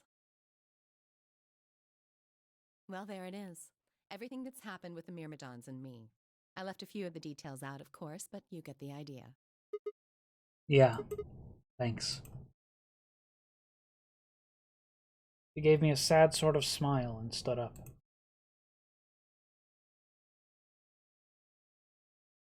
We should go back. Not yet. Your story explained a lot, but there's still one big question. Which is? Who here is a Myrmidon? One of us planted the bombs. Based off the code we found, it's pretty clear that that person is a Myrmidon. Right? Yes. And I agree that we need to figure out who they are. What do you propose we do? Well, that's what I wanted to ask you about. Do you have any clues? Clues? Well, if I could decrypt that code, it might tell us something, but How can we do that? I told you, we need a key. Without that, it's pointless. What's a key? A key is a key.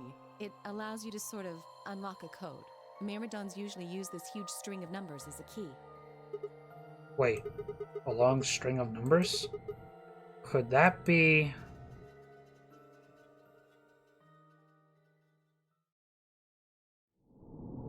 For God's sake. Cock-blocked again in this route. Okay. Alright, okay, alright, okay.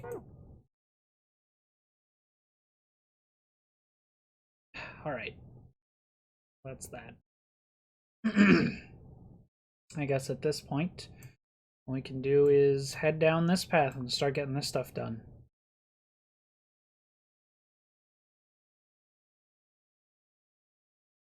And everything else is still locked.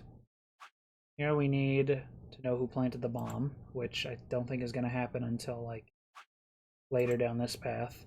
Here we need a long string of numbers. We need who planted the bomb again. Here we need something. I don't know. Alright. So this time we chose ally. So now we go and choose betray. Who are we betraying? I don't even know. 10.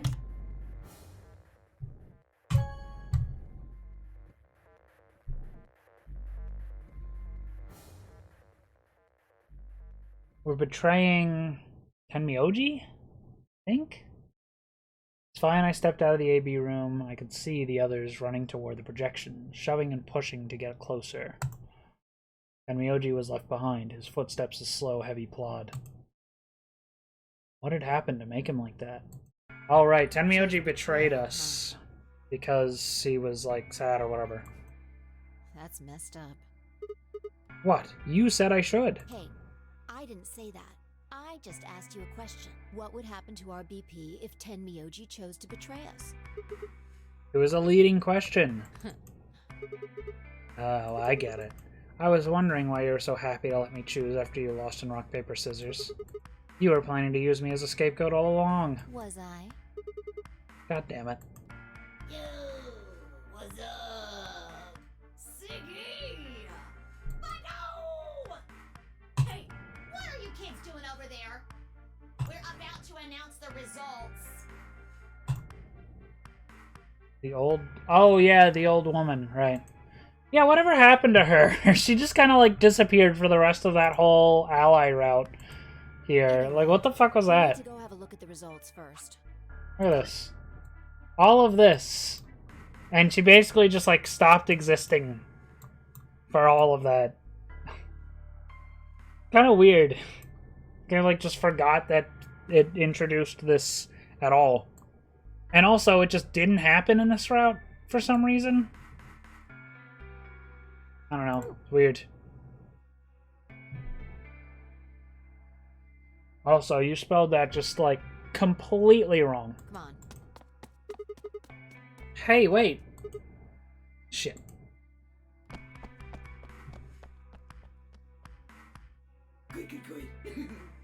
Looks like you're all here. Finally, let's get ready to roll! It's a visual novel. You can see the words on the screen. Dickhead.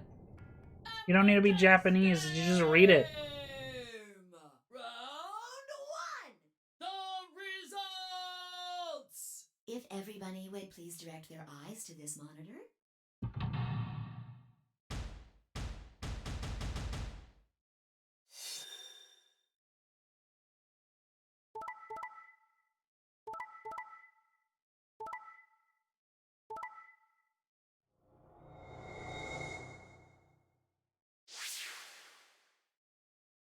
Oh, now Tenmyoji allied. Huh. So does that happen in the first round every time? Where you either get betrayed or you do the betraying? Here are the results from your game. Now, let us check the numbers on our bracelets.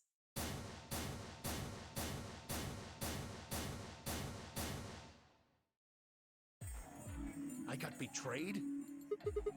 He chose ally? Why? He chose betray last time. Last time? What are you talking about? Oh, nothing. The truth was I didn't know why I had said that either. The words had just appeared in my mouth before I knew I was saying them. Oh, you're the one who chose betray. I should be asking you why.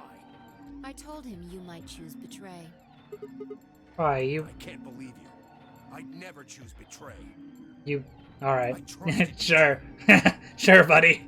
And this is what I got. Ah, I apologize. Why, you don't need to apologize. I was the one who did it. I pushed the button. Oh, yeah, I guess you've got a point. Huh? Wait, what? It's Sigma's fault. Owned. You want to blame someone, blame him. What the hell, Fi? What, you gonna fight each other now? I don't care which one of you pushed the button. I'm never trusting either of you again. This isn't over. Just you wait.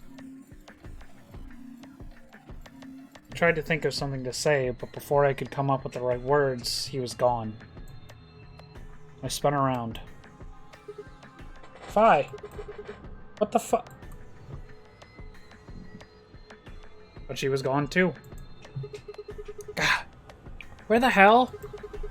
How'd she just disappear like that? As I looked around the room for Fi, I noticed that Clover, Kay, and Luna seemed to be having some kind of an argument as well. I moved closer and did my best to listen surreptitiously. Why did you do it? Sorry. I guess I wanted to get out of here as soon as possible, you know? I apologize, but I felt the same way. But if we all choose ally, then we could all escape together. It only takes 3 turns to get 6 points. That would be enough to get us out. Why? Well, of course we know that. But if we betray, then it's faster. If your opponent chooses ally and you choose betray, then you gain 3 points. Do that twice, and you get 6 points. You see? If you ally, then you have to play the AB game 3 times. But if you betray somebody, you only have Fucking to do it speedrunners twice. over here. Why are you acting like that's the right thing to do? I almost feel like you're blaming me or something. We aren't trying to blame you. But, I mean, if you just think about it, wouldn't it make sense to choose betray? Forget it. I understand now. It was silly of me to trust you guys.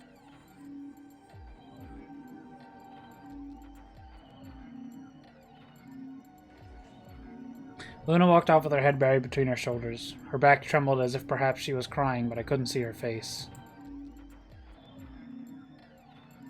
Alice, Dio, and Quark, however, seemed to be having some issues of their own. Fine. You just wait. Man, this is all your fault, Quark. My fault? Why are you blaming me? They exchanged dark looks and stomped off in different directions. Zero, when does the next round start?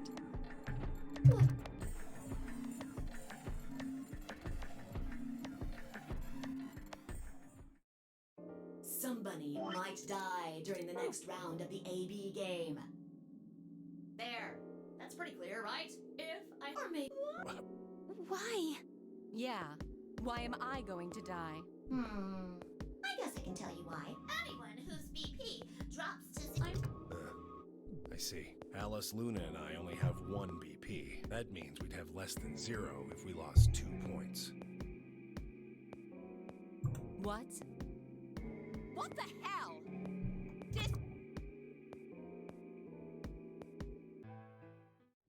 We've still got a while until the chromatic... Wait, why is Fi still here? I keep seeing her, like, pop up. She left. Why is she still here?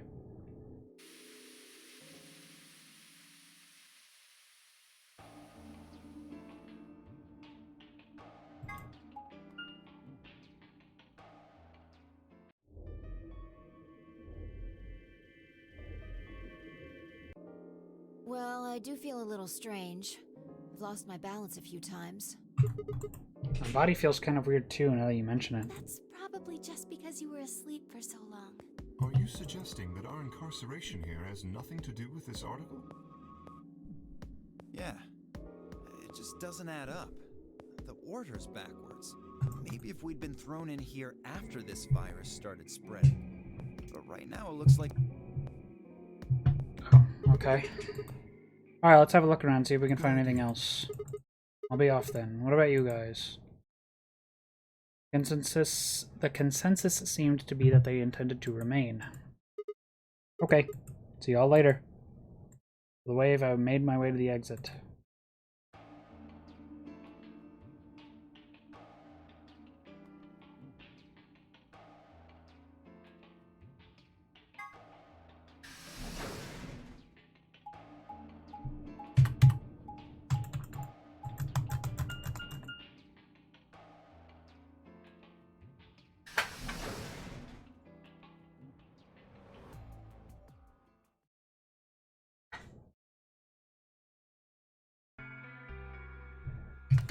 What do you want?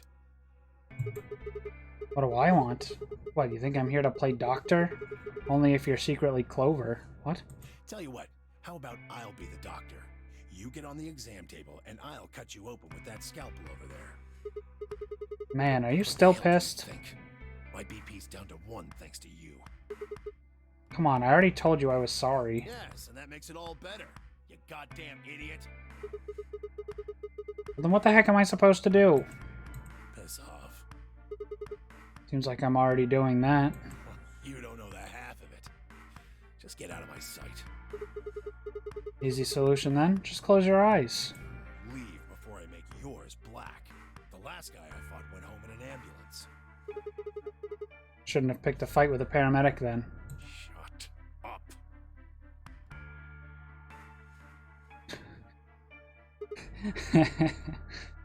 Fine. I shoved my hands in my pocket and looked around the room.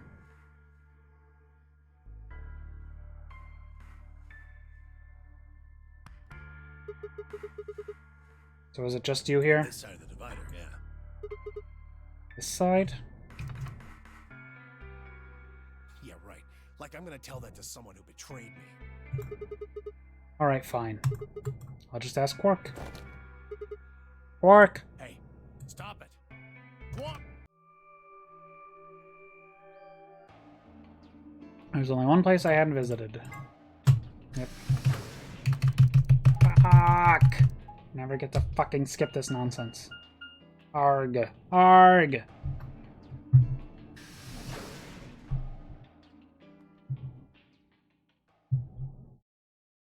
Takes so fucking long, these stupid transitions. Ugh. Oh, Sigma.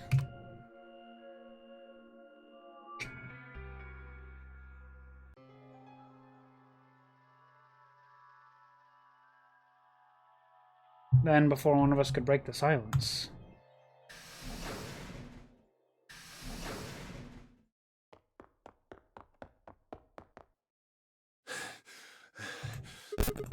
Tenmyoji?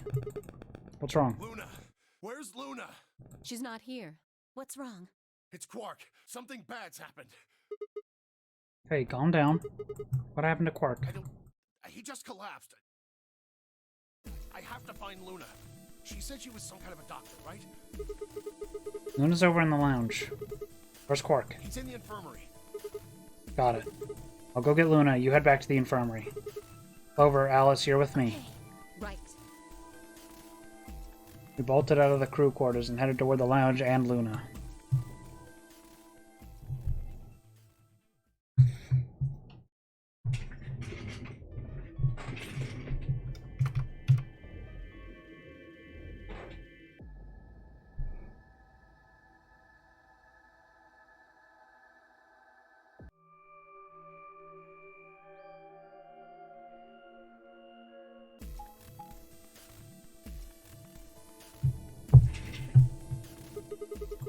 So how are we gonna do I this? won't go with Sigma. He betrayed me last time. What about Phi? You hit the button, right, Sigma? Well, yes, but I don't want to go with Dio. Same reason. I can't trust that he won't betray me again. Thanks a lot, Quark. You've single-handedly torpedoed my reputation. Well, that leaves us with option B. No, we can't do option B. Why not? Sorry, Luna, but I can't trust you or Fry either.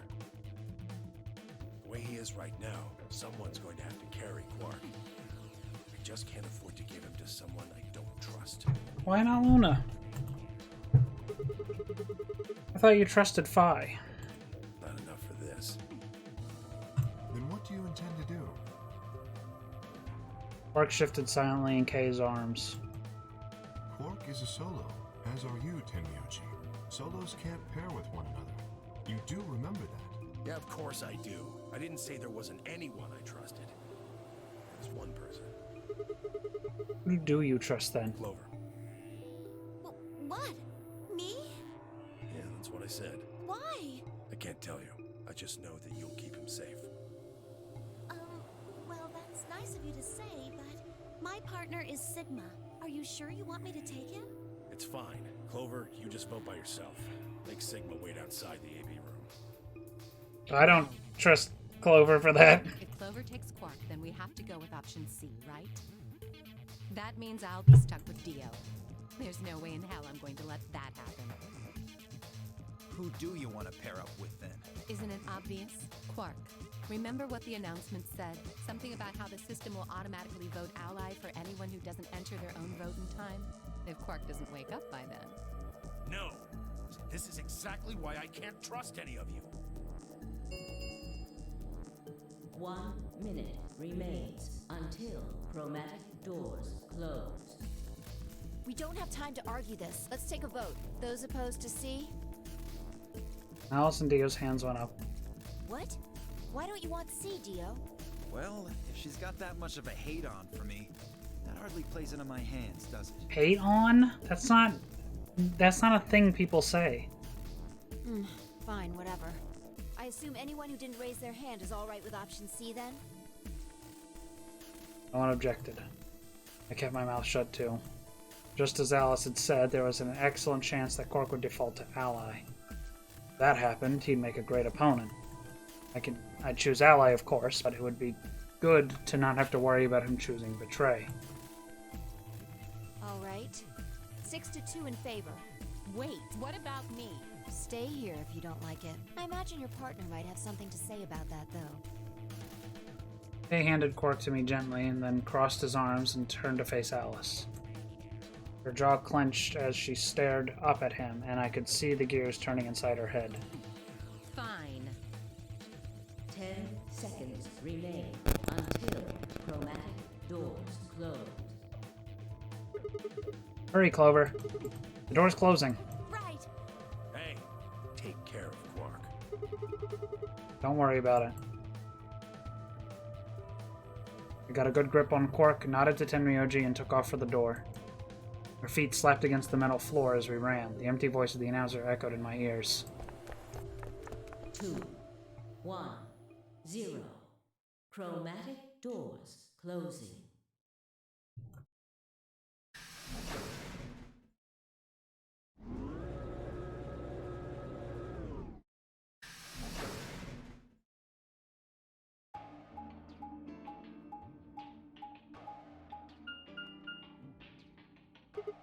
Huh?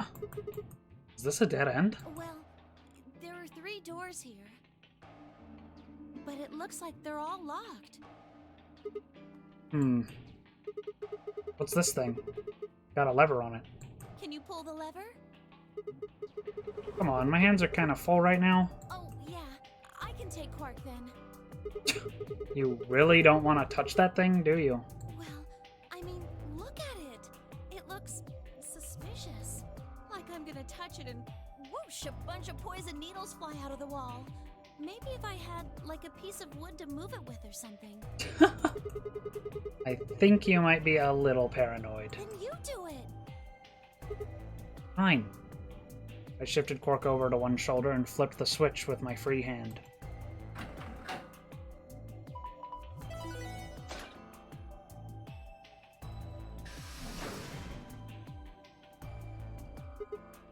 See? No needles. Everything's fine. For now, only one of the doors opened. Did you see the plaque on the door before it opened? I think it said something like treatment center. Do you think that's some kind of medical thing? First an infirmary, now this. Why do I keep ending up in these places?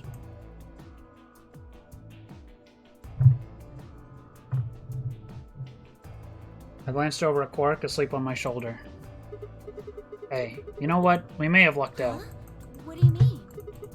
Well, if this is where they treat people, maybe they've got something that can cure Quark. Oh, yeah. Let's head on in then. Okay.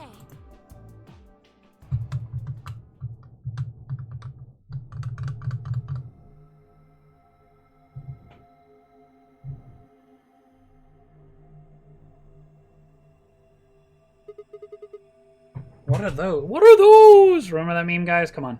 Come on, guys. It says on the side, treatment pod. So I guess it treats people? Maybe it can help Quark? Yeah. Damn, no good. It's locked. Let's take a look around. Maybe something in here will tell us how to unlock this door. Okay. Clover nodded and bounced off to examine the room. I laid Quark down just outside of the door to the treatment center. Clover might have been overly paranoid about the lever, but there was no harm in being cautious. Hang on there, little guy. We'll get you fixed up soon. I ruffled his hair gently, then turned and headed back into the room. Ugh. I had some investigating to do.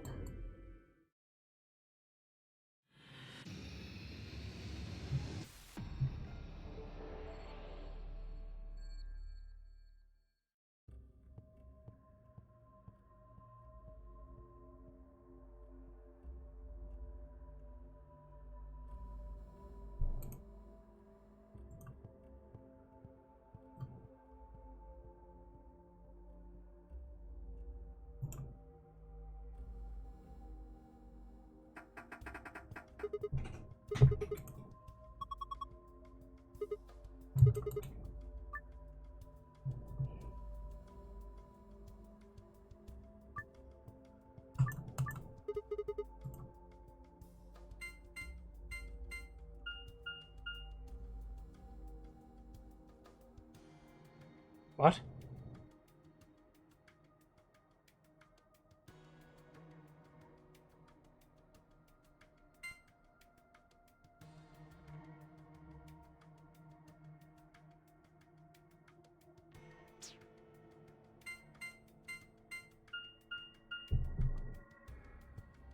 Okay.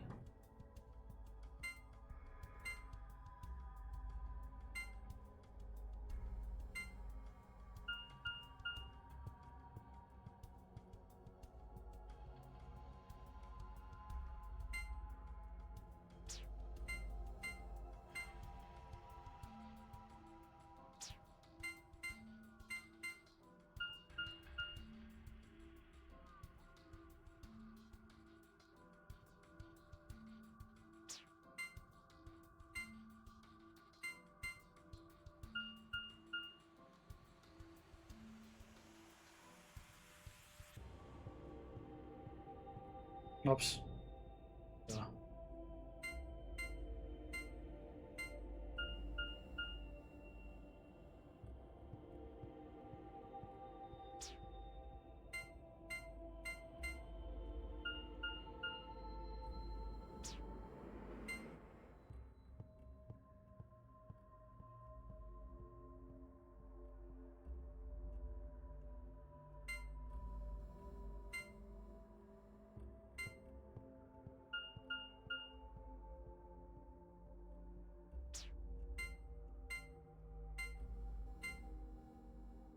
I know.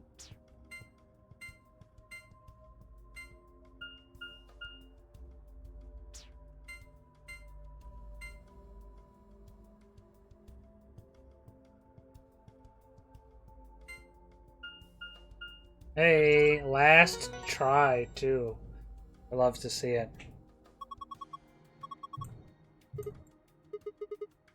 That was lucky.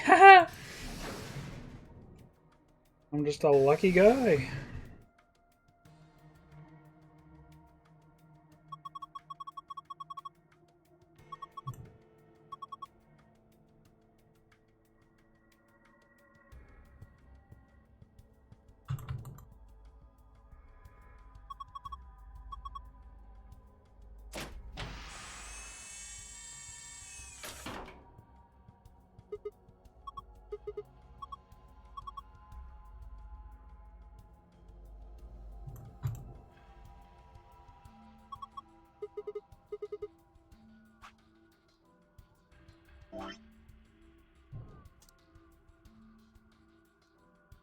The blue like barely shows up.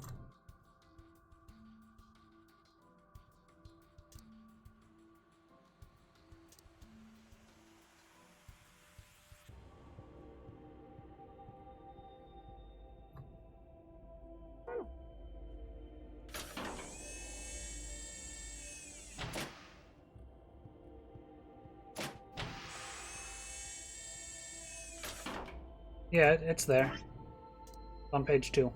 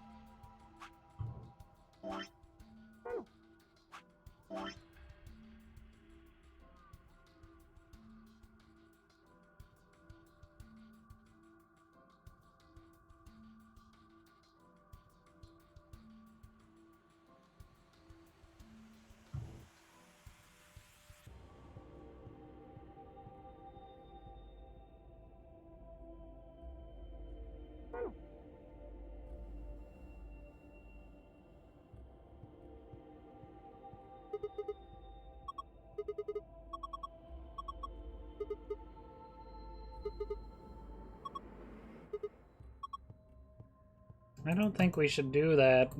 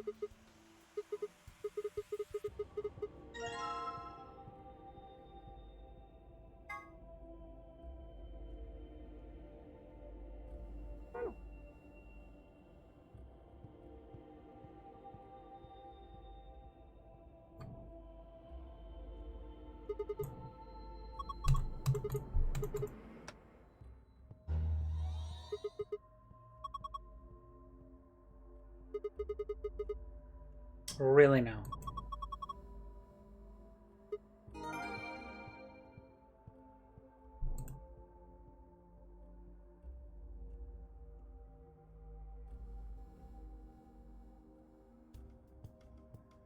Okay then. Range.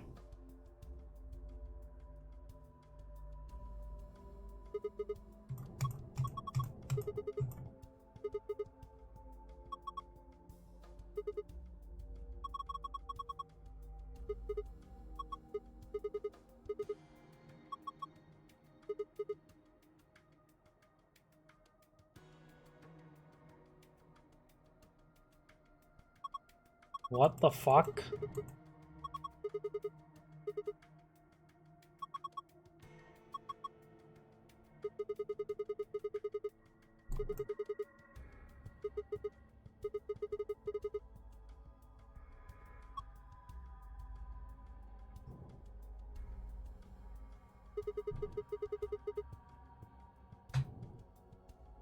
Oh, I need a key for that.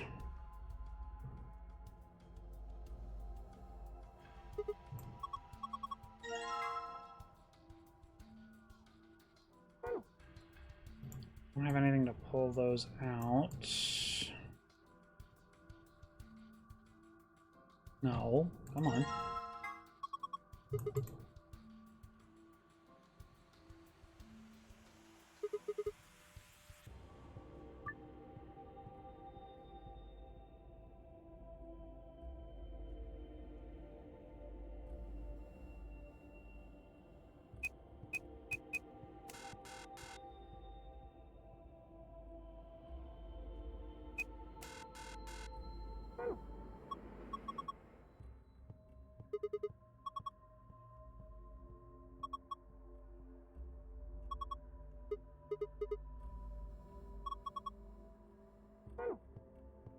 Oops.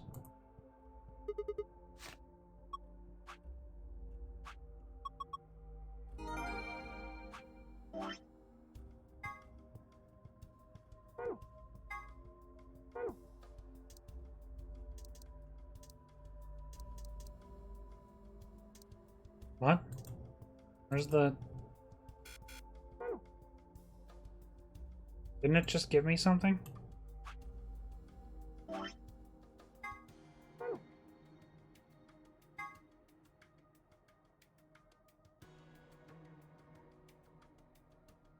This what it gave me? Hmm.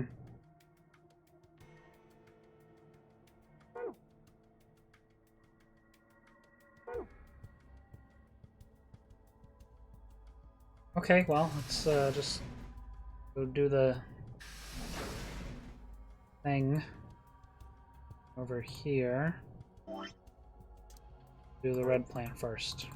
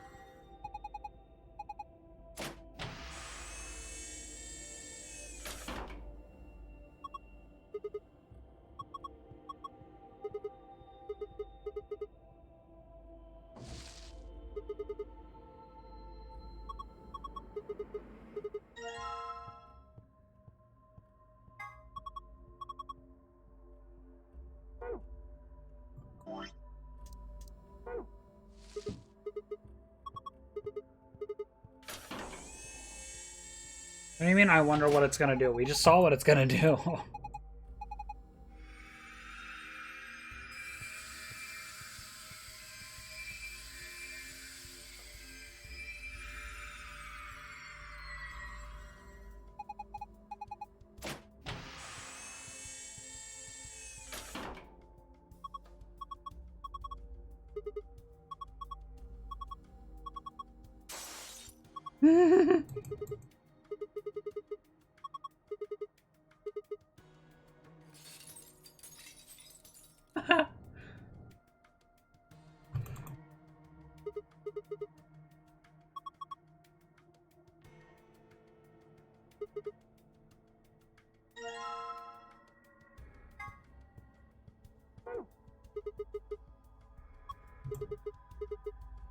I don't think we should do that. It's going to freeze him.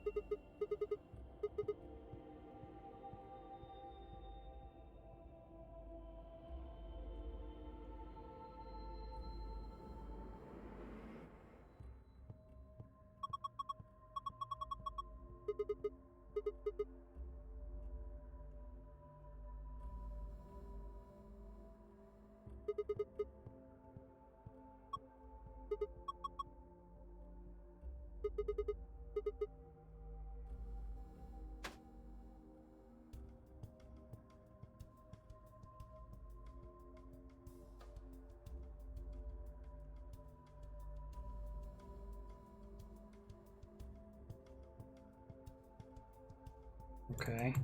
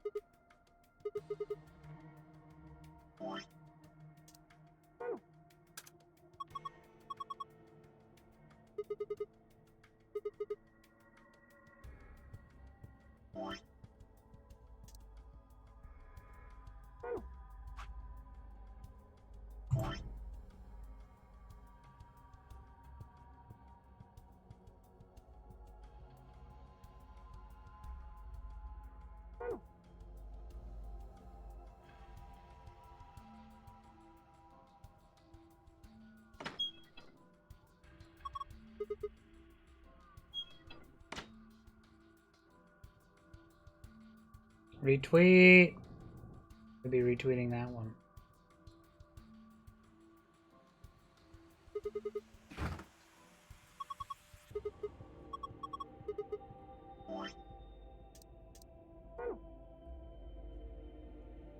Where do I get the keyhole?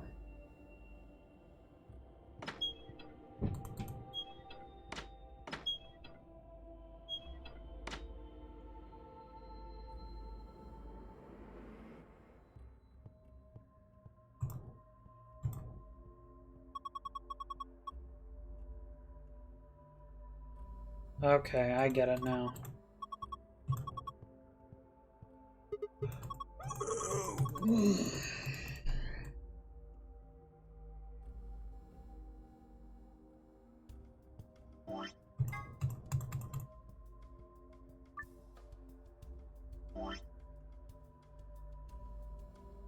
So the first one would be 715.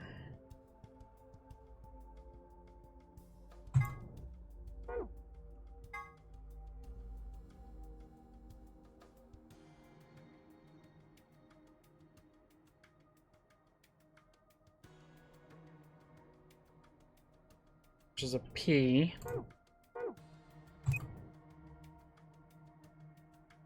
The second one is 620.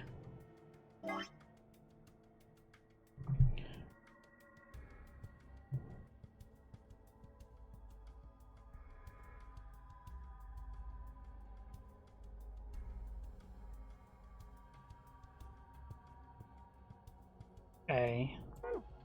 It says fucking pass. I'm gonna be mad. 11-1 and then 4-10.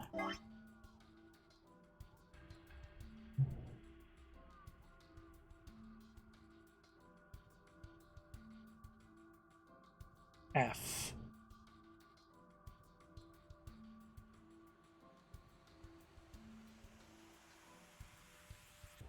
C?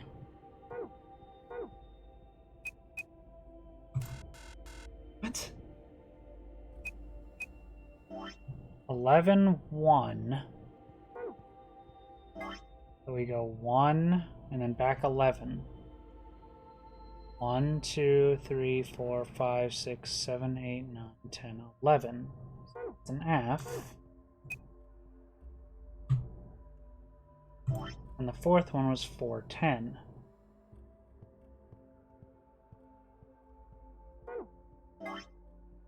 One, 2, 3, 4, 5, 6, 7, 8, 9, 10. 1, 2, 4. C. I don't understand.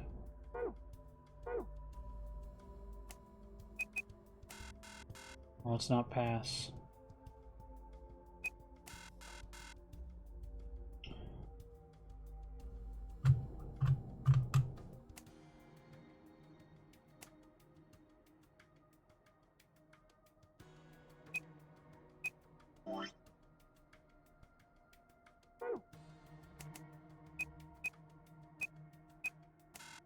Didn't work.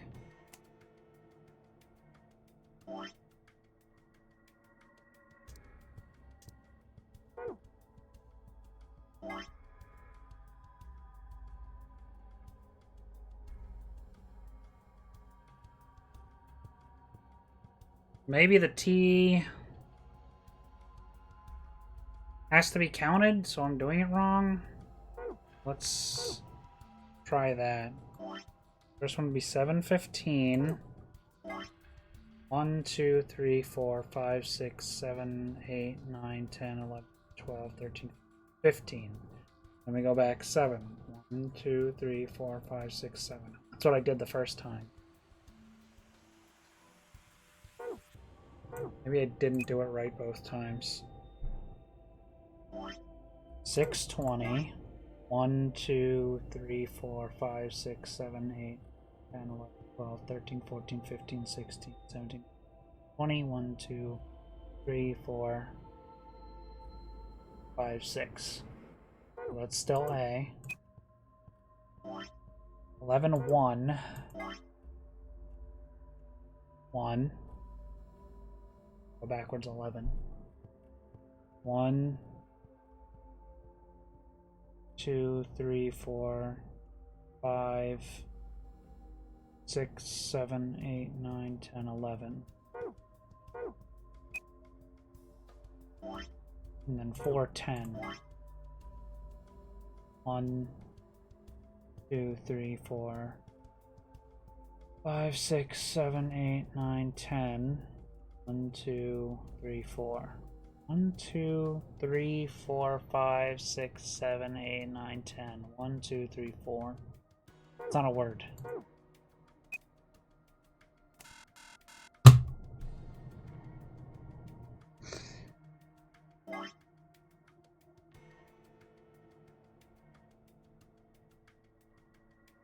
I mean, I guess I can count starting on the T in this time. So 7-15.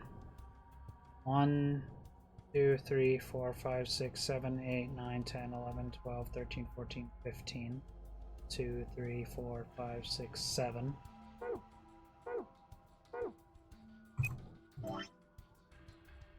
Yes, I'm sure the times are right.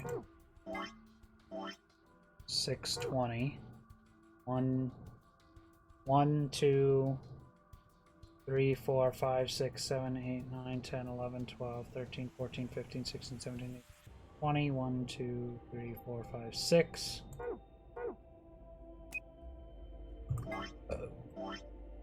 11, 1. 1, 2, 3, 4, 5, 6, 7, 8, 10, 11.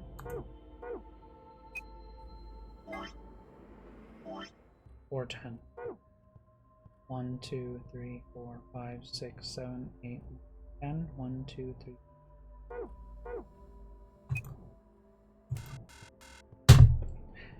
Okay, I've got nothing.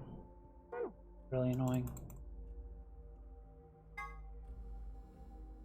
Shut up, shut up, shut up, shut up!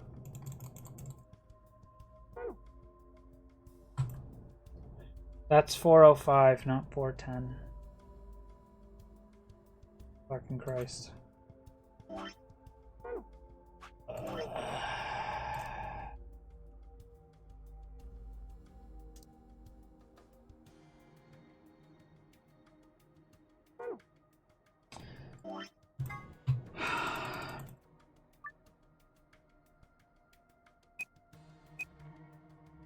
It was PAG.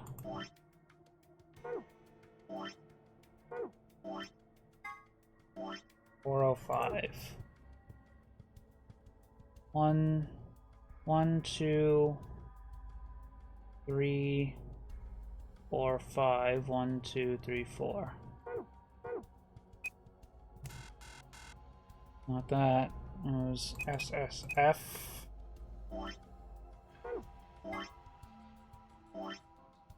405. 1, 2.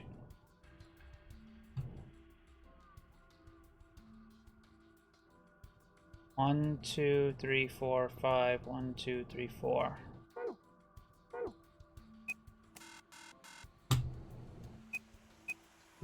This. This is so fucking confusing. I want to double check all the fucking clocks.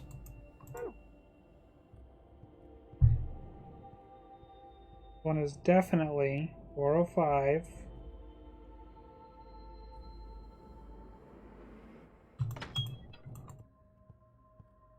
$405.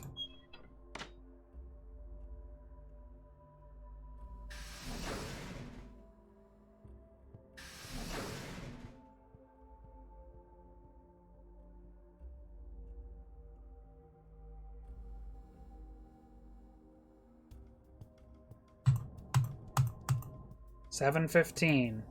That's our number one, right? $7.15, yes.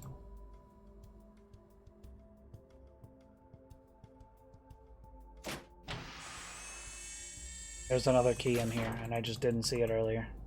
I'm a genius.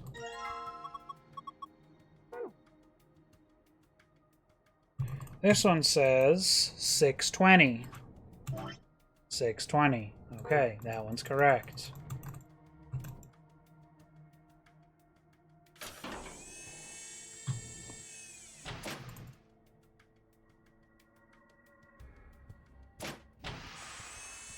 This one, number 3, says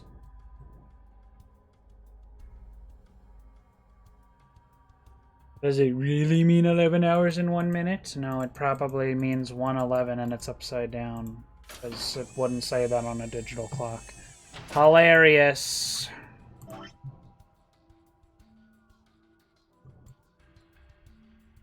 Okay.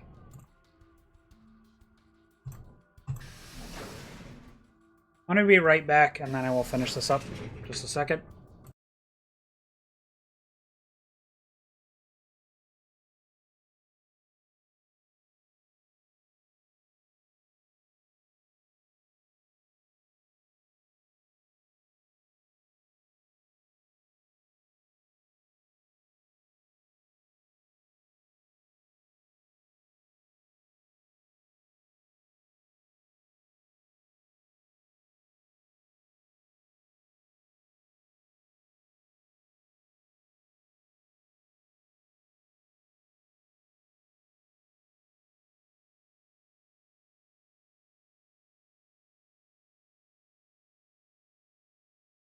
Okay, I'm back. Okay. Well, first off, let's go do this.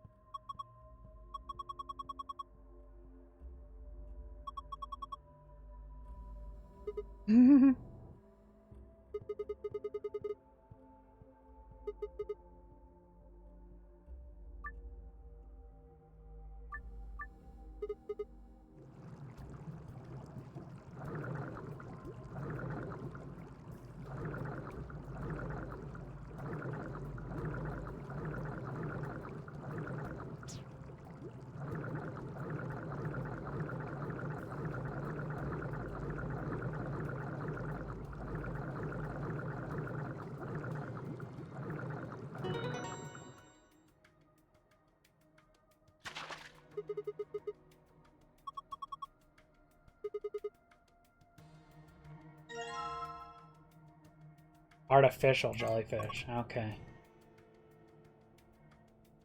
This is Ellen.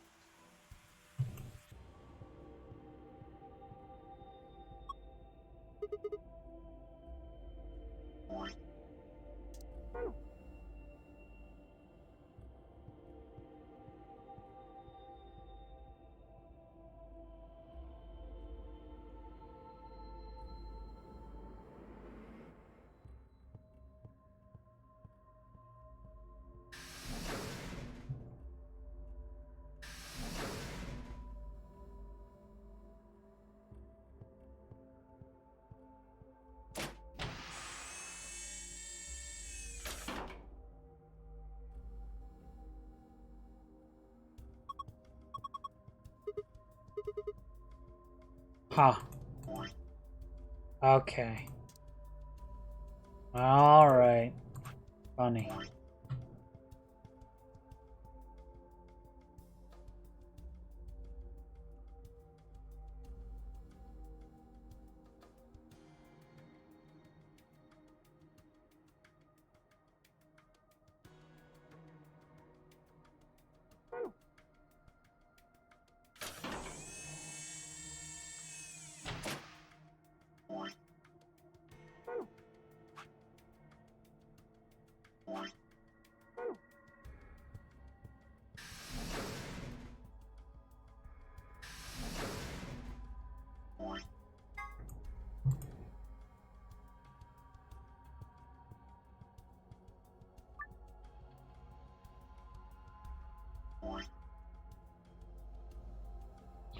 Okay, let's do this again.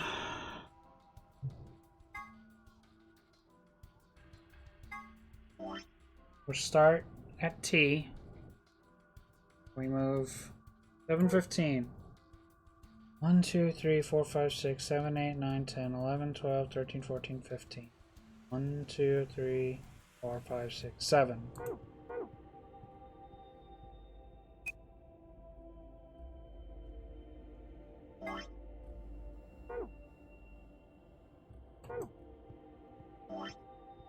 Oh my god. Please. 6:20. 1, 2, 3, 4, 5, 6, 7, 8, 9, 10, 11, 12, 13, 14, 15, 16, 17, 18, 19, 20. 1, 2, 3, 4, 5, 6. Please stop fucking selecting this. Give me this one, dickhead. 15. It's pretty simple.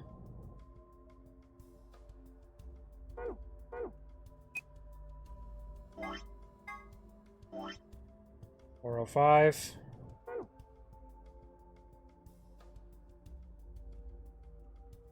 Oh.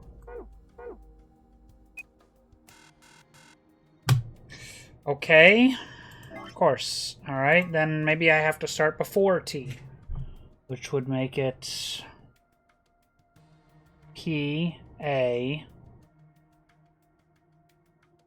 G,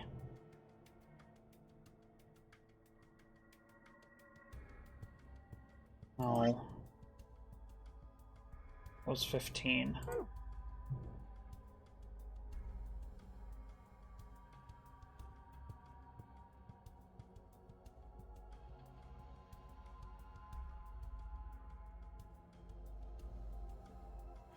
S. P-A-S?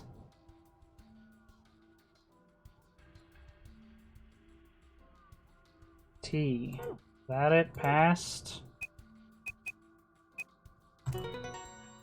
Christ. Okay, that's that. So we've got this password.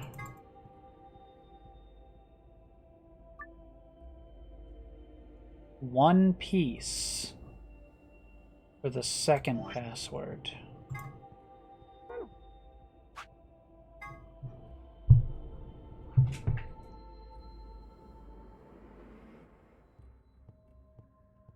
I guess that means it has to be either P, A, S, or T by itself.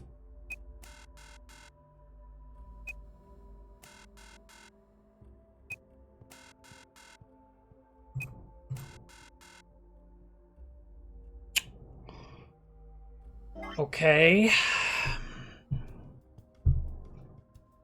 Maybe it's just one. What if it's one of the pieces? The only one that's 4 digits is 0015, so look at that.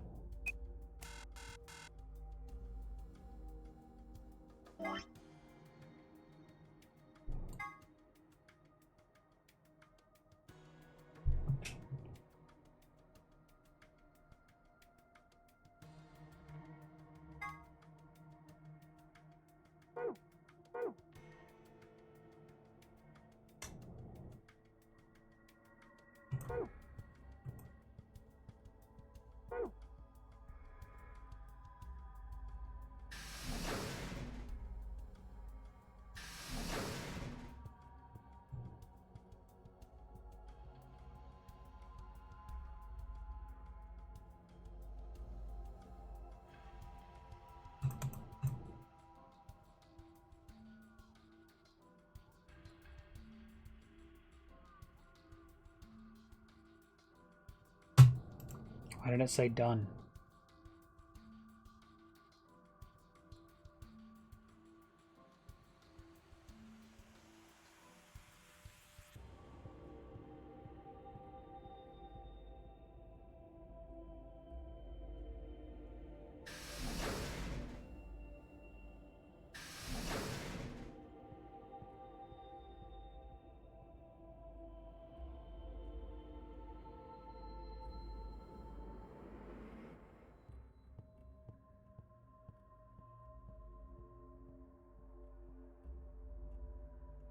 Maybe if I add up all the numbers into one,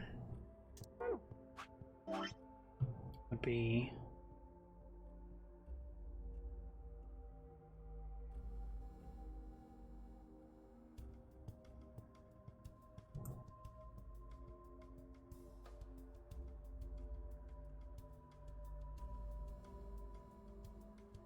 God, you're really gonna make me count all that out? Christ.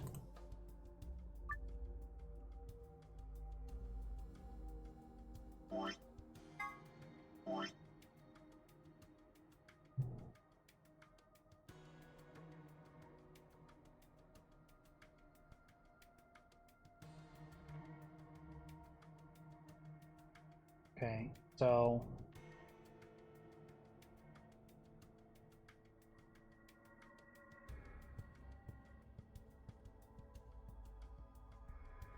So this is the first one. I have to start here and then count this as my first one. 1, 2, 3, 4, 5, 6, 7, 8, 9, 10, 11, 12, 13, 14, 15, 16, 17, 18, 19, 20. 21, 22, 3, 4, 5, 6, 7, 8, 9, 30, 1, 2, 3, 4, 5, 6, 7, 8, 9, 40, 1, 2, 3, 4, 5, 6, 7, 8, 9, 50, 1, 2, 3, 4, 5.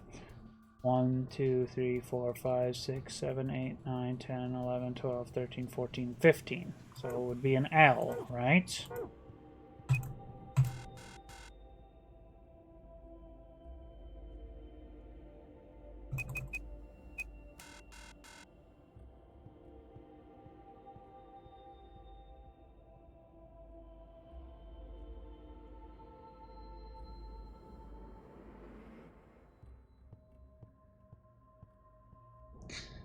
Well, I don't see how one piece is gonna get me 4 letters.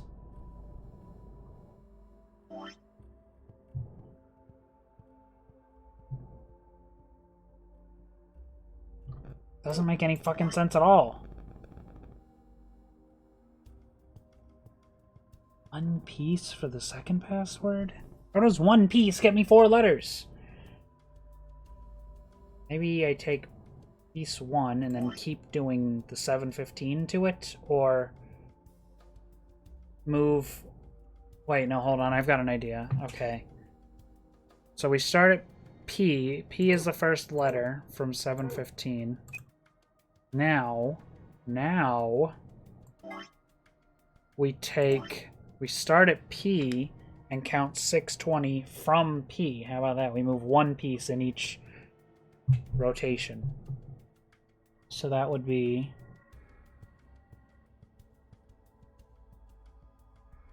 B? Is that right?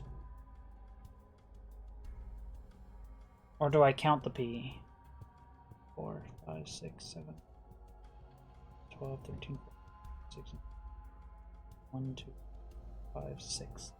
No, that would be if I did count the T, or count the P. So if I don't, then 1, 2, 3, 4, 5, 6, 7, 8, 9, 10, 11, 12, 13, 14, 15, 16, 17, 20. 1, 2, 3, 4, 5, 6.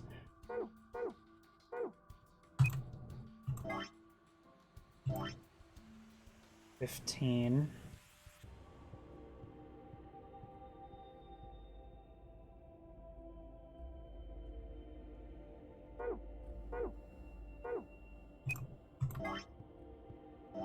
That seems right.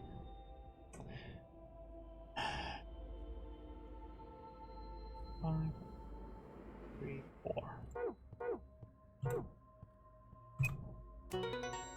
There we go. Okay, that's clever. I will admit that is clever.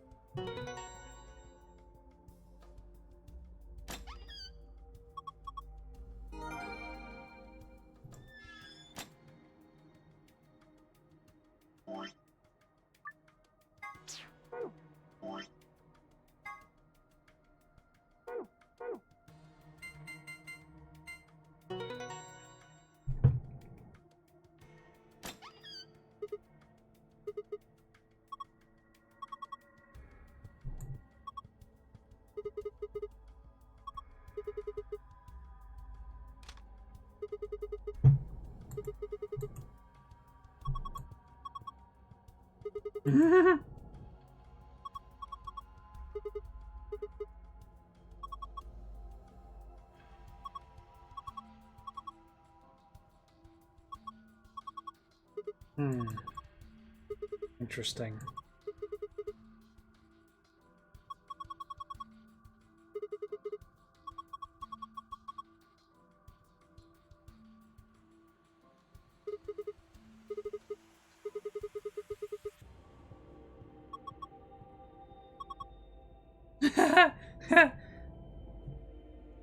Same lady who murdered everyone on the ship with an axe in the first game. Don't seem like a bad person. Bad choice, Sigma. Bad freaking choice, bro.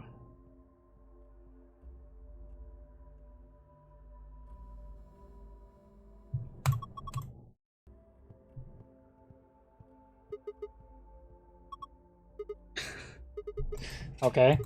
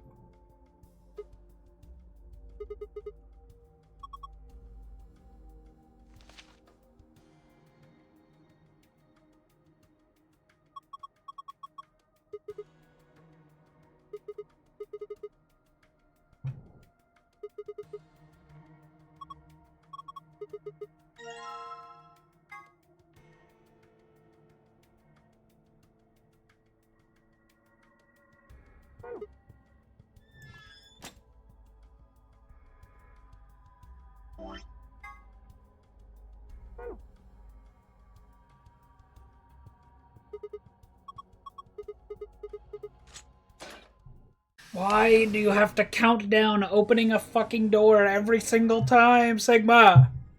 Corny ass motherfucker.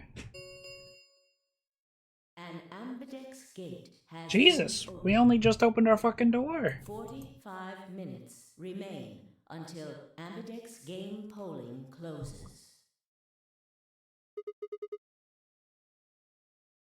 Somebody What the else must hell? have opened one Alright, of the forgot I'm AB reading now. rooms. Why would they do that? Whatever, we should be heading back anyway. I headed for the door. Wait! Clover's voice stopped me. What is it? I turned to see her pointing toward the wall with the treatment pods. The screen. The What? screen on the pod's monitor thingy.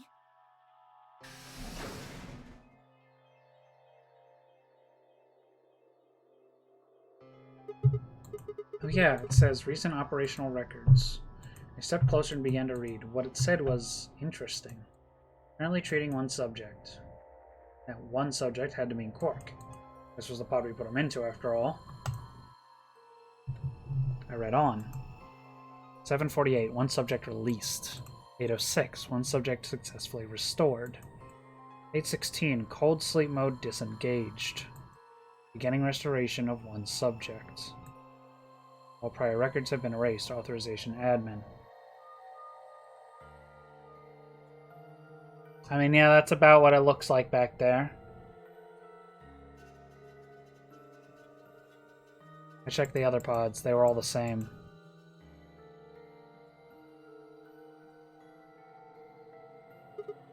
Whoa, what is all this? I think it's saying that about 8 hours ago, somebody in this pod woke up from cold sleep. Well, 3 people actually. One for each pod. They all say the same thing, see?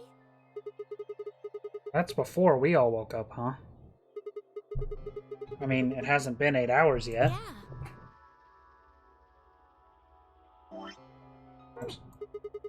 So the 3 pod people could be 3 of us. They could have been captured earlier. Don't know how much earlier. Then they were thought out 8 hours ago and carried into the AB rooms. Yeah, that seems reasonable. I really don't think there'd be anyone else in here besides the 9 of us. Well, I guess it's actually the 10 of us, huh? Yeah. If you count the old woman we found, then it would be 10, wouldn't it? So who are the 3 pod people? Don't ask me. How am I supposed to know that? All it says is subject. A, that's creepy. B, it doesn't tell us anything about who they might have been.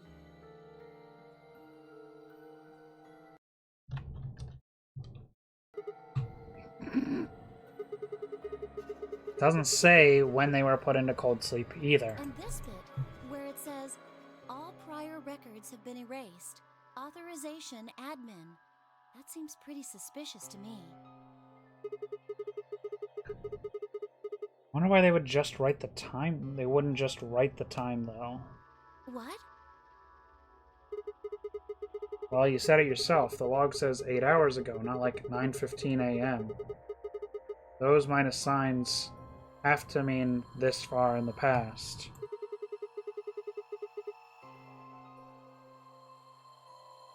Who would ever write the time like that? Yeah, that is weird.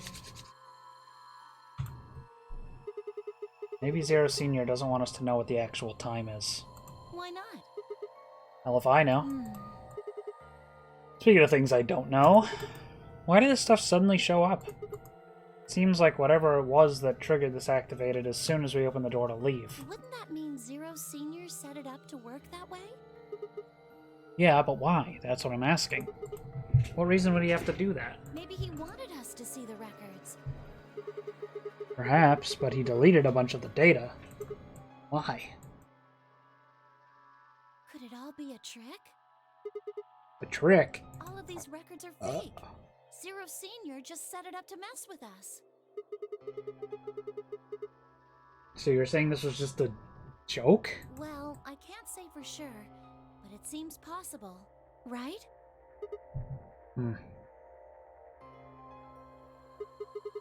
No, it doesn't make sense. Deb.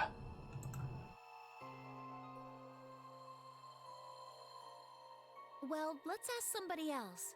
Maybe they can think of something. Yeah, you're right. The AB gates have opened. We need to be heading back to the warehouse anyway. Yeah, and we need to tell everyone what happened with Quark. We double-checked that Quark was alright in his pod, then hurried out of the treatment center. You're leaving him there? Okay.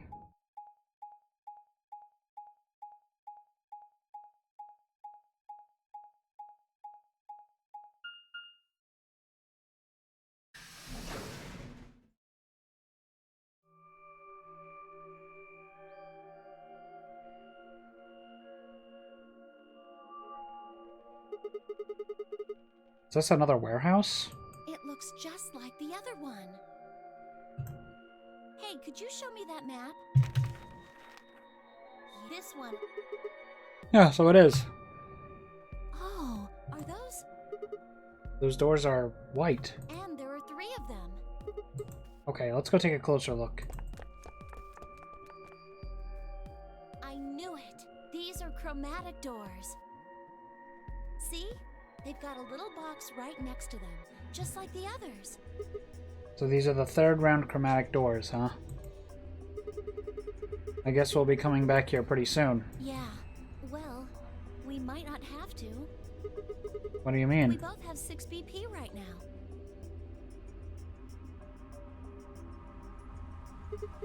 Yeah, that's true. So? We're a pair, right? And Yeah. who's our opponent? Quark. Exactly. But he's in the pod right now, so... If no vote is... You aren't saying we should pick Betray, are you? Weren't you planning to? I thought that was why you were okay with option C when we were making the groups. No, that's not... I thought that with Quark's condition, I'd be able to choose Ally and not worry about getting betrayed. Oh, come on. You don't need to lie to me. We're partners. That means we share the same destiny. So let's not hide anything from each other, okay? I'm not hiding anything. Wait, you're serious? You were really going to pick Ally? Whoa, hold on a second there.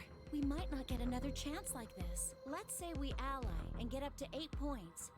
We don't know if we'll be able to get any points next round. For all we know, there might not even be a next round. There are 3 other people with 6 BP, right? Dio, K, and Phi. What do you think's going to happen if one of them gets 9 points this round?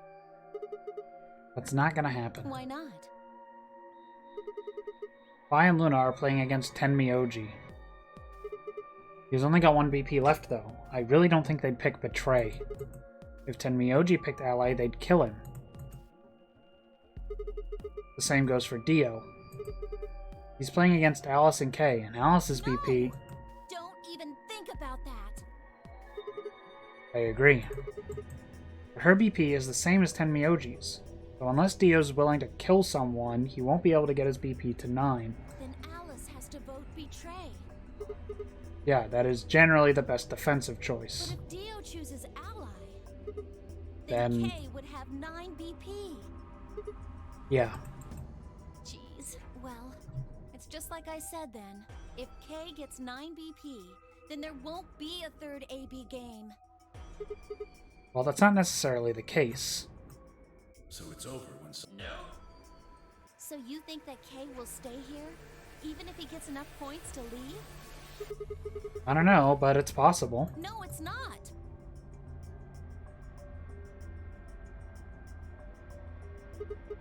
Well, we can think about how we're going to vote later. For now, we need to get back to the others. There's a couple of things I've got to do when we get back. Fine. Okay, back to Flore then. Let's move. I turned and headed for the exit. After a few moments, I heard Clover's footsteps falling behind me.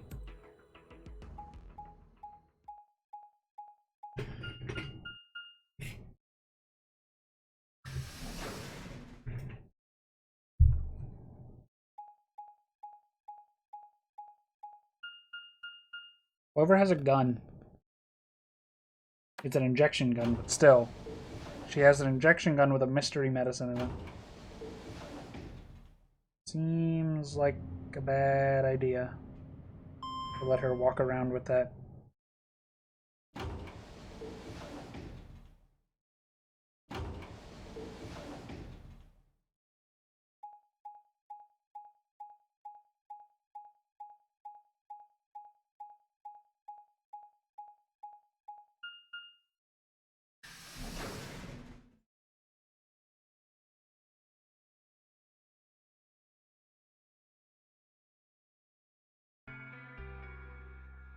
Clover.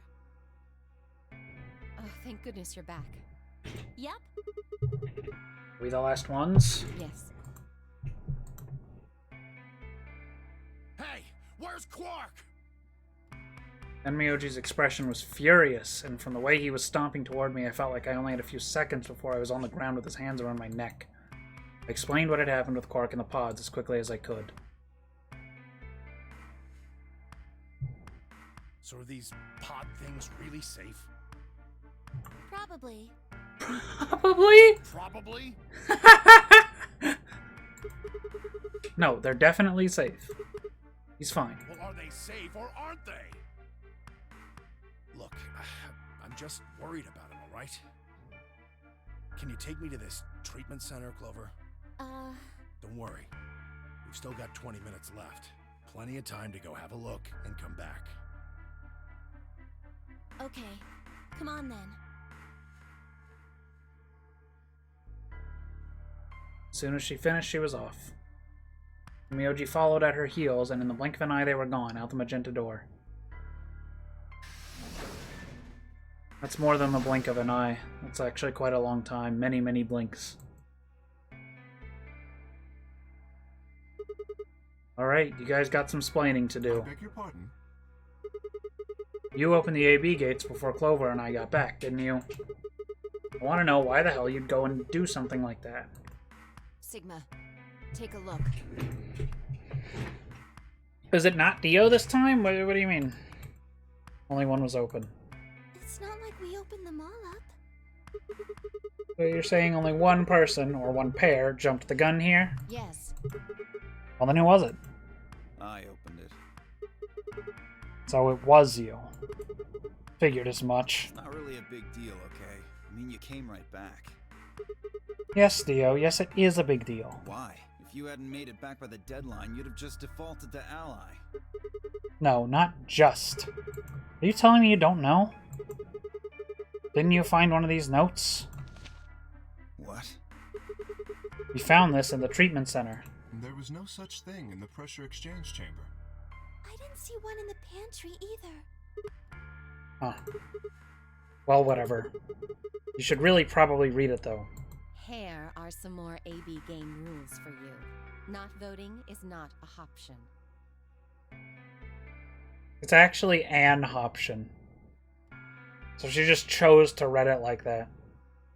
Chose to read it like that, not read it. If both parties refuse to vote, then every bunny gets penalized. In other words, one person out of every color group of 3 has to vote. You get it now? We hadn't gotten back in time. Clover, Quark, and I could have died. And you just... All right, I get it. Sorry. Cut me some slack, though, man. I didn't know. So you wouldn't have opened the gate if you did? Of course I wouldn't have. What the hell, bro? Mm-hmm. Sure, buddy. You said the room you went into was a treatment center, right? Yeah. If they treat people there, I'd think they'd have shelves of medicine and stuff. Did you find any Accelavir? No. It's not really that kind of place. It just had those pods, and that was it. Besides, if we'd found anything to cure Radical 6, we wouldn't have put Quark in the pod. I see. Can the pod cure Radical 6? No, unfortunately. How do you know that? Oh, well, it said so on the screen next to the pods. Something about how it can provide relief from the symptoms, but it can't actually cure the disease. That's better than nothing, though. Oh, right. There's one more thing about the pods I should tell you. As quick as I could, I explained what the records had said about the pod's occupants and their cold sleep. Cold sleep? Are you suggesting that 3 of us were, until recently, cryogenically frozen? If you could trust what we read, yeah? Which of us are the pod people, then? Hello, Cyan.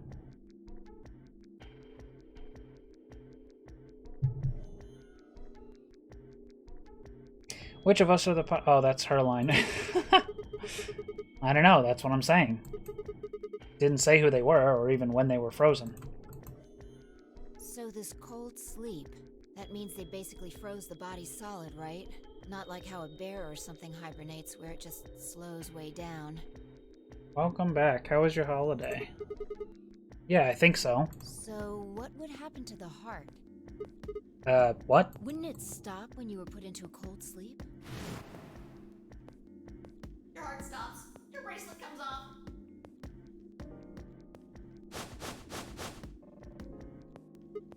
Oh, so if we go into cold sleep, our bracelets would come off. Then we can just defrost ourselves right away. You said there were 3 pods, right? We'd only need to do it 3 times for the 9 of us. Uh-huh. Sounds nice. I imagine that will work for you, but perhaps not so much for me.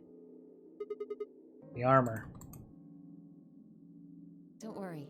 I'm sure we'll figure something out. We should go have a look at any rate. We'll be able to come up with a plan once we know more. Of course.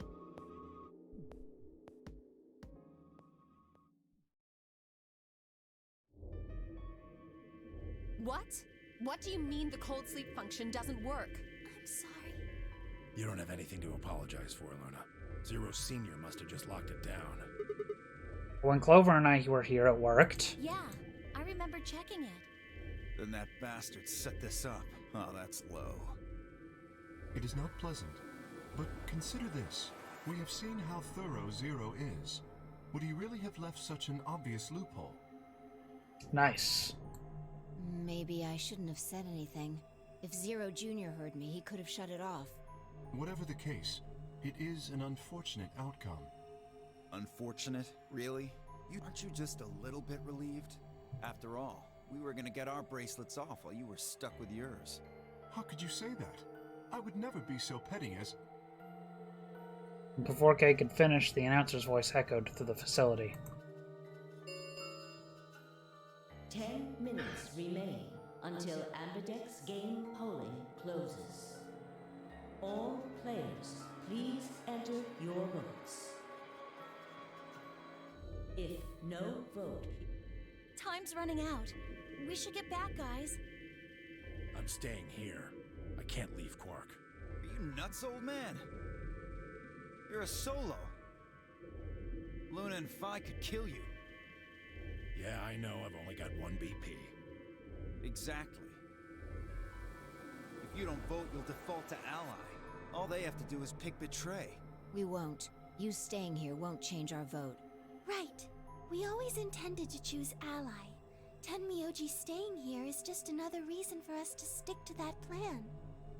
Luna has the same number of BP as you, Tenmyoji. Normally, the safe plan would be to choose Betray. Since you will be unable to betray them, then Phi and Luna can choose to ally without worrying about their own points. Yes. Well, there you go. I trust Phi and Luna.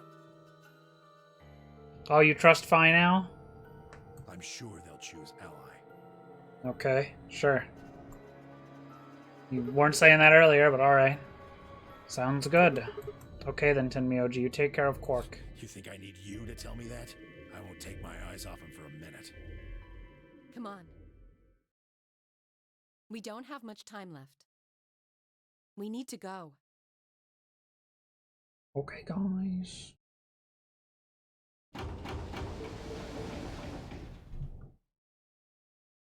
Back at the Floride warehouse, we open the AB rooms. Why is one of them making like fucking jingle bell sounds while I walk? 4 minutes remain until Ambidex game polling closes. Alright, Clover. We should probably head into. Okay.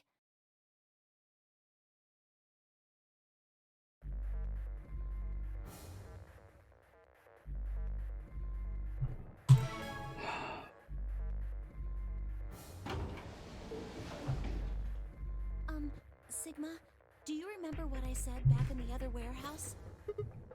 Yeah. Told me we should betray Quark since we might not get another chance like this. Yeah. Right? Can I, take that back? Huh? I changed my mind a little bit after talking to Tenmyoji. I think we should choose ally. Hey, that's more than just a little bit. That's like someone trading in a Shih Tzu for a German Shepherd. What the hell happened with you two? Did he say something to you? I can't tell you. What? Why? I just can't. You'd laugh if I did anyway. Won't laugh. Really? Promise. Well, I still can't tell you. Hey, come on. I promised. I told Tenmyoji I wouldn't tell anybody.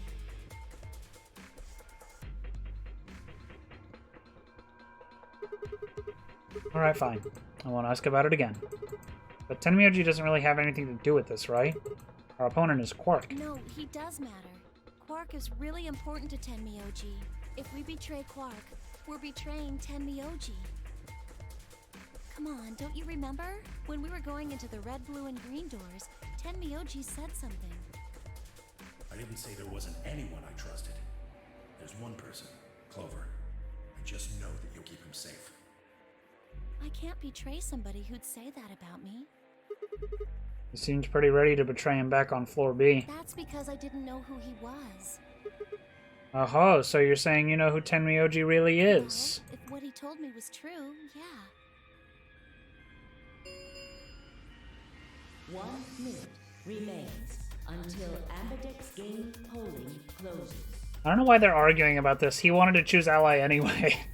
Please, choose ally. You aren't going to try and vote yourself? If I try, you'll just throw me off, right? I don't think I'm strong enough to fight you. So... Alright. With that, I turned to face the voting machine. The question was, what would I do? Ally or betray? Just as Clover had said, betraying Quark was like betraying Tenmyoji.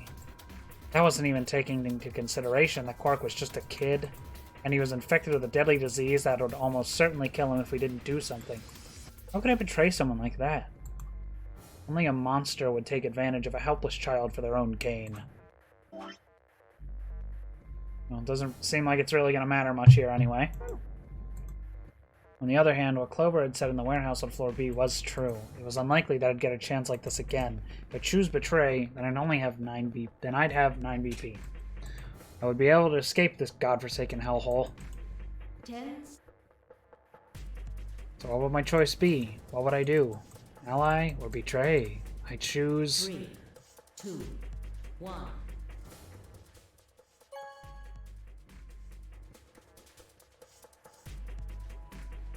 We'll do betray first this time. I like never do betray first. Has been completed. Not like it matters. Will be displayed. Gotta do all the endings anyway. For Ambit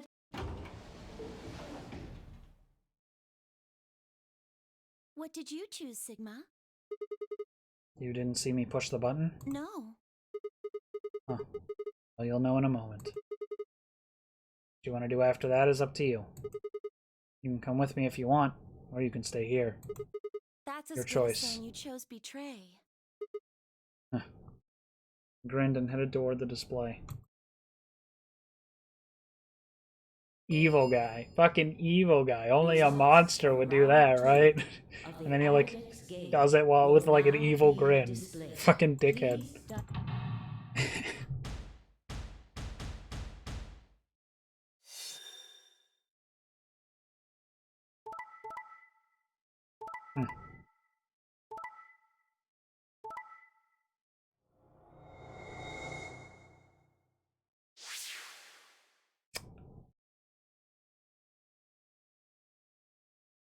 points have been assigned or subtracted accordingly.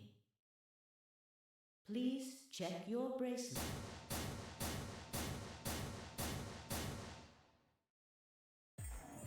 What did you do, Clover? Sorry, it wasn't me. Sigma, huh? Yeah. Care to explain this, then? What's there to explain? It's exactly what it looks like. I'm getting out of here. What? Are you going with him, Clover? When they all turned to look at Clover, I made my move. Feet pounded across the metal floor of the warehouse as I ran for the number 9 door. Hey, wait! You'd have to do better than shout if you wanted to stop me. It was closer. I was almost there. I took one last running leap and slammed into the wall on the unlocking device right in front of me. The yell of triumph, I threw the lever down.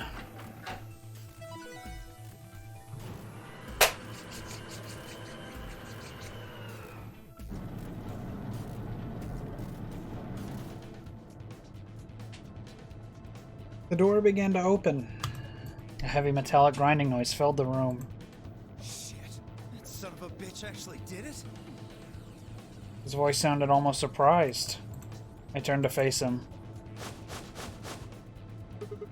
Sorry, but it looks like this is goodbye. Sigma. Don't worry. I'll go to the police as soon as I get out and come back with help. I'm not gonna just leave you all here to die. Give me that shit. I know a liar when I see one. Really? Maybe you should get your eyes checked. Are you guys just gonna let him run off like this? No way. I can't allow that. He took advantage of a sick kid. He's just a coward. Agreed. I also agree. That's it then. Let's get him. Ready? Yeah. He's toast. Just leave it to us. All this ranting, I could just leave at any second. Just walk out. Hey now, don't do anything you'll regret. This door only opens once, you know. If you stop me, then... Charge! Shit! I spun back around to face the door. There it was, right in front of me. Freedom. I leapt for it. Or at least I tried.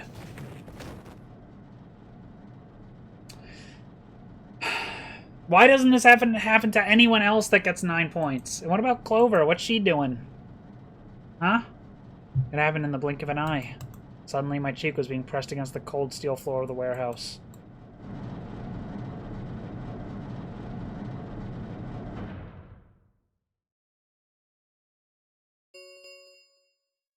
The number 9 door has been opened. It will remain open for 9 seconds. Shit! Let me go! Let go of me, goddammit! I could feel something huge, heavy, and metal pressed against my back. Kay had to be holding me down.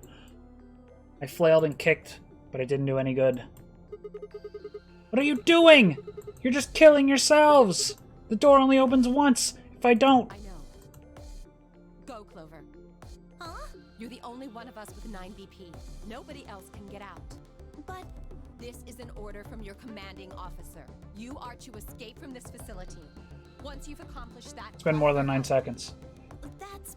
Stop complaining and go. If that door closes, it's all over. None of us will get out of here alive. Well, it wasn't Clover's idea first because in that situation, Alice had given her the order anyway. But she had done it elsewhere in secret. Leave!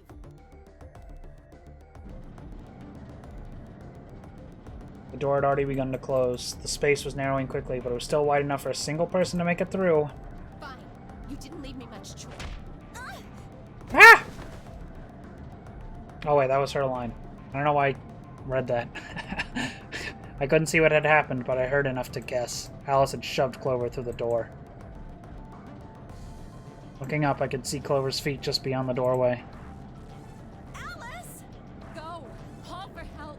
I'm counting on you! Alice! No! I can't!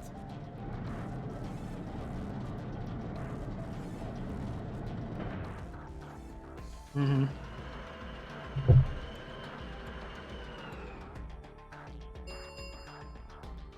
The number 9 door has closed. Really, no. This ends the nonary game. Thank you for your escape. Please.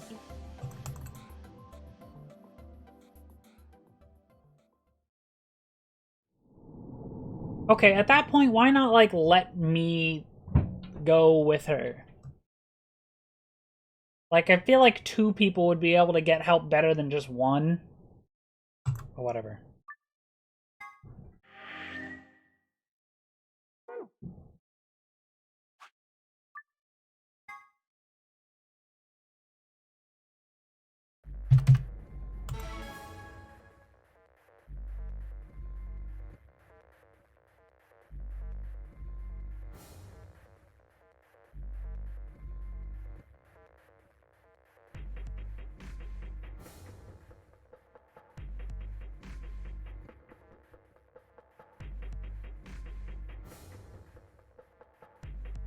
Two, 1. 2.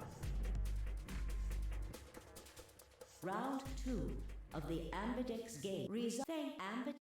Yeah. What did you choose, Sigma? You didn't see me push the button? No? Huh. Well, you'll know in a moment. Let's go. I gave her a light pat on the shoulder and headed toward the wall where the results would be displayed.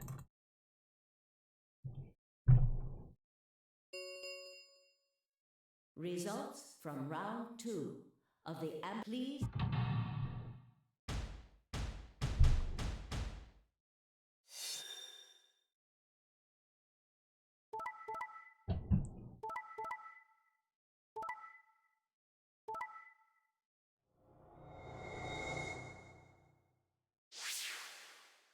Look at that, 8s across the board.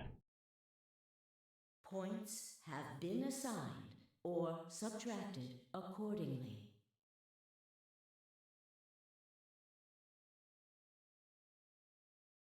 Please. Oops. So you chose Ally, huh? Yeah. Work is sick, a kid, and unable to vote. I couldn't bring myself to betray someone like that. Thank you. No need to thank me. I only did what anyone would have.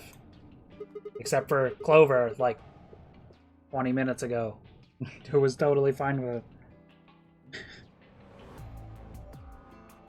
You guys chose Ally too, huh? Of course. Tenmyoji had only 1 BP left, and he was guaranteed to vote ally, so there's no way we could betray somebody in that position. If we had, then he'd... Yeah, you didn't have much of a choice. Alice, Kay, and Dio, on the other hand, seem to have had a less pleasant round. Hey, what the hell is your problem? You're either crazy or just an asshole. Were you trying to kill me? No, nothing like that. Well then, what was it like? If we'd voted ally, I'd... You would be dead. The needles in your bracelet would have activated, killing you. See? That's exactly what I'm talking about. I didn't think there was any way in hell you guys would choose Ally, not with Alice's BP at 1. The only way you could possibly vote was Betray. Picking Ally when I knew you guys would pick Betray would have been suicide. You can't die. You've got 6 BP. Well, maybe not immediately, no. But I would have been signing my own death warrant. Heck, not just mine. Everyone except Kay's. What? Didn't you think it through? Your vote was always gonna be betray. Let's say I was a raving lunatic and picked Ally. What would happen to K's BP? 6 + 3 would make 9. See? Then it'd be game over. Life over. He'd open the number 9 door and blow this popsicle stand. And that'd leave us twisting in the wind, living out the rest of our miserable lives stuck in this place. Yeah, he's got a point on this one. You see? That's why I chose betray. I did it to save all our necks, including yours. Alice gritted her teeth and scowled fiercely at Dio, apparently trying to think of a rebuttal before finally snorting indignantly and stalking away. Shortly thereafter, the warehouse was filled with the rumbling sounds of the doors sliding shut.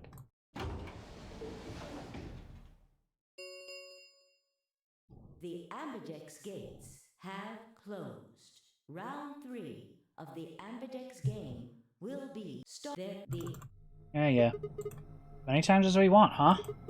And that means... We can play the AB game as many times as we want. Yes, we can play the AB games as many times as we want. That means we can play the AB game as many times as we want. Right? Hey, didn't Zero Jr. say something about this? As soon as the gates close, the parents... Yeah, you did.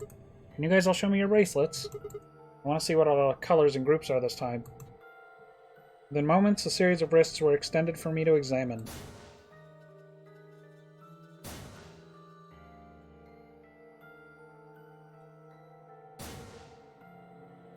Sound effect is so funny.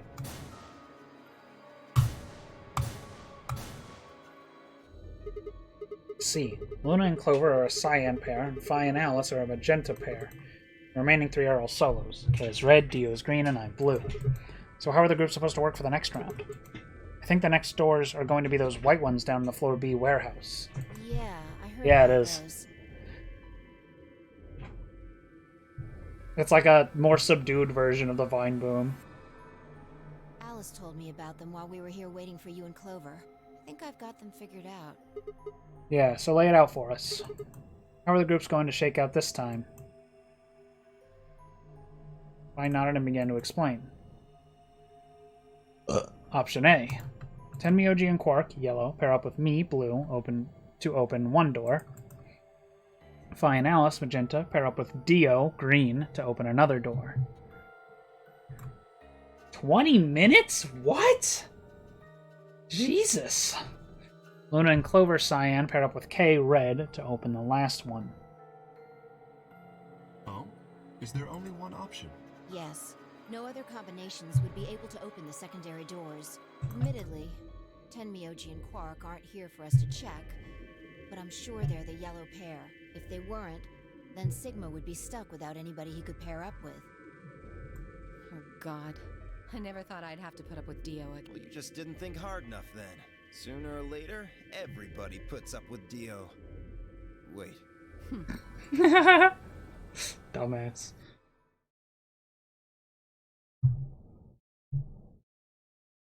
So, what should we do now? It looks like we have a lot of time until the primary doors open. Yeah, about 80 minutes. I'm worried about Quark's condition. Those pods can't cure Radical 6. He still needs help. Well, we don't have anything to lose, so we might as well look for that medicine. Excelivir, right?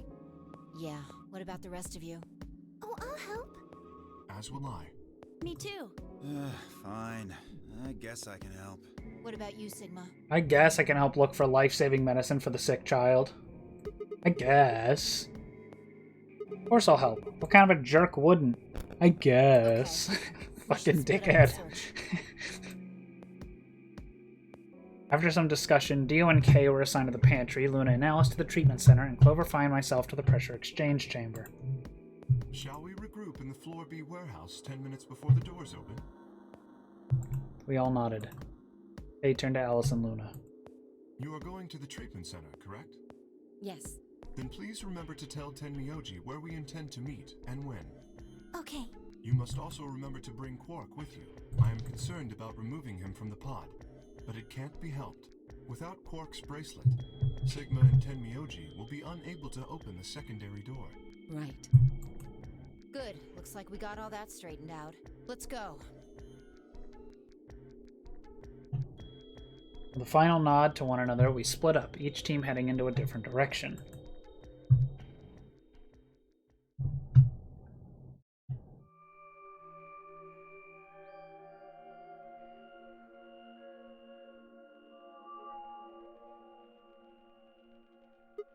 So, this is the pressure exchange chamber.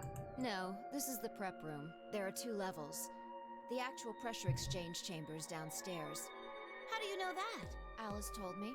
She was one of the people who investigated this room. Did you talk to her when we were waiting for us back in the warehouse? Yeah. Well, let's head downstairs then. Good idea.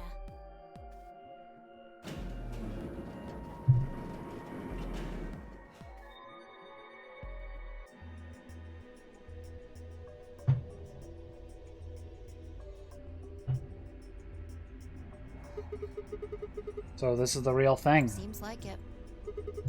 Why do they have something like this here? Well, this is just what Alice told me, but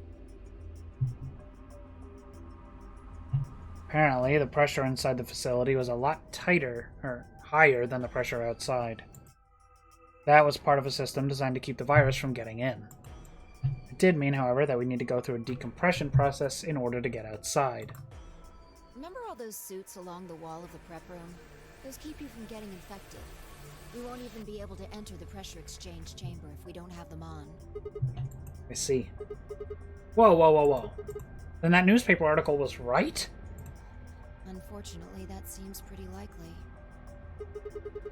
So the air out there is teeming with Radical 6. Yeah. Something's been bothering me. What is it? Aren't you saying that if we put on those suits, we can go into the pressure exchange chamber and go outside, right? Oh. No, we can't do that.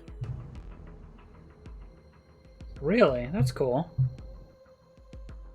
The door beyond the pressure exchange chamber. I haven't seen the trailer. I don't know anything about it. I mean, I don't know anything about the first game either. I don't know anything about any of these games.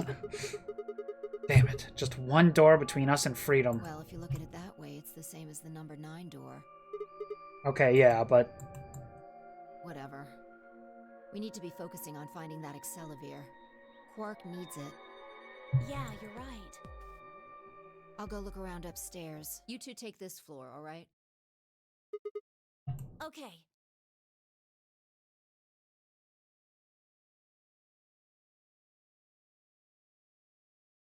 We looked everywhere we could think of, but turned up nothing. Eventually, I couldn't keep my mouth shut any longer. Hey, what do you think the deal is with this stuff about the world being infested with some crazy virus? The pandemic seems like it would make the news, but I don't remember hearing anything. Wait a minute. You mentioned it, didn't you? Back when Dio was asking questions? We were in the infirmary. It was right after Quark lost it. Have any of you guys heard anything about any sort of viral pandemic? Well, no, but...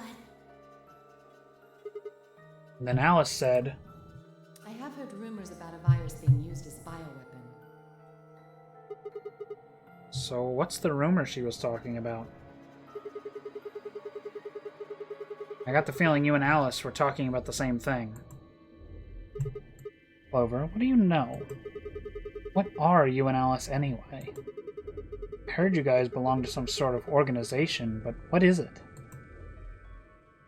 It's just the Department of Defense. It's not even anything that, like, crazy. Clover was quiet for a long time. She bit her thumbnail and looked down at the floor. And finally she lifted her head and met my eyes. Fine.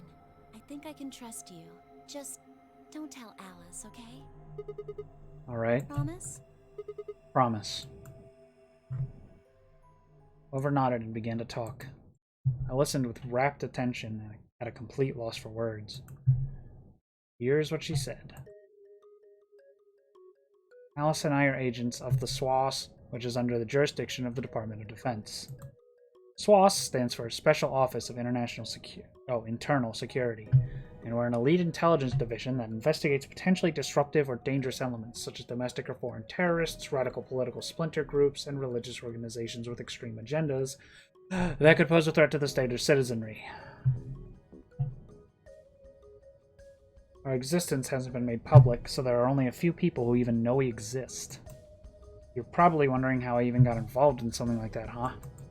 Well, it started when I met Alice. I told you that I've played the Nonary game twice before, right? Well, this was after the second time, so about a year ago. We just escaped, and we were all stuffed into this SUV barreling across the desert. I was driving, and that's when I saw her. Alice. She was standing next to the road with her thumb out. She was already working for the SWAS, and she'd been on her way to the building we'd been trapped in as part of her investigation. But on the way there, her car had broken down. We offered to give her a ride, of course.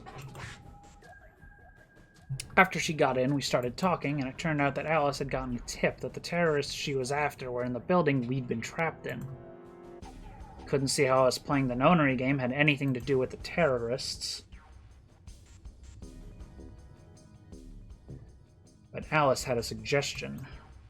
Maybe the two people who trapped you in there are the terrorists. That didn't seem very likely to us, but we were chasing after them anyway, so we decided to bring Alice with us. Unfortunately, we didn't find them. As far as we know, they're still out there now on the run. Anyway, we were taken back to SWAS headquarters and put into custody. I guess they thought there had to be some kind of connection between us being kidnapped and the terrorist group they were investigating.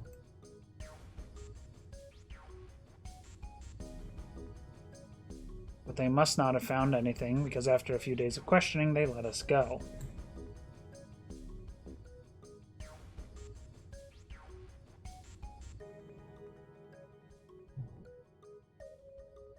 We all went home and returned to our lives. But things didn't go back to the way they'd been. My mom got real worried about me and my brother since we'd gotten kidnapped twice now, so she hired bodyguards for us. Oh, I haven't told you about my brother, have I? He's super awesome for one. And he was in both of the last two Nonary games too. So anyway, we'd been grabbed twice. The people behind the two Nonary games were totally different. It didn't matter to my mom, though, so after that, all these huge men in black suits followed me and my brother everywhere. It was awful. We were always being watched. People would look at us funny because we were being followed around by a bunch of creepy-looking guys. I couldn't stand it. Just when I thought I'd finally be free, all that was waiting for me was another kind of prison. The only time I was really happy was when I was hanging out with my brother. So we were talking it over one day, and we decided to leave, like run away. So we did it. After that, we lived on our own. I worked in a cafe, and he composed music. He plays the harp, and he started writing this kind of new agey music. It got kind of popular, so we didn't have to worry too much about surviving. Sometimes he'd play at little venues like coffee houses and stuff, and his fans would show up and listen to him play and cry. Or some of them would meet on their own and recite stuff from the book he'd written and play his songs. I know that sounds kind of like weird and culty, but they just do that stuff on their own, okay? My brother doesn't have anything to do with it. Anyway, we did that for a while, and then one day Alice showed up. I need your help, she told us. We need people who can do what you can do. So we went to the location she gave us, and it turned out to be the headquarters of the SWAS, where they'd taken us after the second Nonary game. They put us in a room with about a dozen or so people who are all about the same age as us. A bunch of them looked familiar, too. It only took a moment to realize how we knew each other. They were the kids from the first Nonary game. We were all excited to see each other again, and we were hugging and shaking hands and stuff. And then Alice walked in. The whole room went quiet. She walked up to the podium and looked around the room, making eye contact with each one of us. Right now, a terrorist organization is preparing for a major attack. They plan to trigger a viral pandemic. If they succeed, they will strike a massive blow against all of humanity, not just any one country. It's possible that we as a species will die out completely. We're doing our best to prevent this, but we need your help. You are what we call espers. You have the ability to access the morphogenetic field. We need that.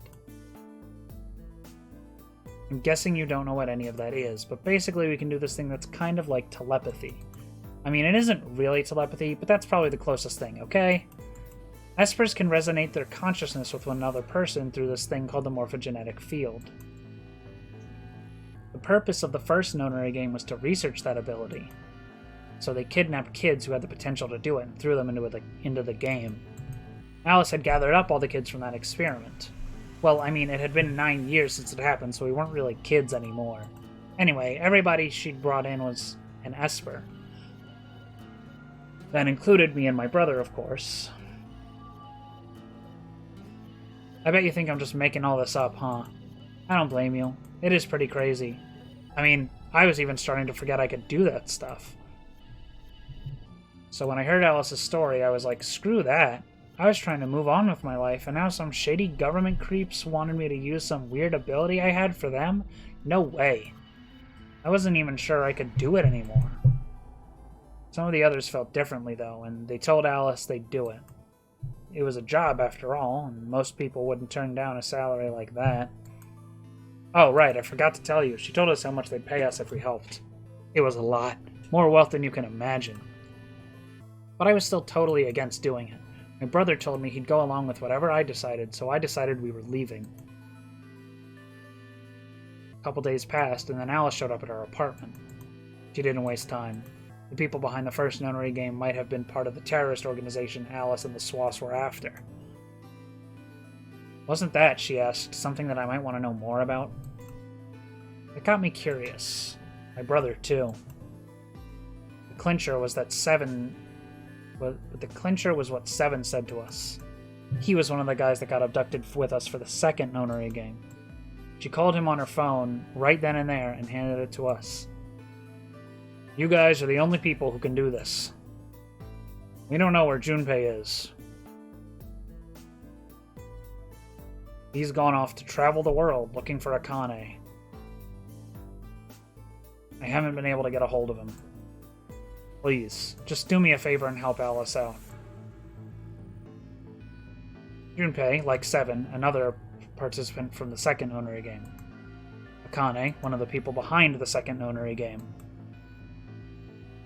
Seven was a Japanese policeman, which was probably how Alice got in touch with him.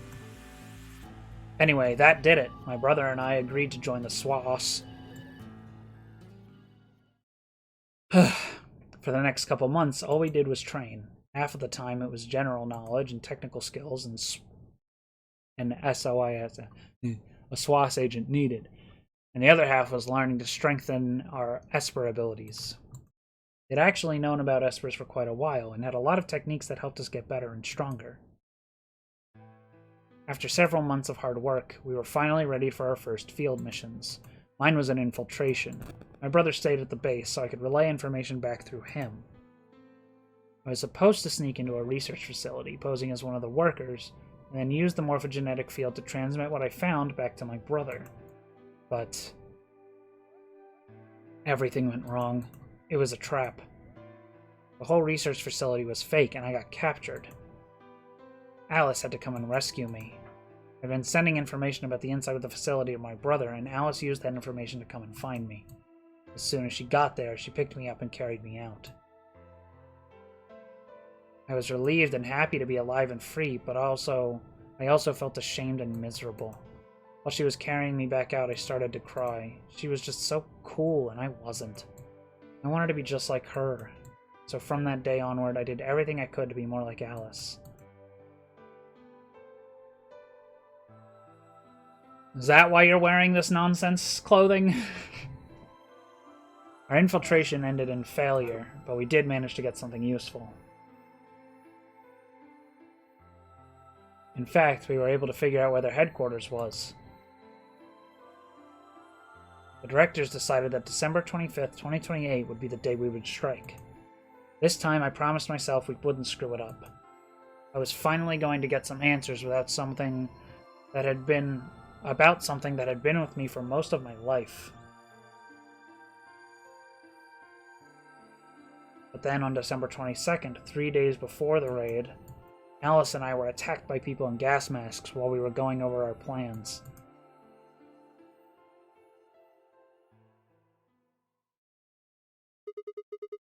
And when you woke up, you were in the warehouse? Yeah, All of that talking seemed to have tired Clover out. She sighed and her long hair swayed as she moved. Hey, I've got a few questions. What are they? Well, first off, your, powers, I guess. I'm guessing you can't use them right now? Yeah, why not transmit some information to your brother and, like, I don't know. Something? Yeah, I'm not really sure why. I've been sending my brother messages ever since I woke up, but... No response. Yeah. If there was another Okay. whisper here, it could make me stronger. But that's just wishful thinking. Wait. Well, if What? there's someone else who's stronger than me, then they kind of absorb my powers. Maybe... No, never mind. That's probably not it.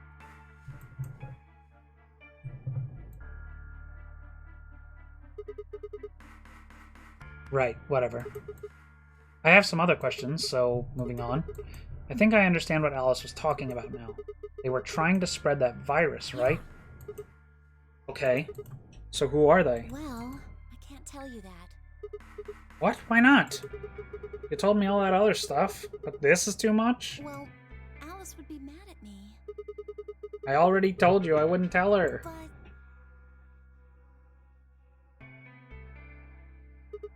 Fine. Let me rephrase. When are they gonna do it? well, if we knew that, we wouldn't have gone to all that trouble. So you don't know. No, all we know is soon. But that could mean just about anything. Yeah. It could be next week or next month or even next year. Or it could have happened already. Wait. You mean they might have already released the virus? Wouldn't that make the most sense? Like, how about this room? Or that newspaper article? And the 3 people who were put in cold sleep. Are you saying you, me, and Alice were frozen and the pandemic happened while we were on ice? Wait, no, that doesn't make any sense. Nobody else has heard of Radical 6 either. Maybe they're lying. Really? All 6 of them? Well, if Kay really does have memory loss, then it's only 5. Quark is out too. So you're saying Tenmyoji, Dio, Phi, and Luna are all lying. I guess they are a little suspicious. What's their motive? For lying? How would I know? And what's the motive for a terrorist organization to start a pandemic? I heard it was something about purifying the unclean? Purifying the unclean? Oh, unclean, unclean, unclean, unclean. What? What are you doing? Shut up! Just hold on a minute. This close to remembering. That's a 7 line. That's like directly a 7 line from the first game. Unclean, clean, een. Een.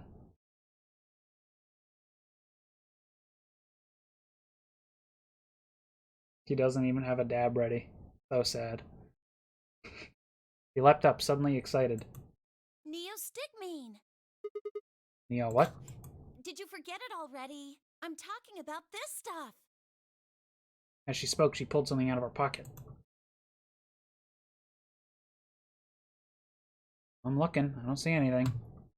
I think you're, like, going insane right now. It was the injection gun, complete with a vial of medication. Oh, right, I remember that. It was in the safe in the treatment center, right? Yeah!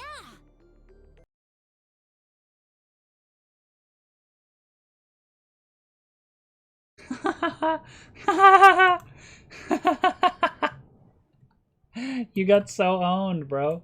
You're so owned right now. I didn't have any idea what it was, though, so I gave it to you. Exactly!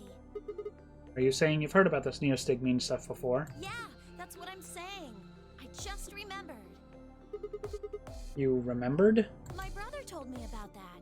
Neostigmine is a type of colon esterase inhibitor. That Okay. means it's a sort of antidote for tubocurarine. Oh my god. Sorry, but I still don't get it. How easy do I have to make it? Ugh. Okay, fine. I'll start at the top, alright? The stuff I've got in here is neostigmine, which counteracts the muscle relaxant tubocurarine. Following me? Tubocurarine is the poison in our bracelets, right? Right. It's the second thing we get injected with if we're penal. Oops. Penis. Is this over real? So you're saying this neostigmine keeps it from working? Yes! Oh my god, how many times are you going to make me say it? So we can just inject ourselves with this if we get penalized. Yeah! We don't have to die. We're gonna be okay. We can only pull the trigger once, though. That means we can only use it on one person. Yeah.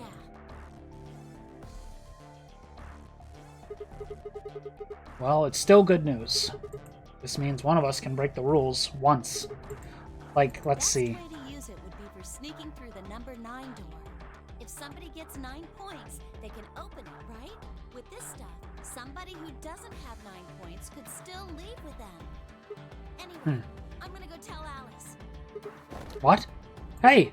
Clover, wait! Clover! It was too late. Clover was already on the lift and gone. Damn. I was, I think, understandably upset. With no stairs, my only choice was to wait for the lift to come back down. As soon as it was back, I jumped on and headed upstairs.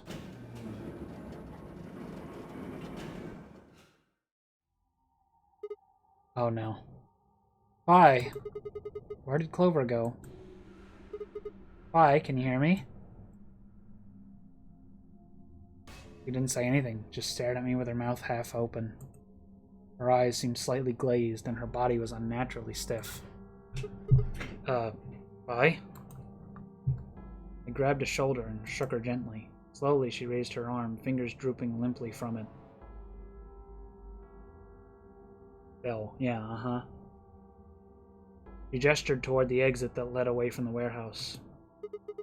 That way? She went out that door? His only answer was a slow, shallow nod.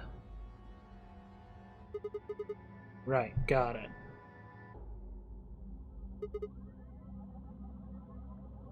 Well, I haven't. Because, well, for obvious reasons.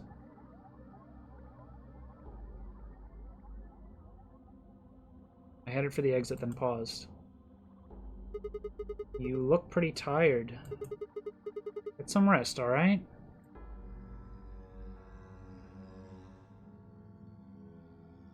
Still no response. Something odd about her, but catching Clover seemed like more of a priority. Turned back around and jogged out the door toward the treatment center.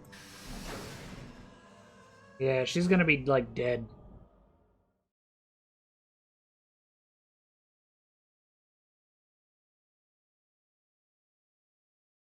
Dab. See, I would have done it even if you didn't have one to redeem.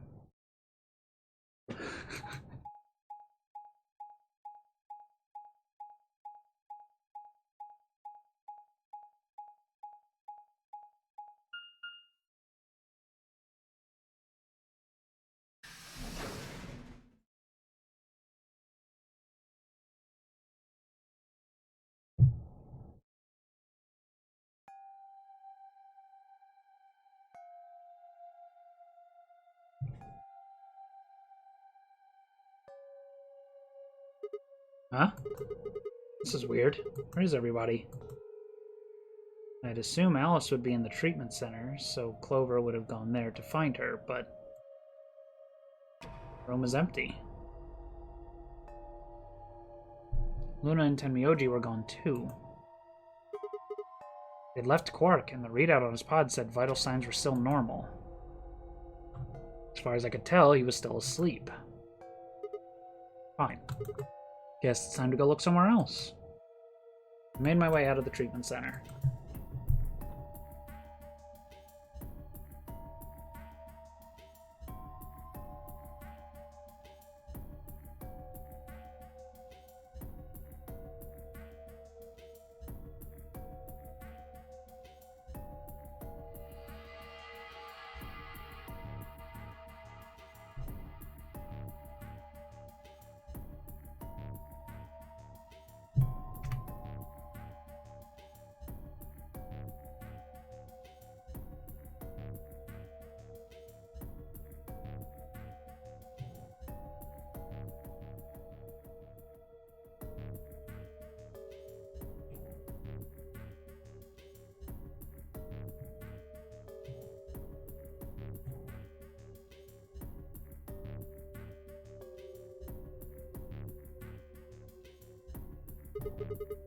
What the hell? What is going on here? I can't find anybody. Every single room is empty. Wait. There's still one place I haven't checked. The infirmary. That's like the first place I would think to look if I was him. Why is that the last place he looked?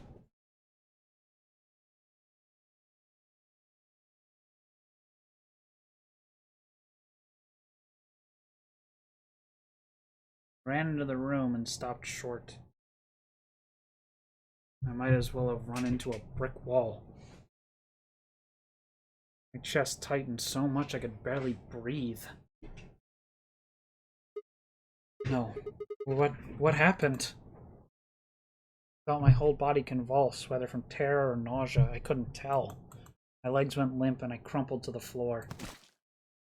Something sticky pressed against the palm of my hand, and I looked down to see blood.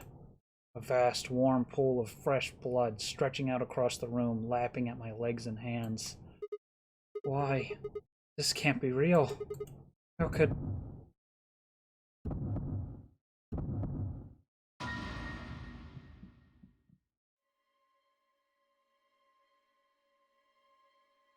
The middle of the lake of blood, like an island of flesh, were bodies.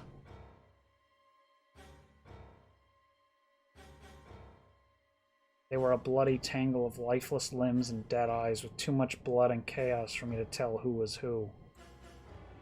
Had they sliced themselves open, or stabbed one another? I couldn't tell. All the blood. Too much blood. Yeah, that's what I was thinking. Where's Kay? He's the only one here not accounted for. Whatever they'd done, it was clear what tool they'd used to do it. The scalpel lay in the blood next to them, its handle and blade streaked with gore. This was how they had died. This tiny blade. Oh God. This is it. It's all over. This is how it ends. That's right. I have to end it. This nightmare will finally be over. Time to wake up. Fingers scraped across the floor as I picked up the scalpel. I lifted it slowly, carefully, to my neck, as if someone were guiding my hand with theirs. I drew it across my throat.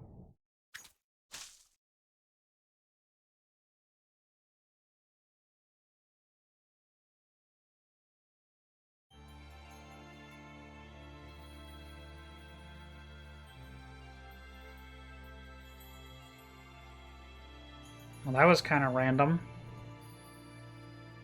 That's funny.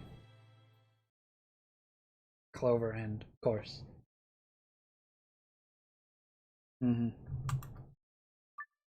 Clover ending's gotta be the one where everyone dies. Just makes the most sense. Alright, have we unlocked anything that wasn't already unlocked? Doesn't look like it. Still missing those keys. Yeah, except for Kay. Which is weird. Well, yeah, but like, where is he? All the other rooms were empty. He just fucking disappear? No. What happened? What the hell happened there? Is there like an explanation for that somewhere? Anywhere?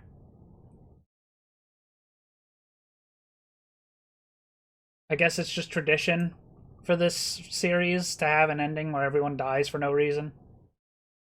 There is an explanation. Will it be spoilers if I hear it now?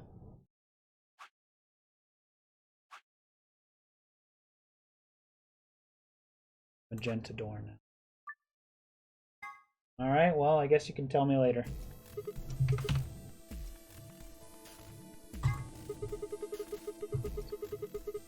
That's gonna be it for tonight, though. It's 2 a.m. and I have been streaming for almost 6.5 hours. I am a tired guy. I mean, look at this.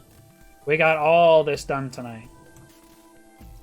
I wasn't expecting to do all this tonight, but we did it. So tomorrow we'll start on this path, the left path.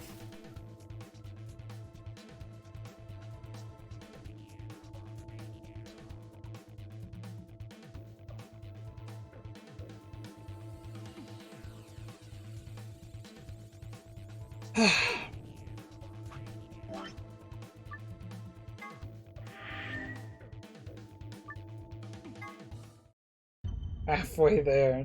Yeah, probably. And that's after what? Almost 20 hours? Like, almost as long as 999 was in its entirety. And we've got 2 endings out of 9. Jesus Christ. Okay. It's chill, though. It do be chill. That's it for today.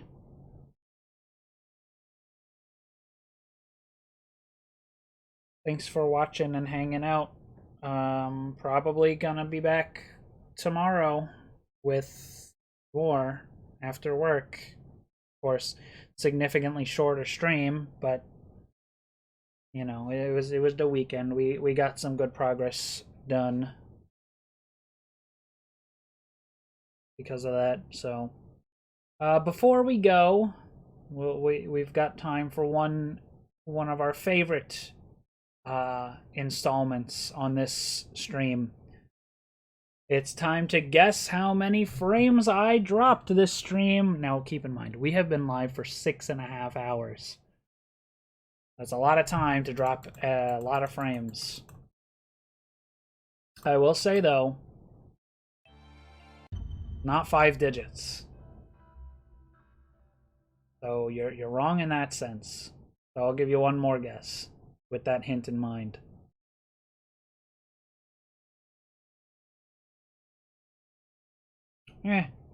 Close enough. 7135. Which is 0.5% of the frames for the entire stream. Granted, that is a 6.5 hour stream, but still. Been a long night. Been a long day. I've spent more time doing this one stream than I do working most days. So, I'm gonna go to bed. Good night. Thanks for watching. Bye!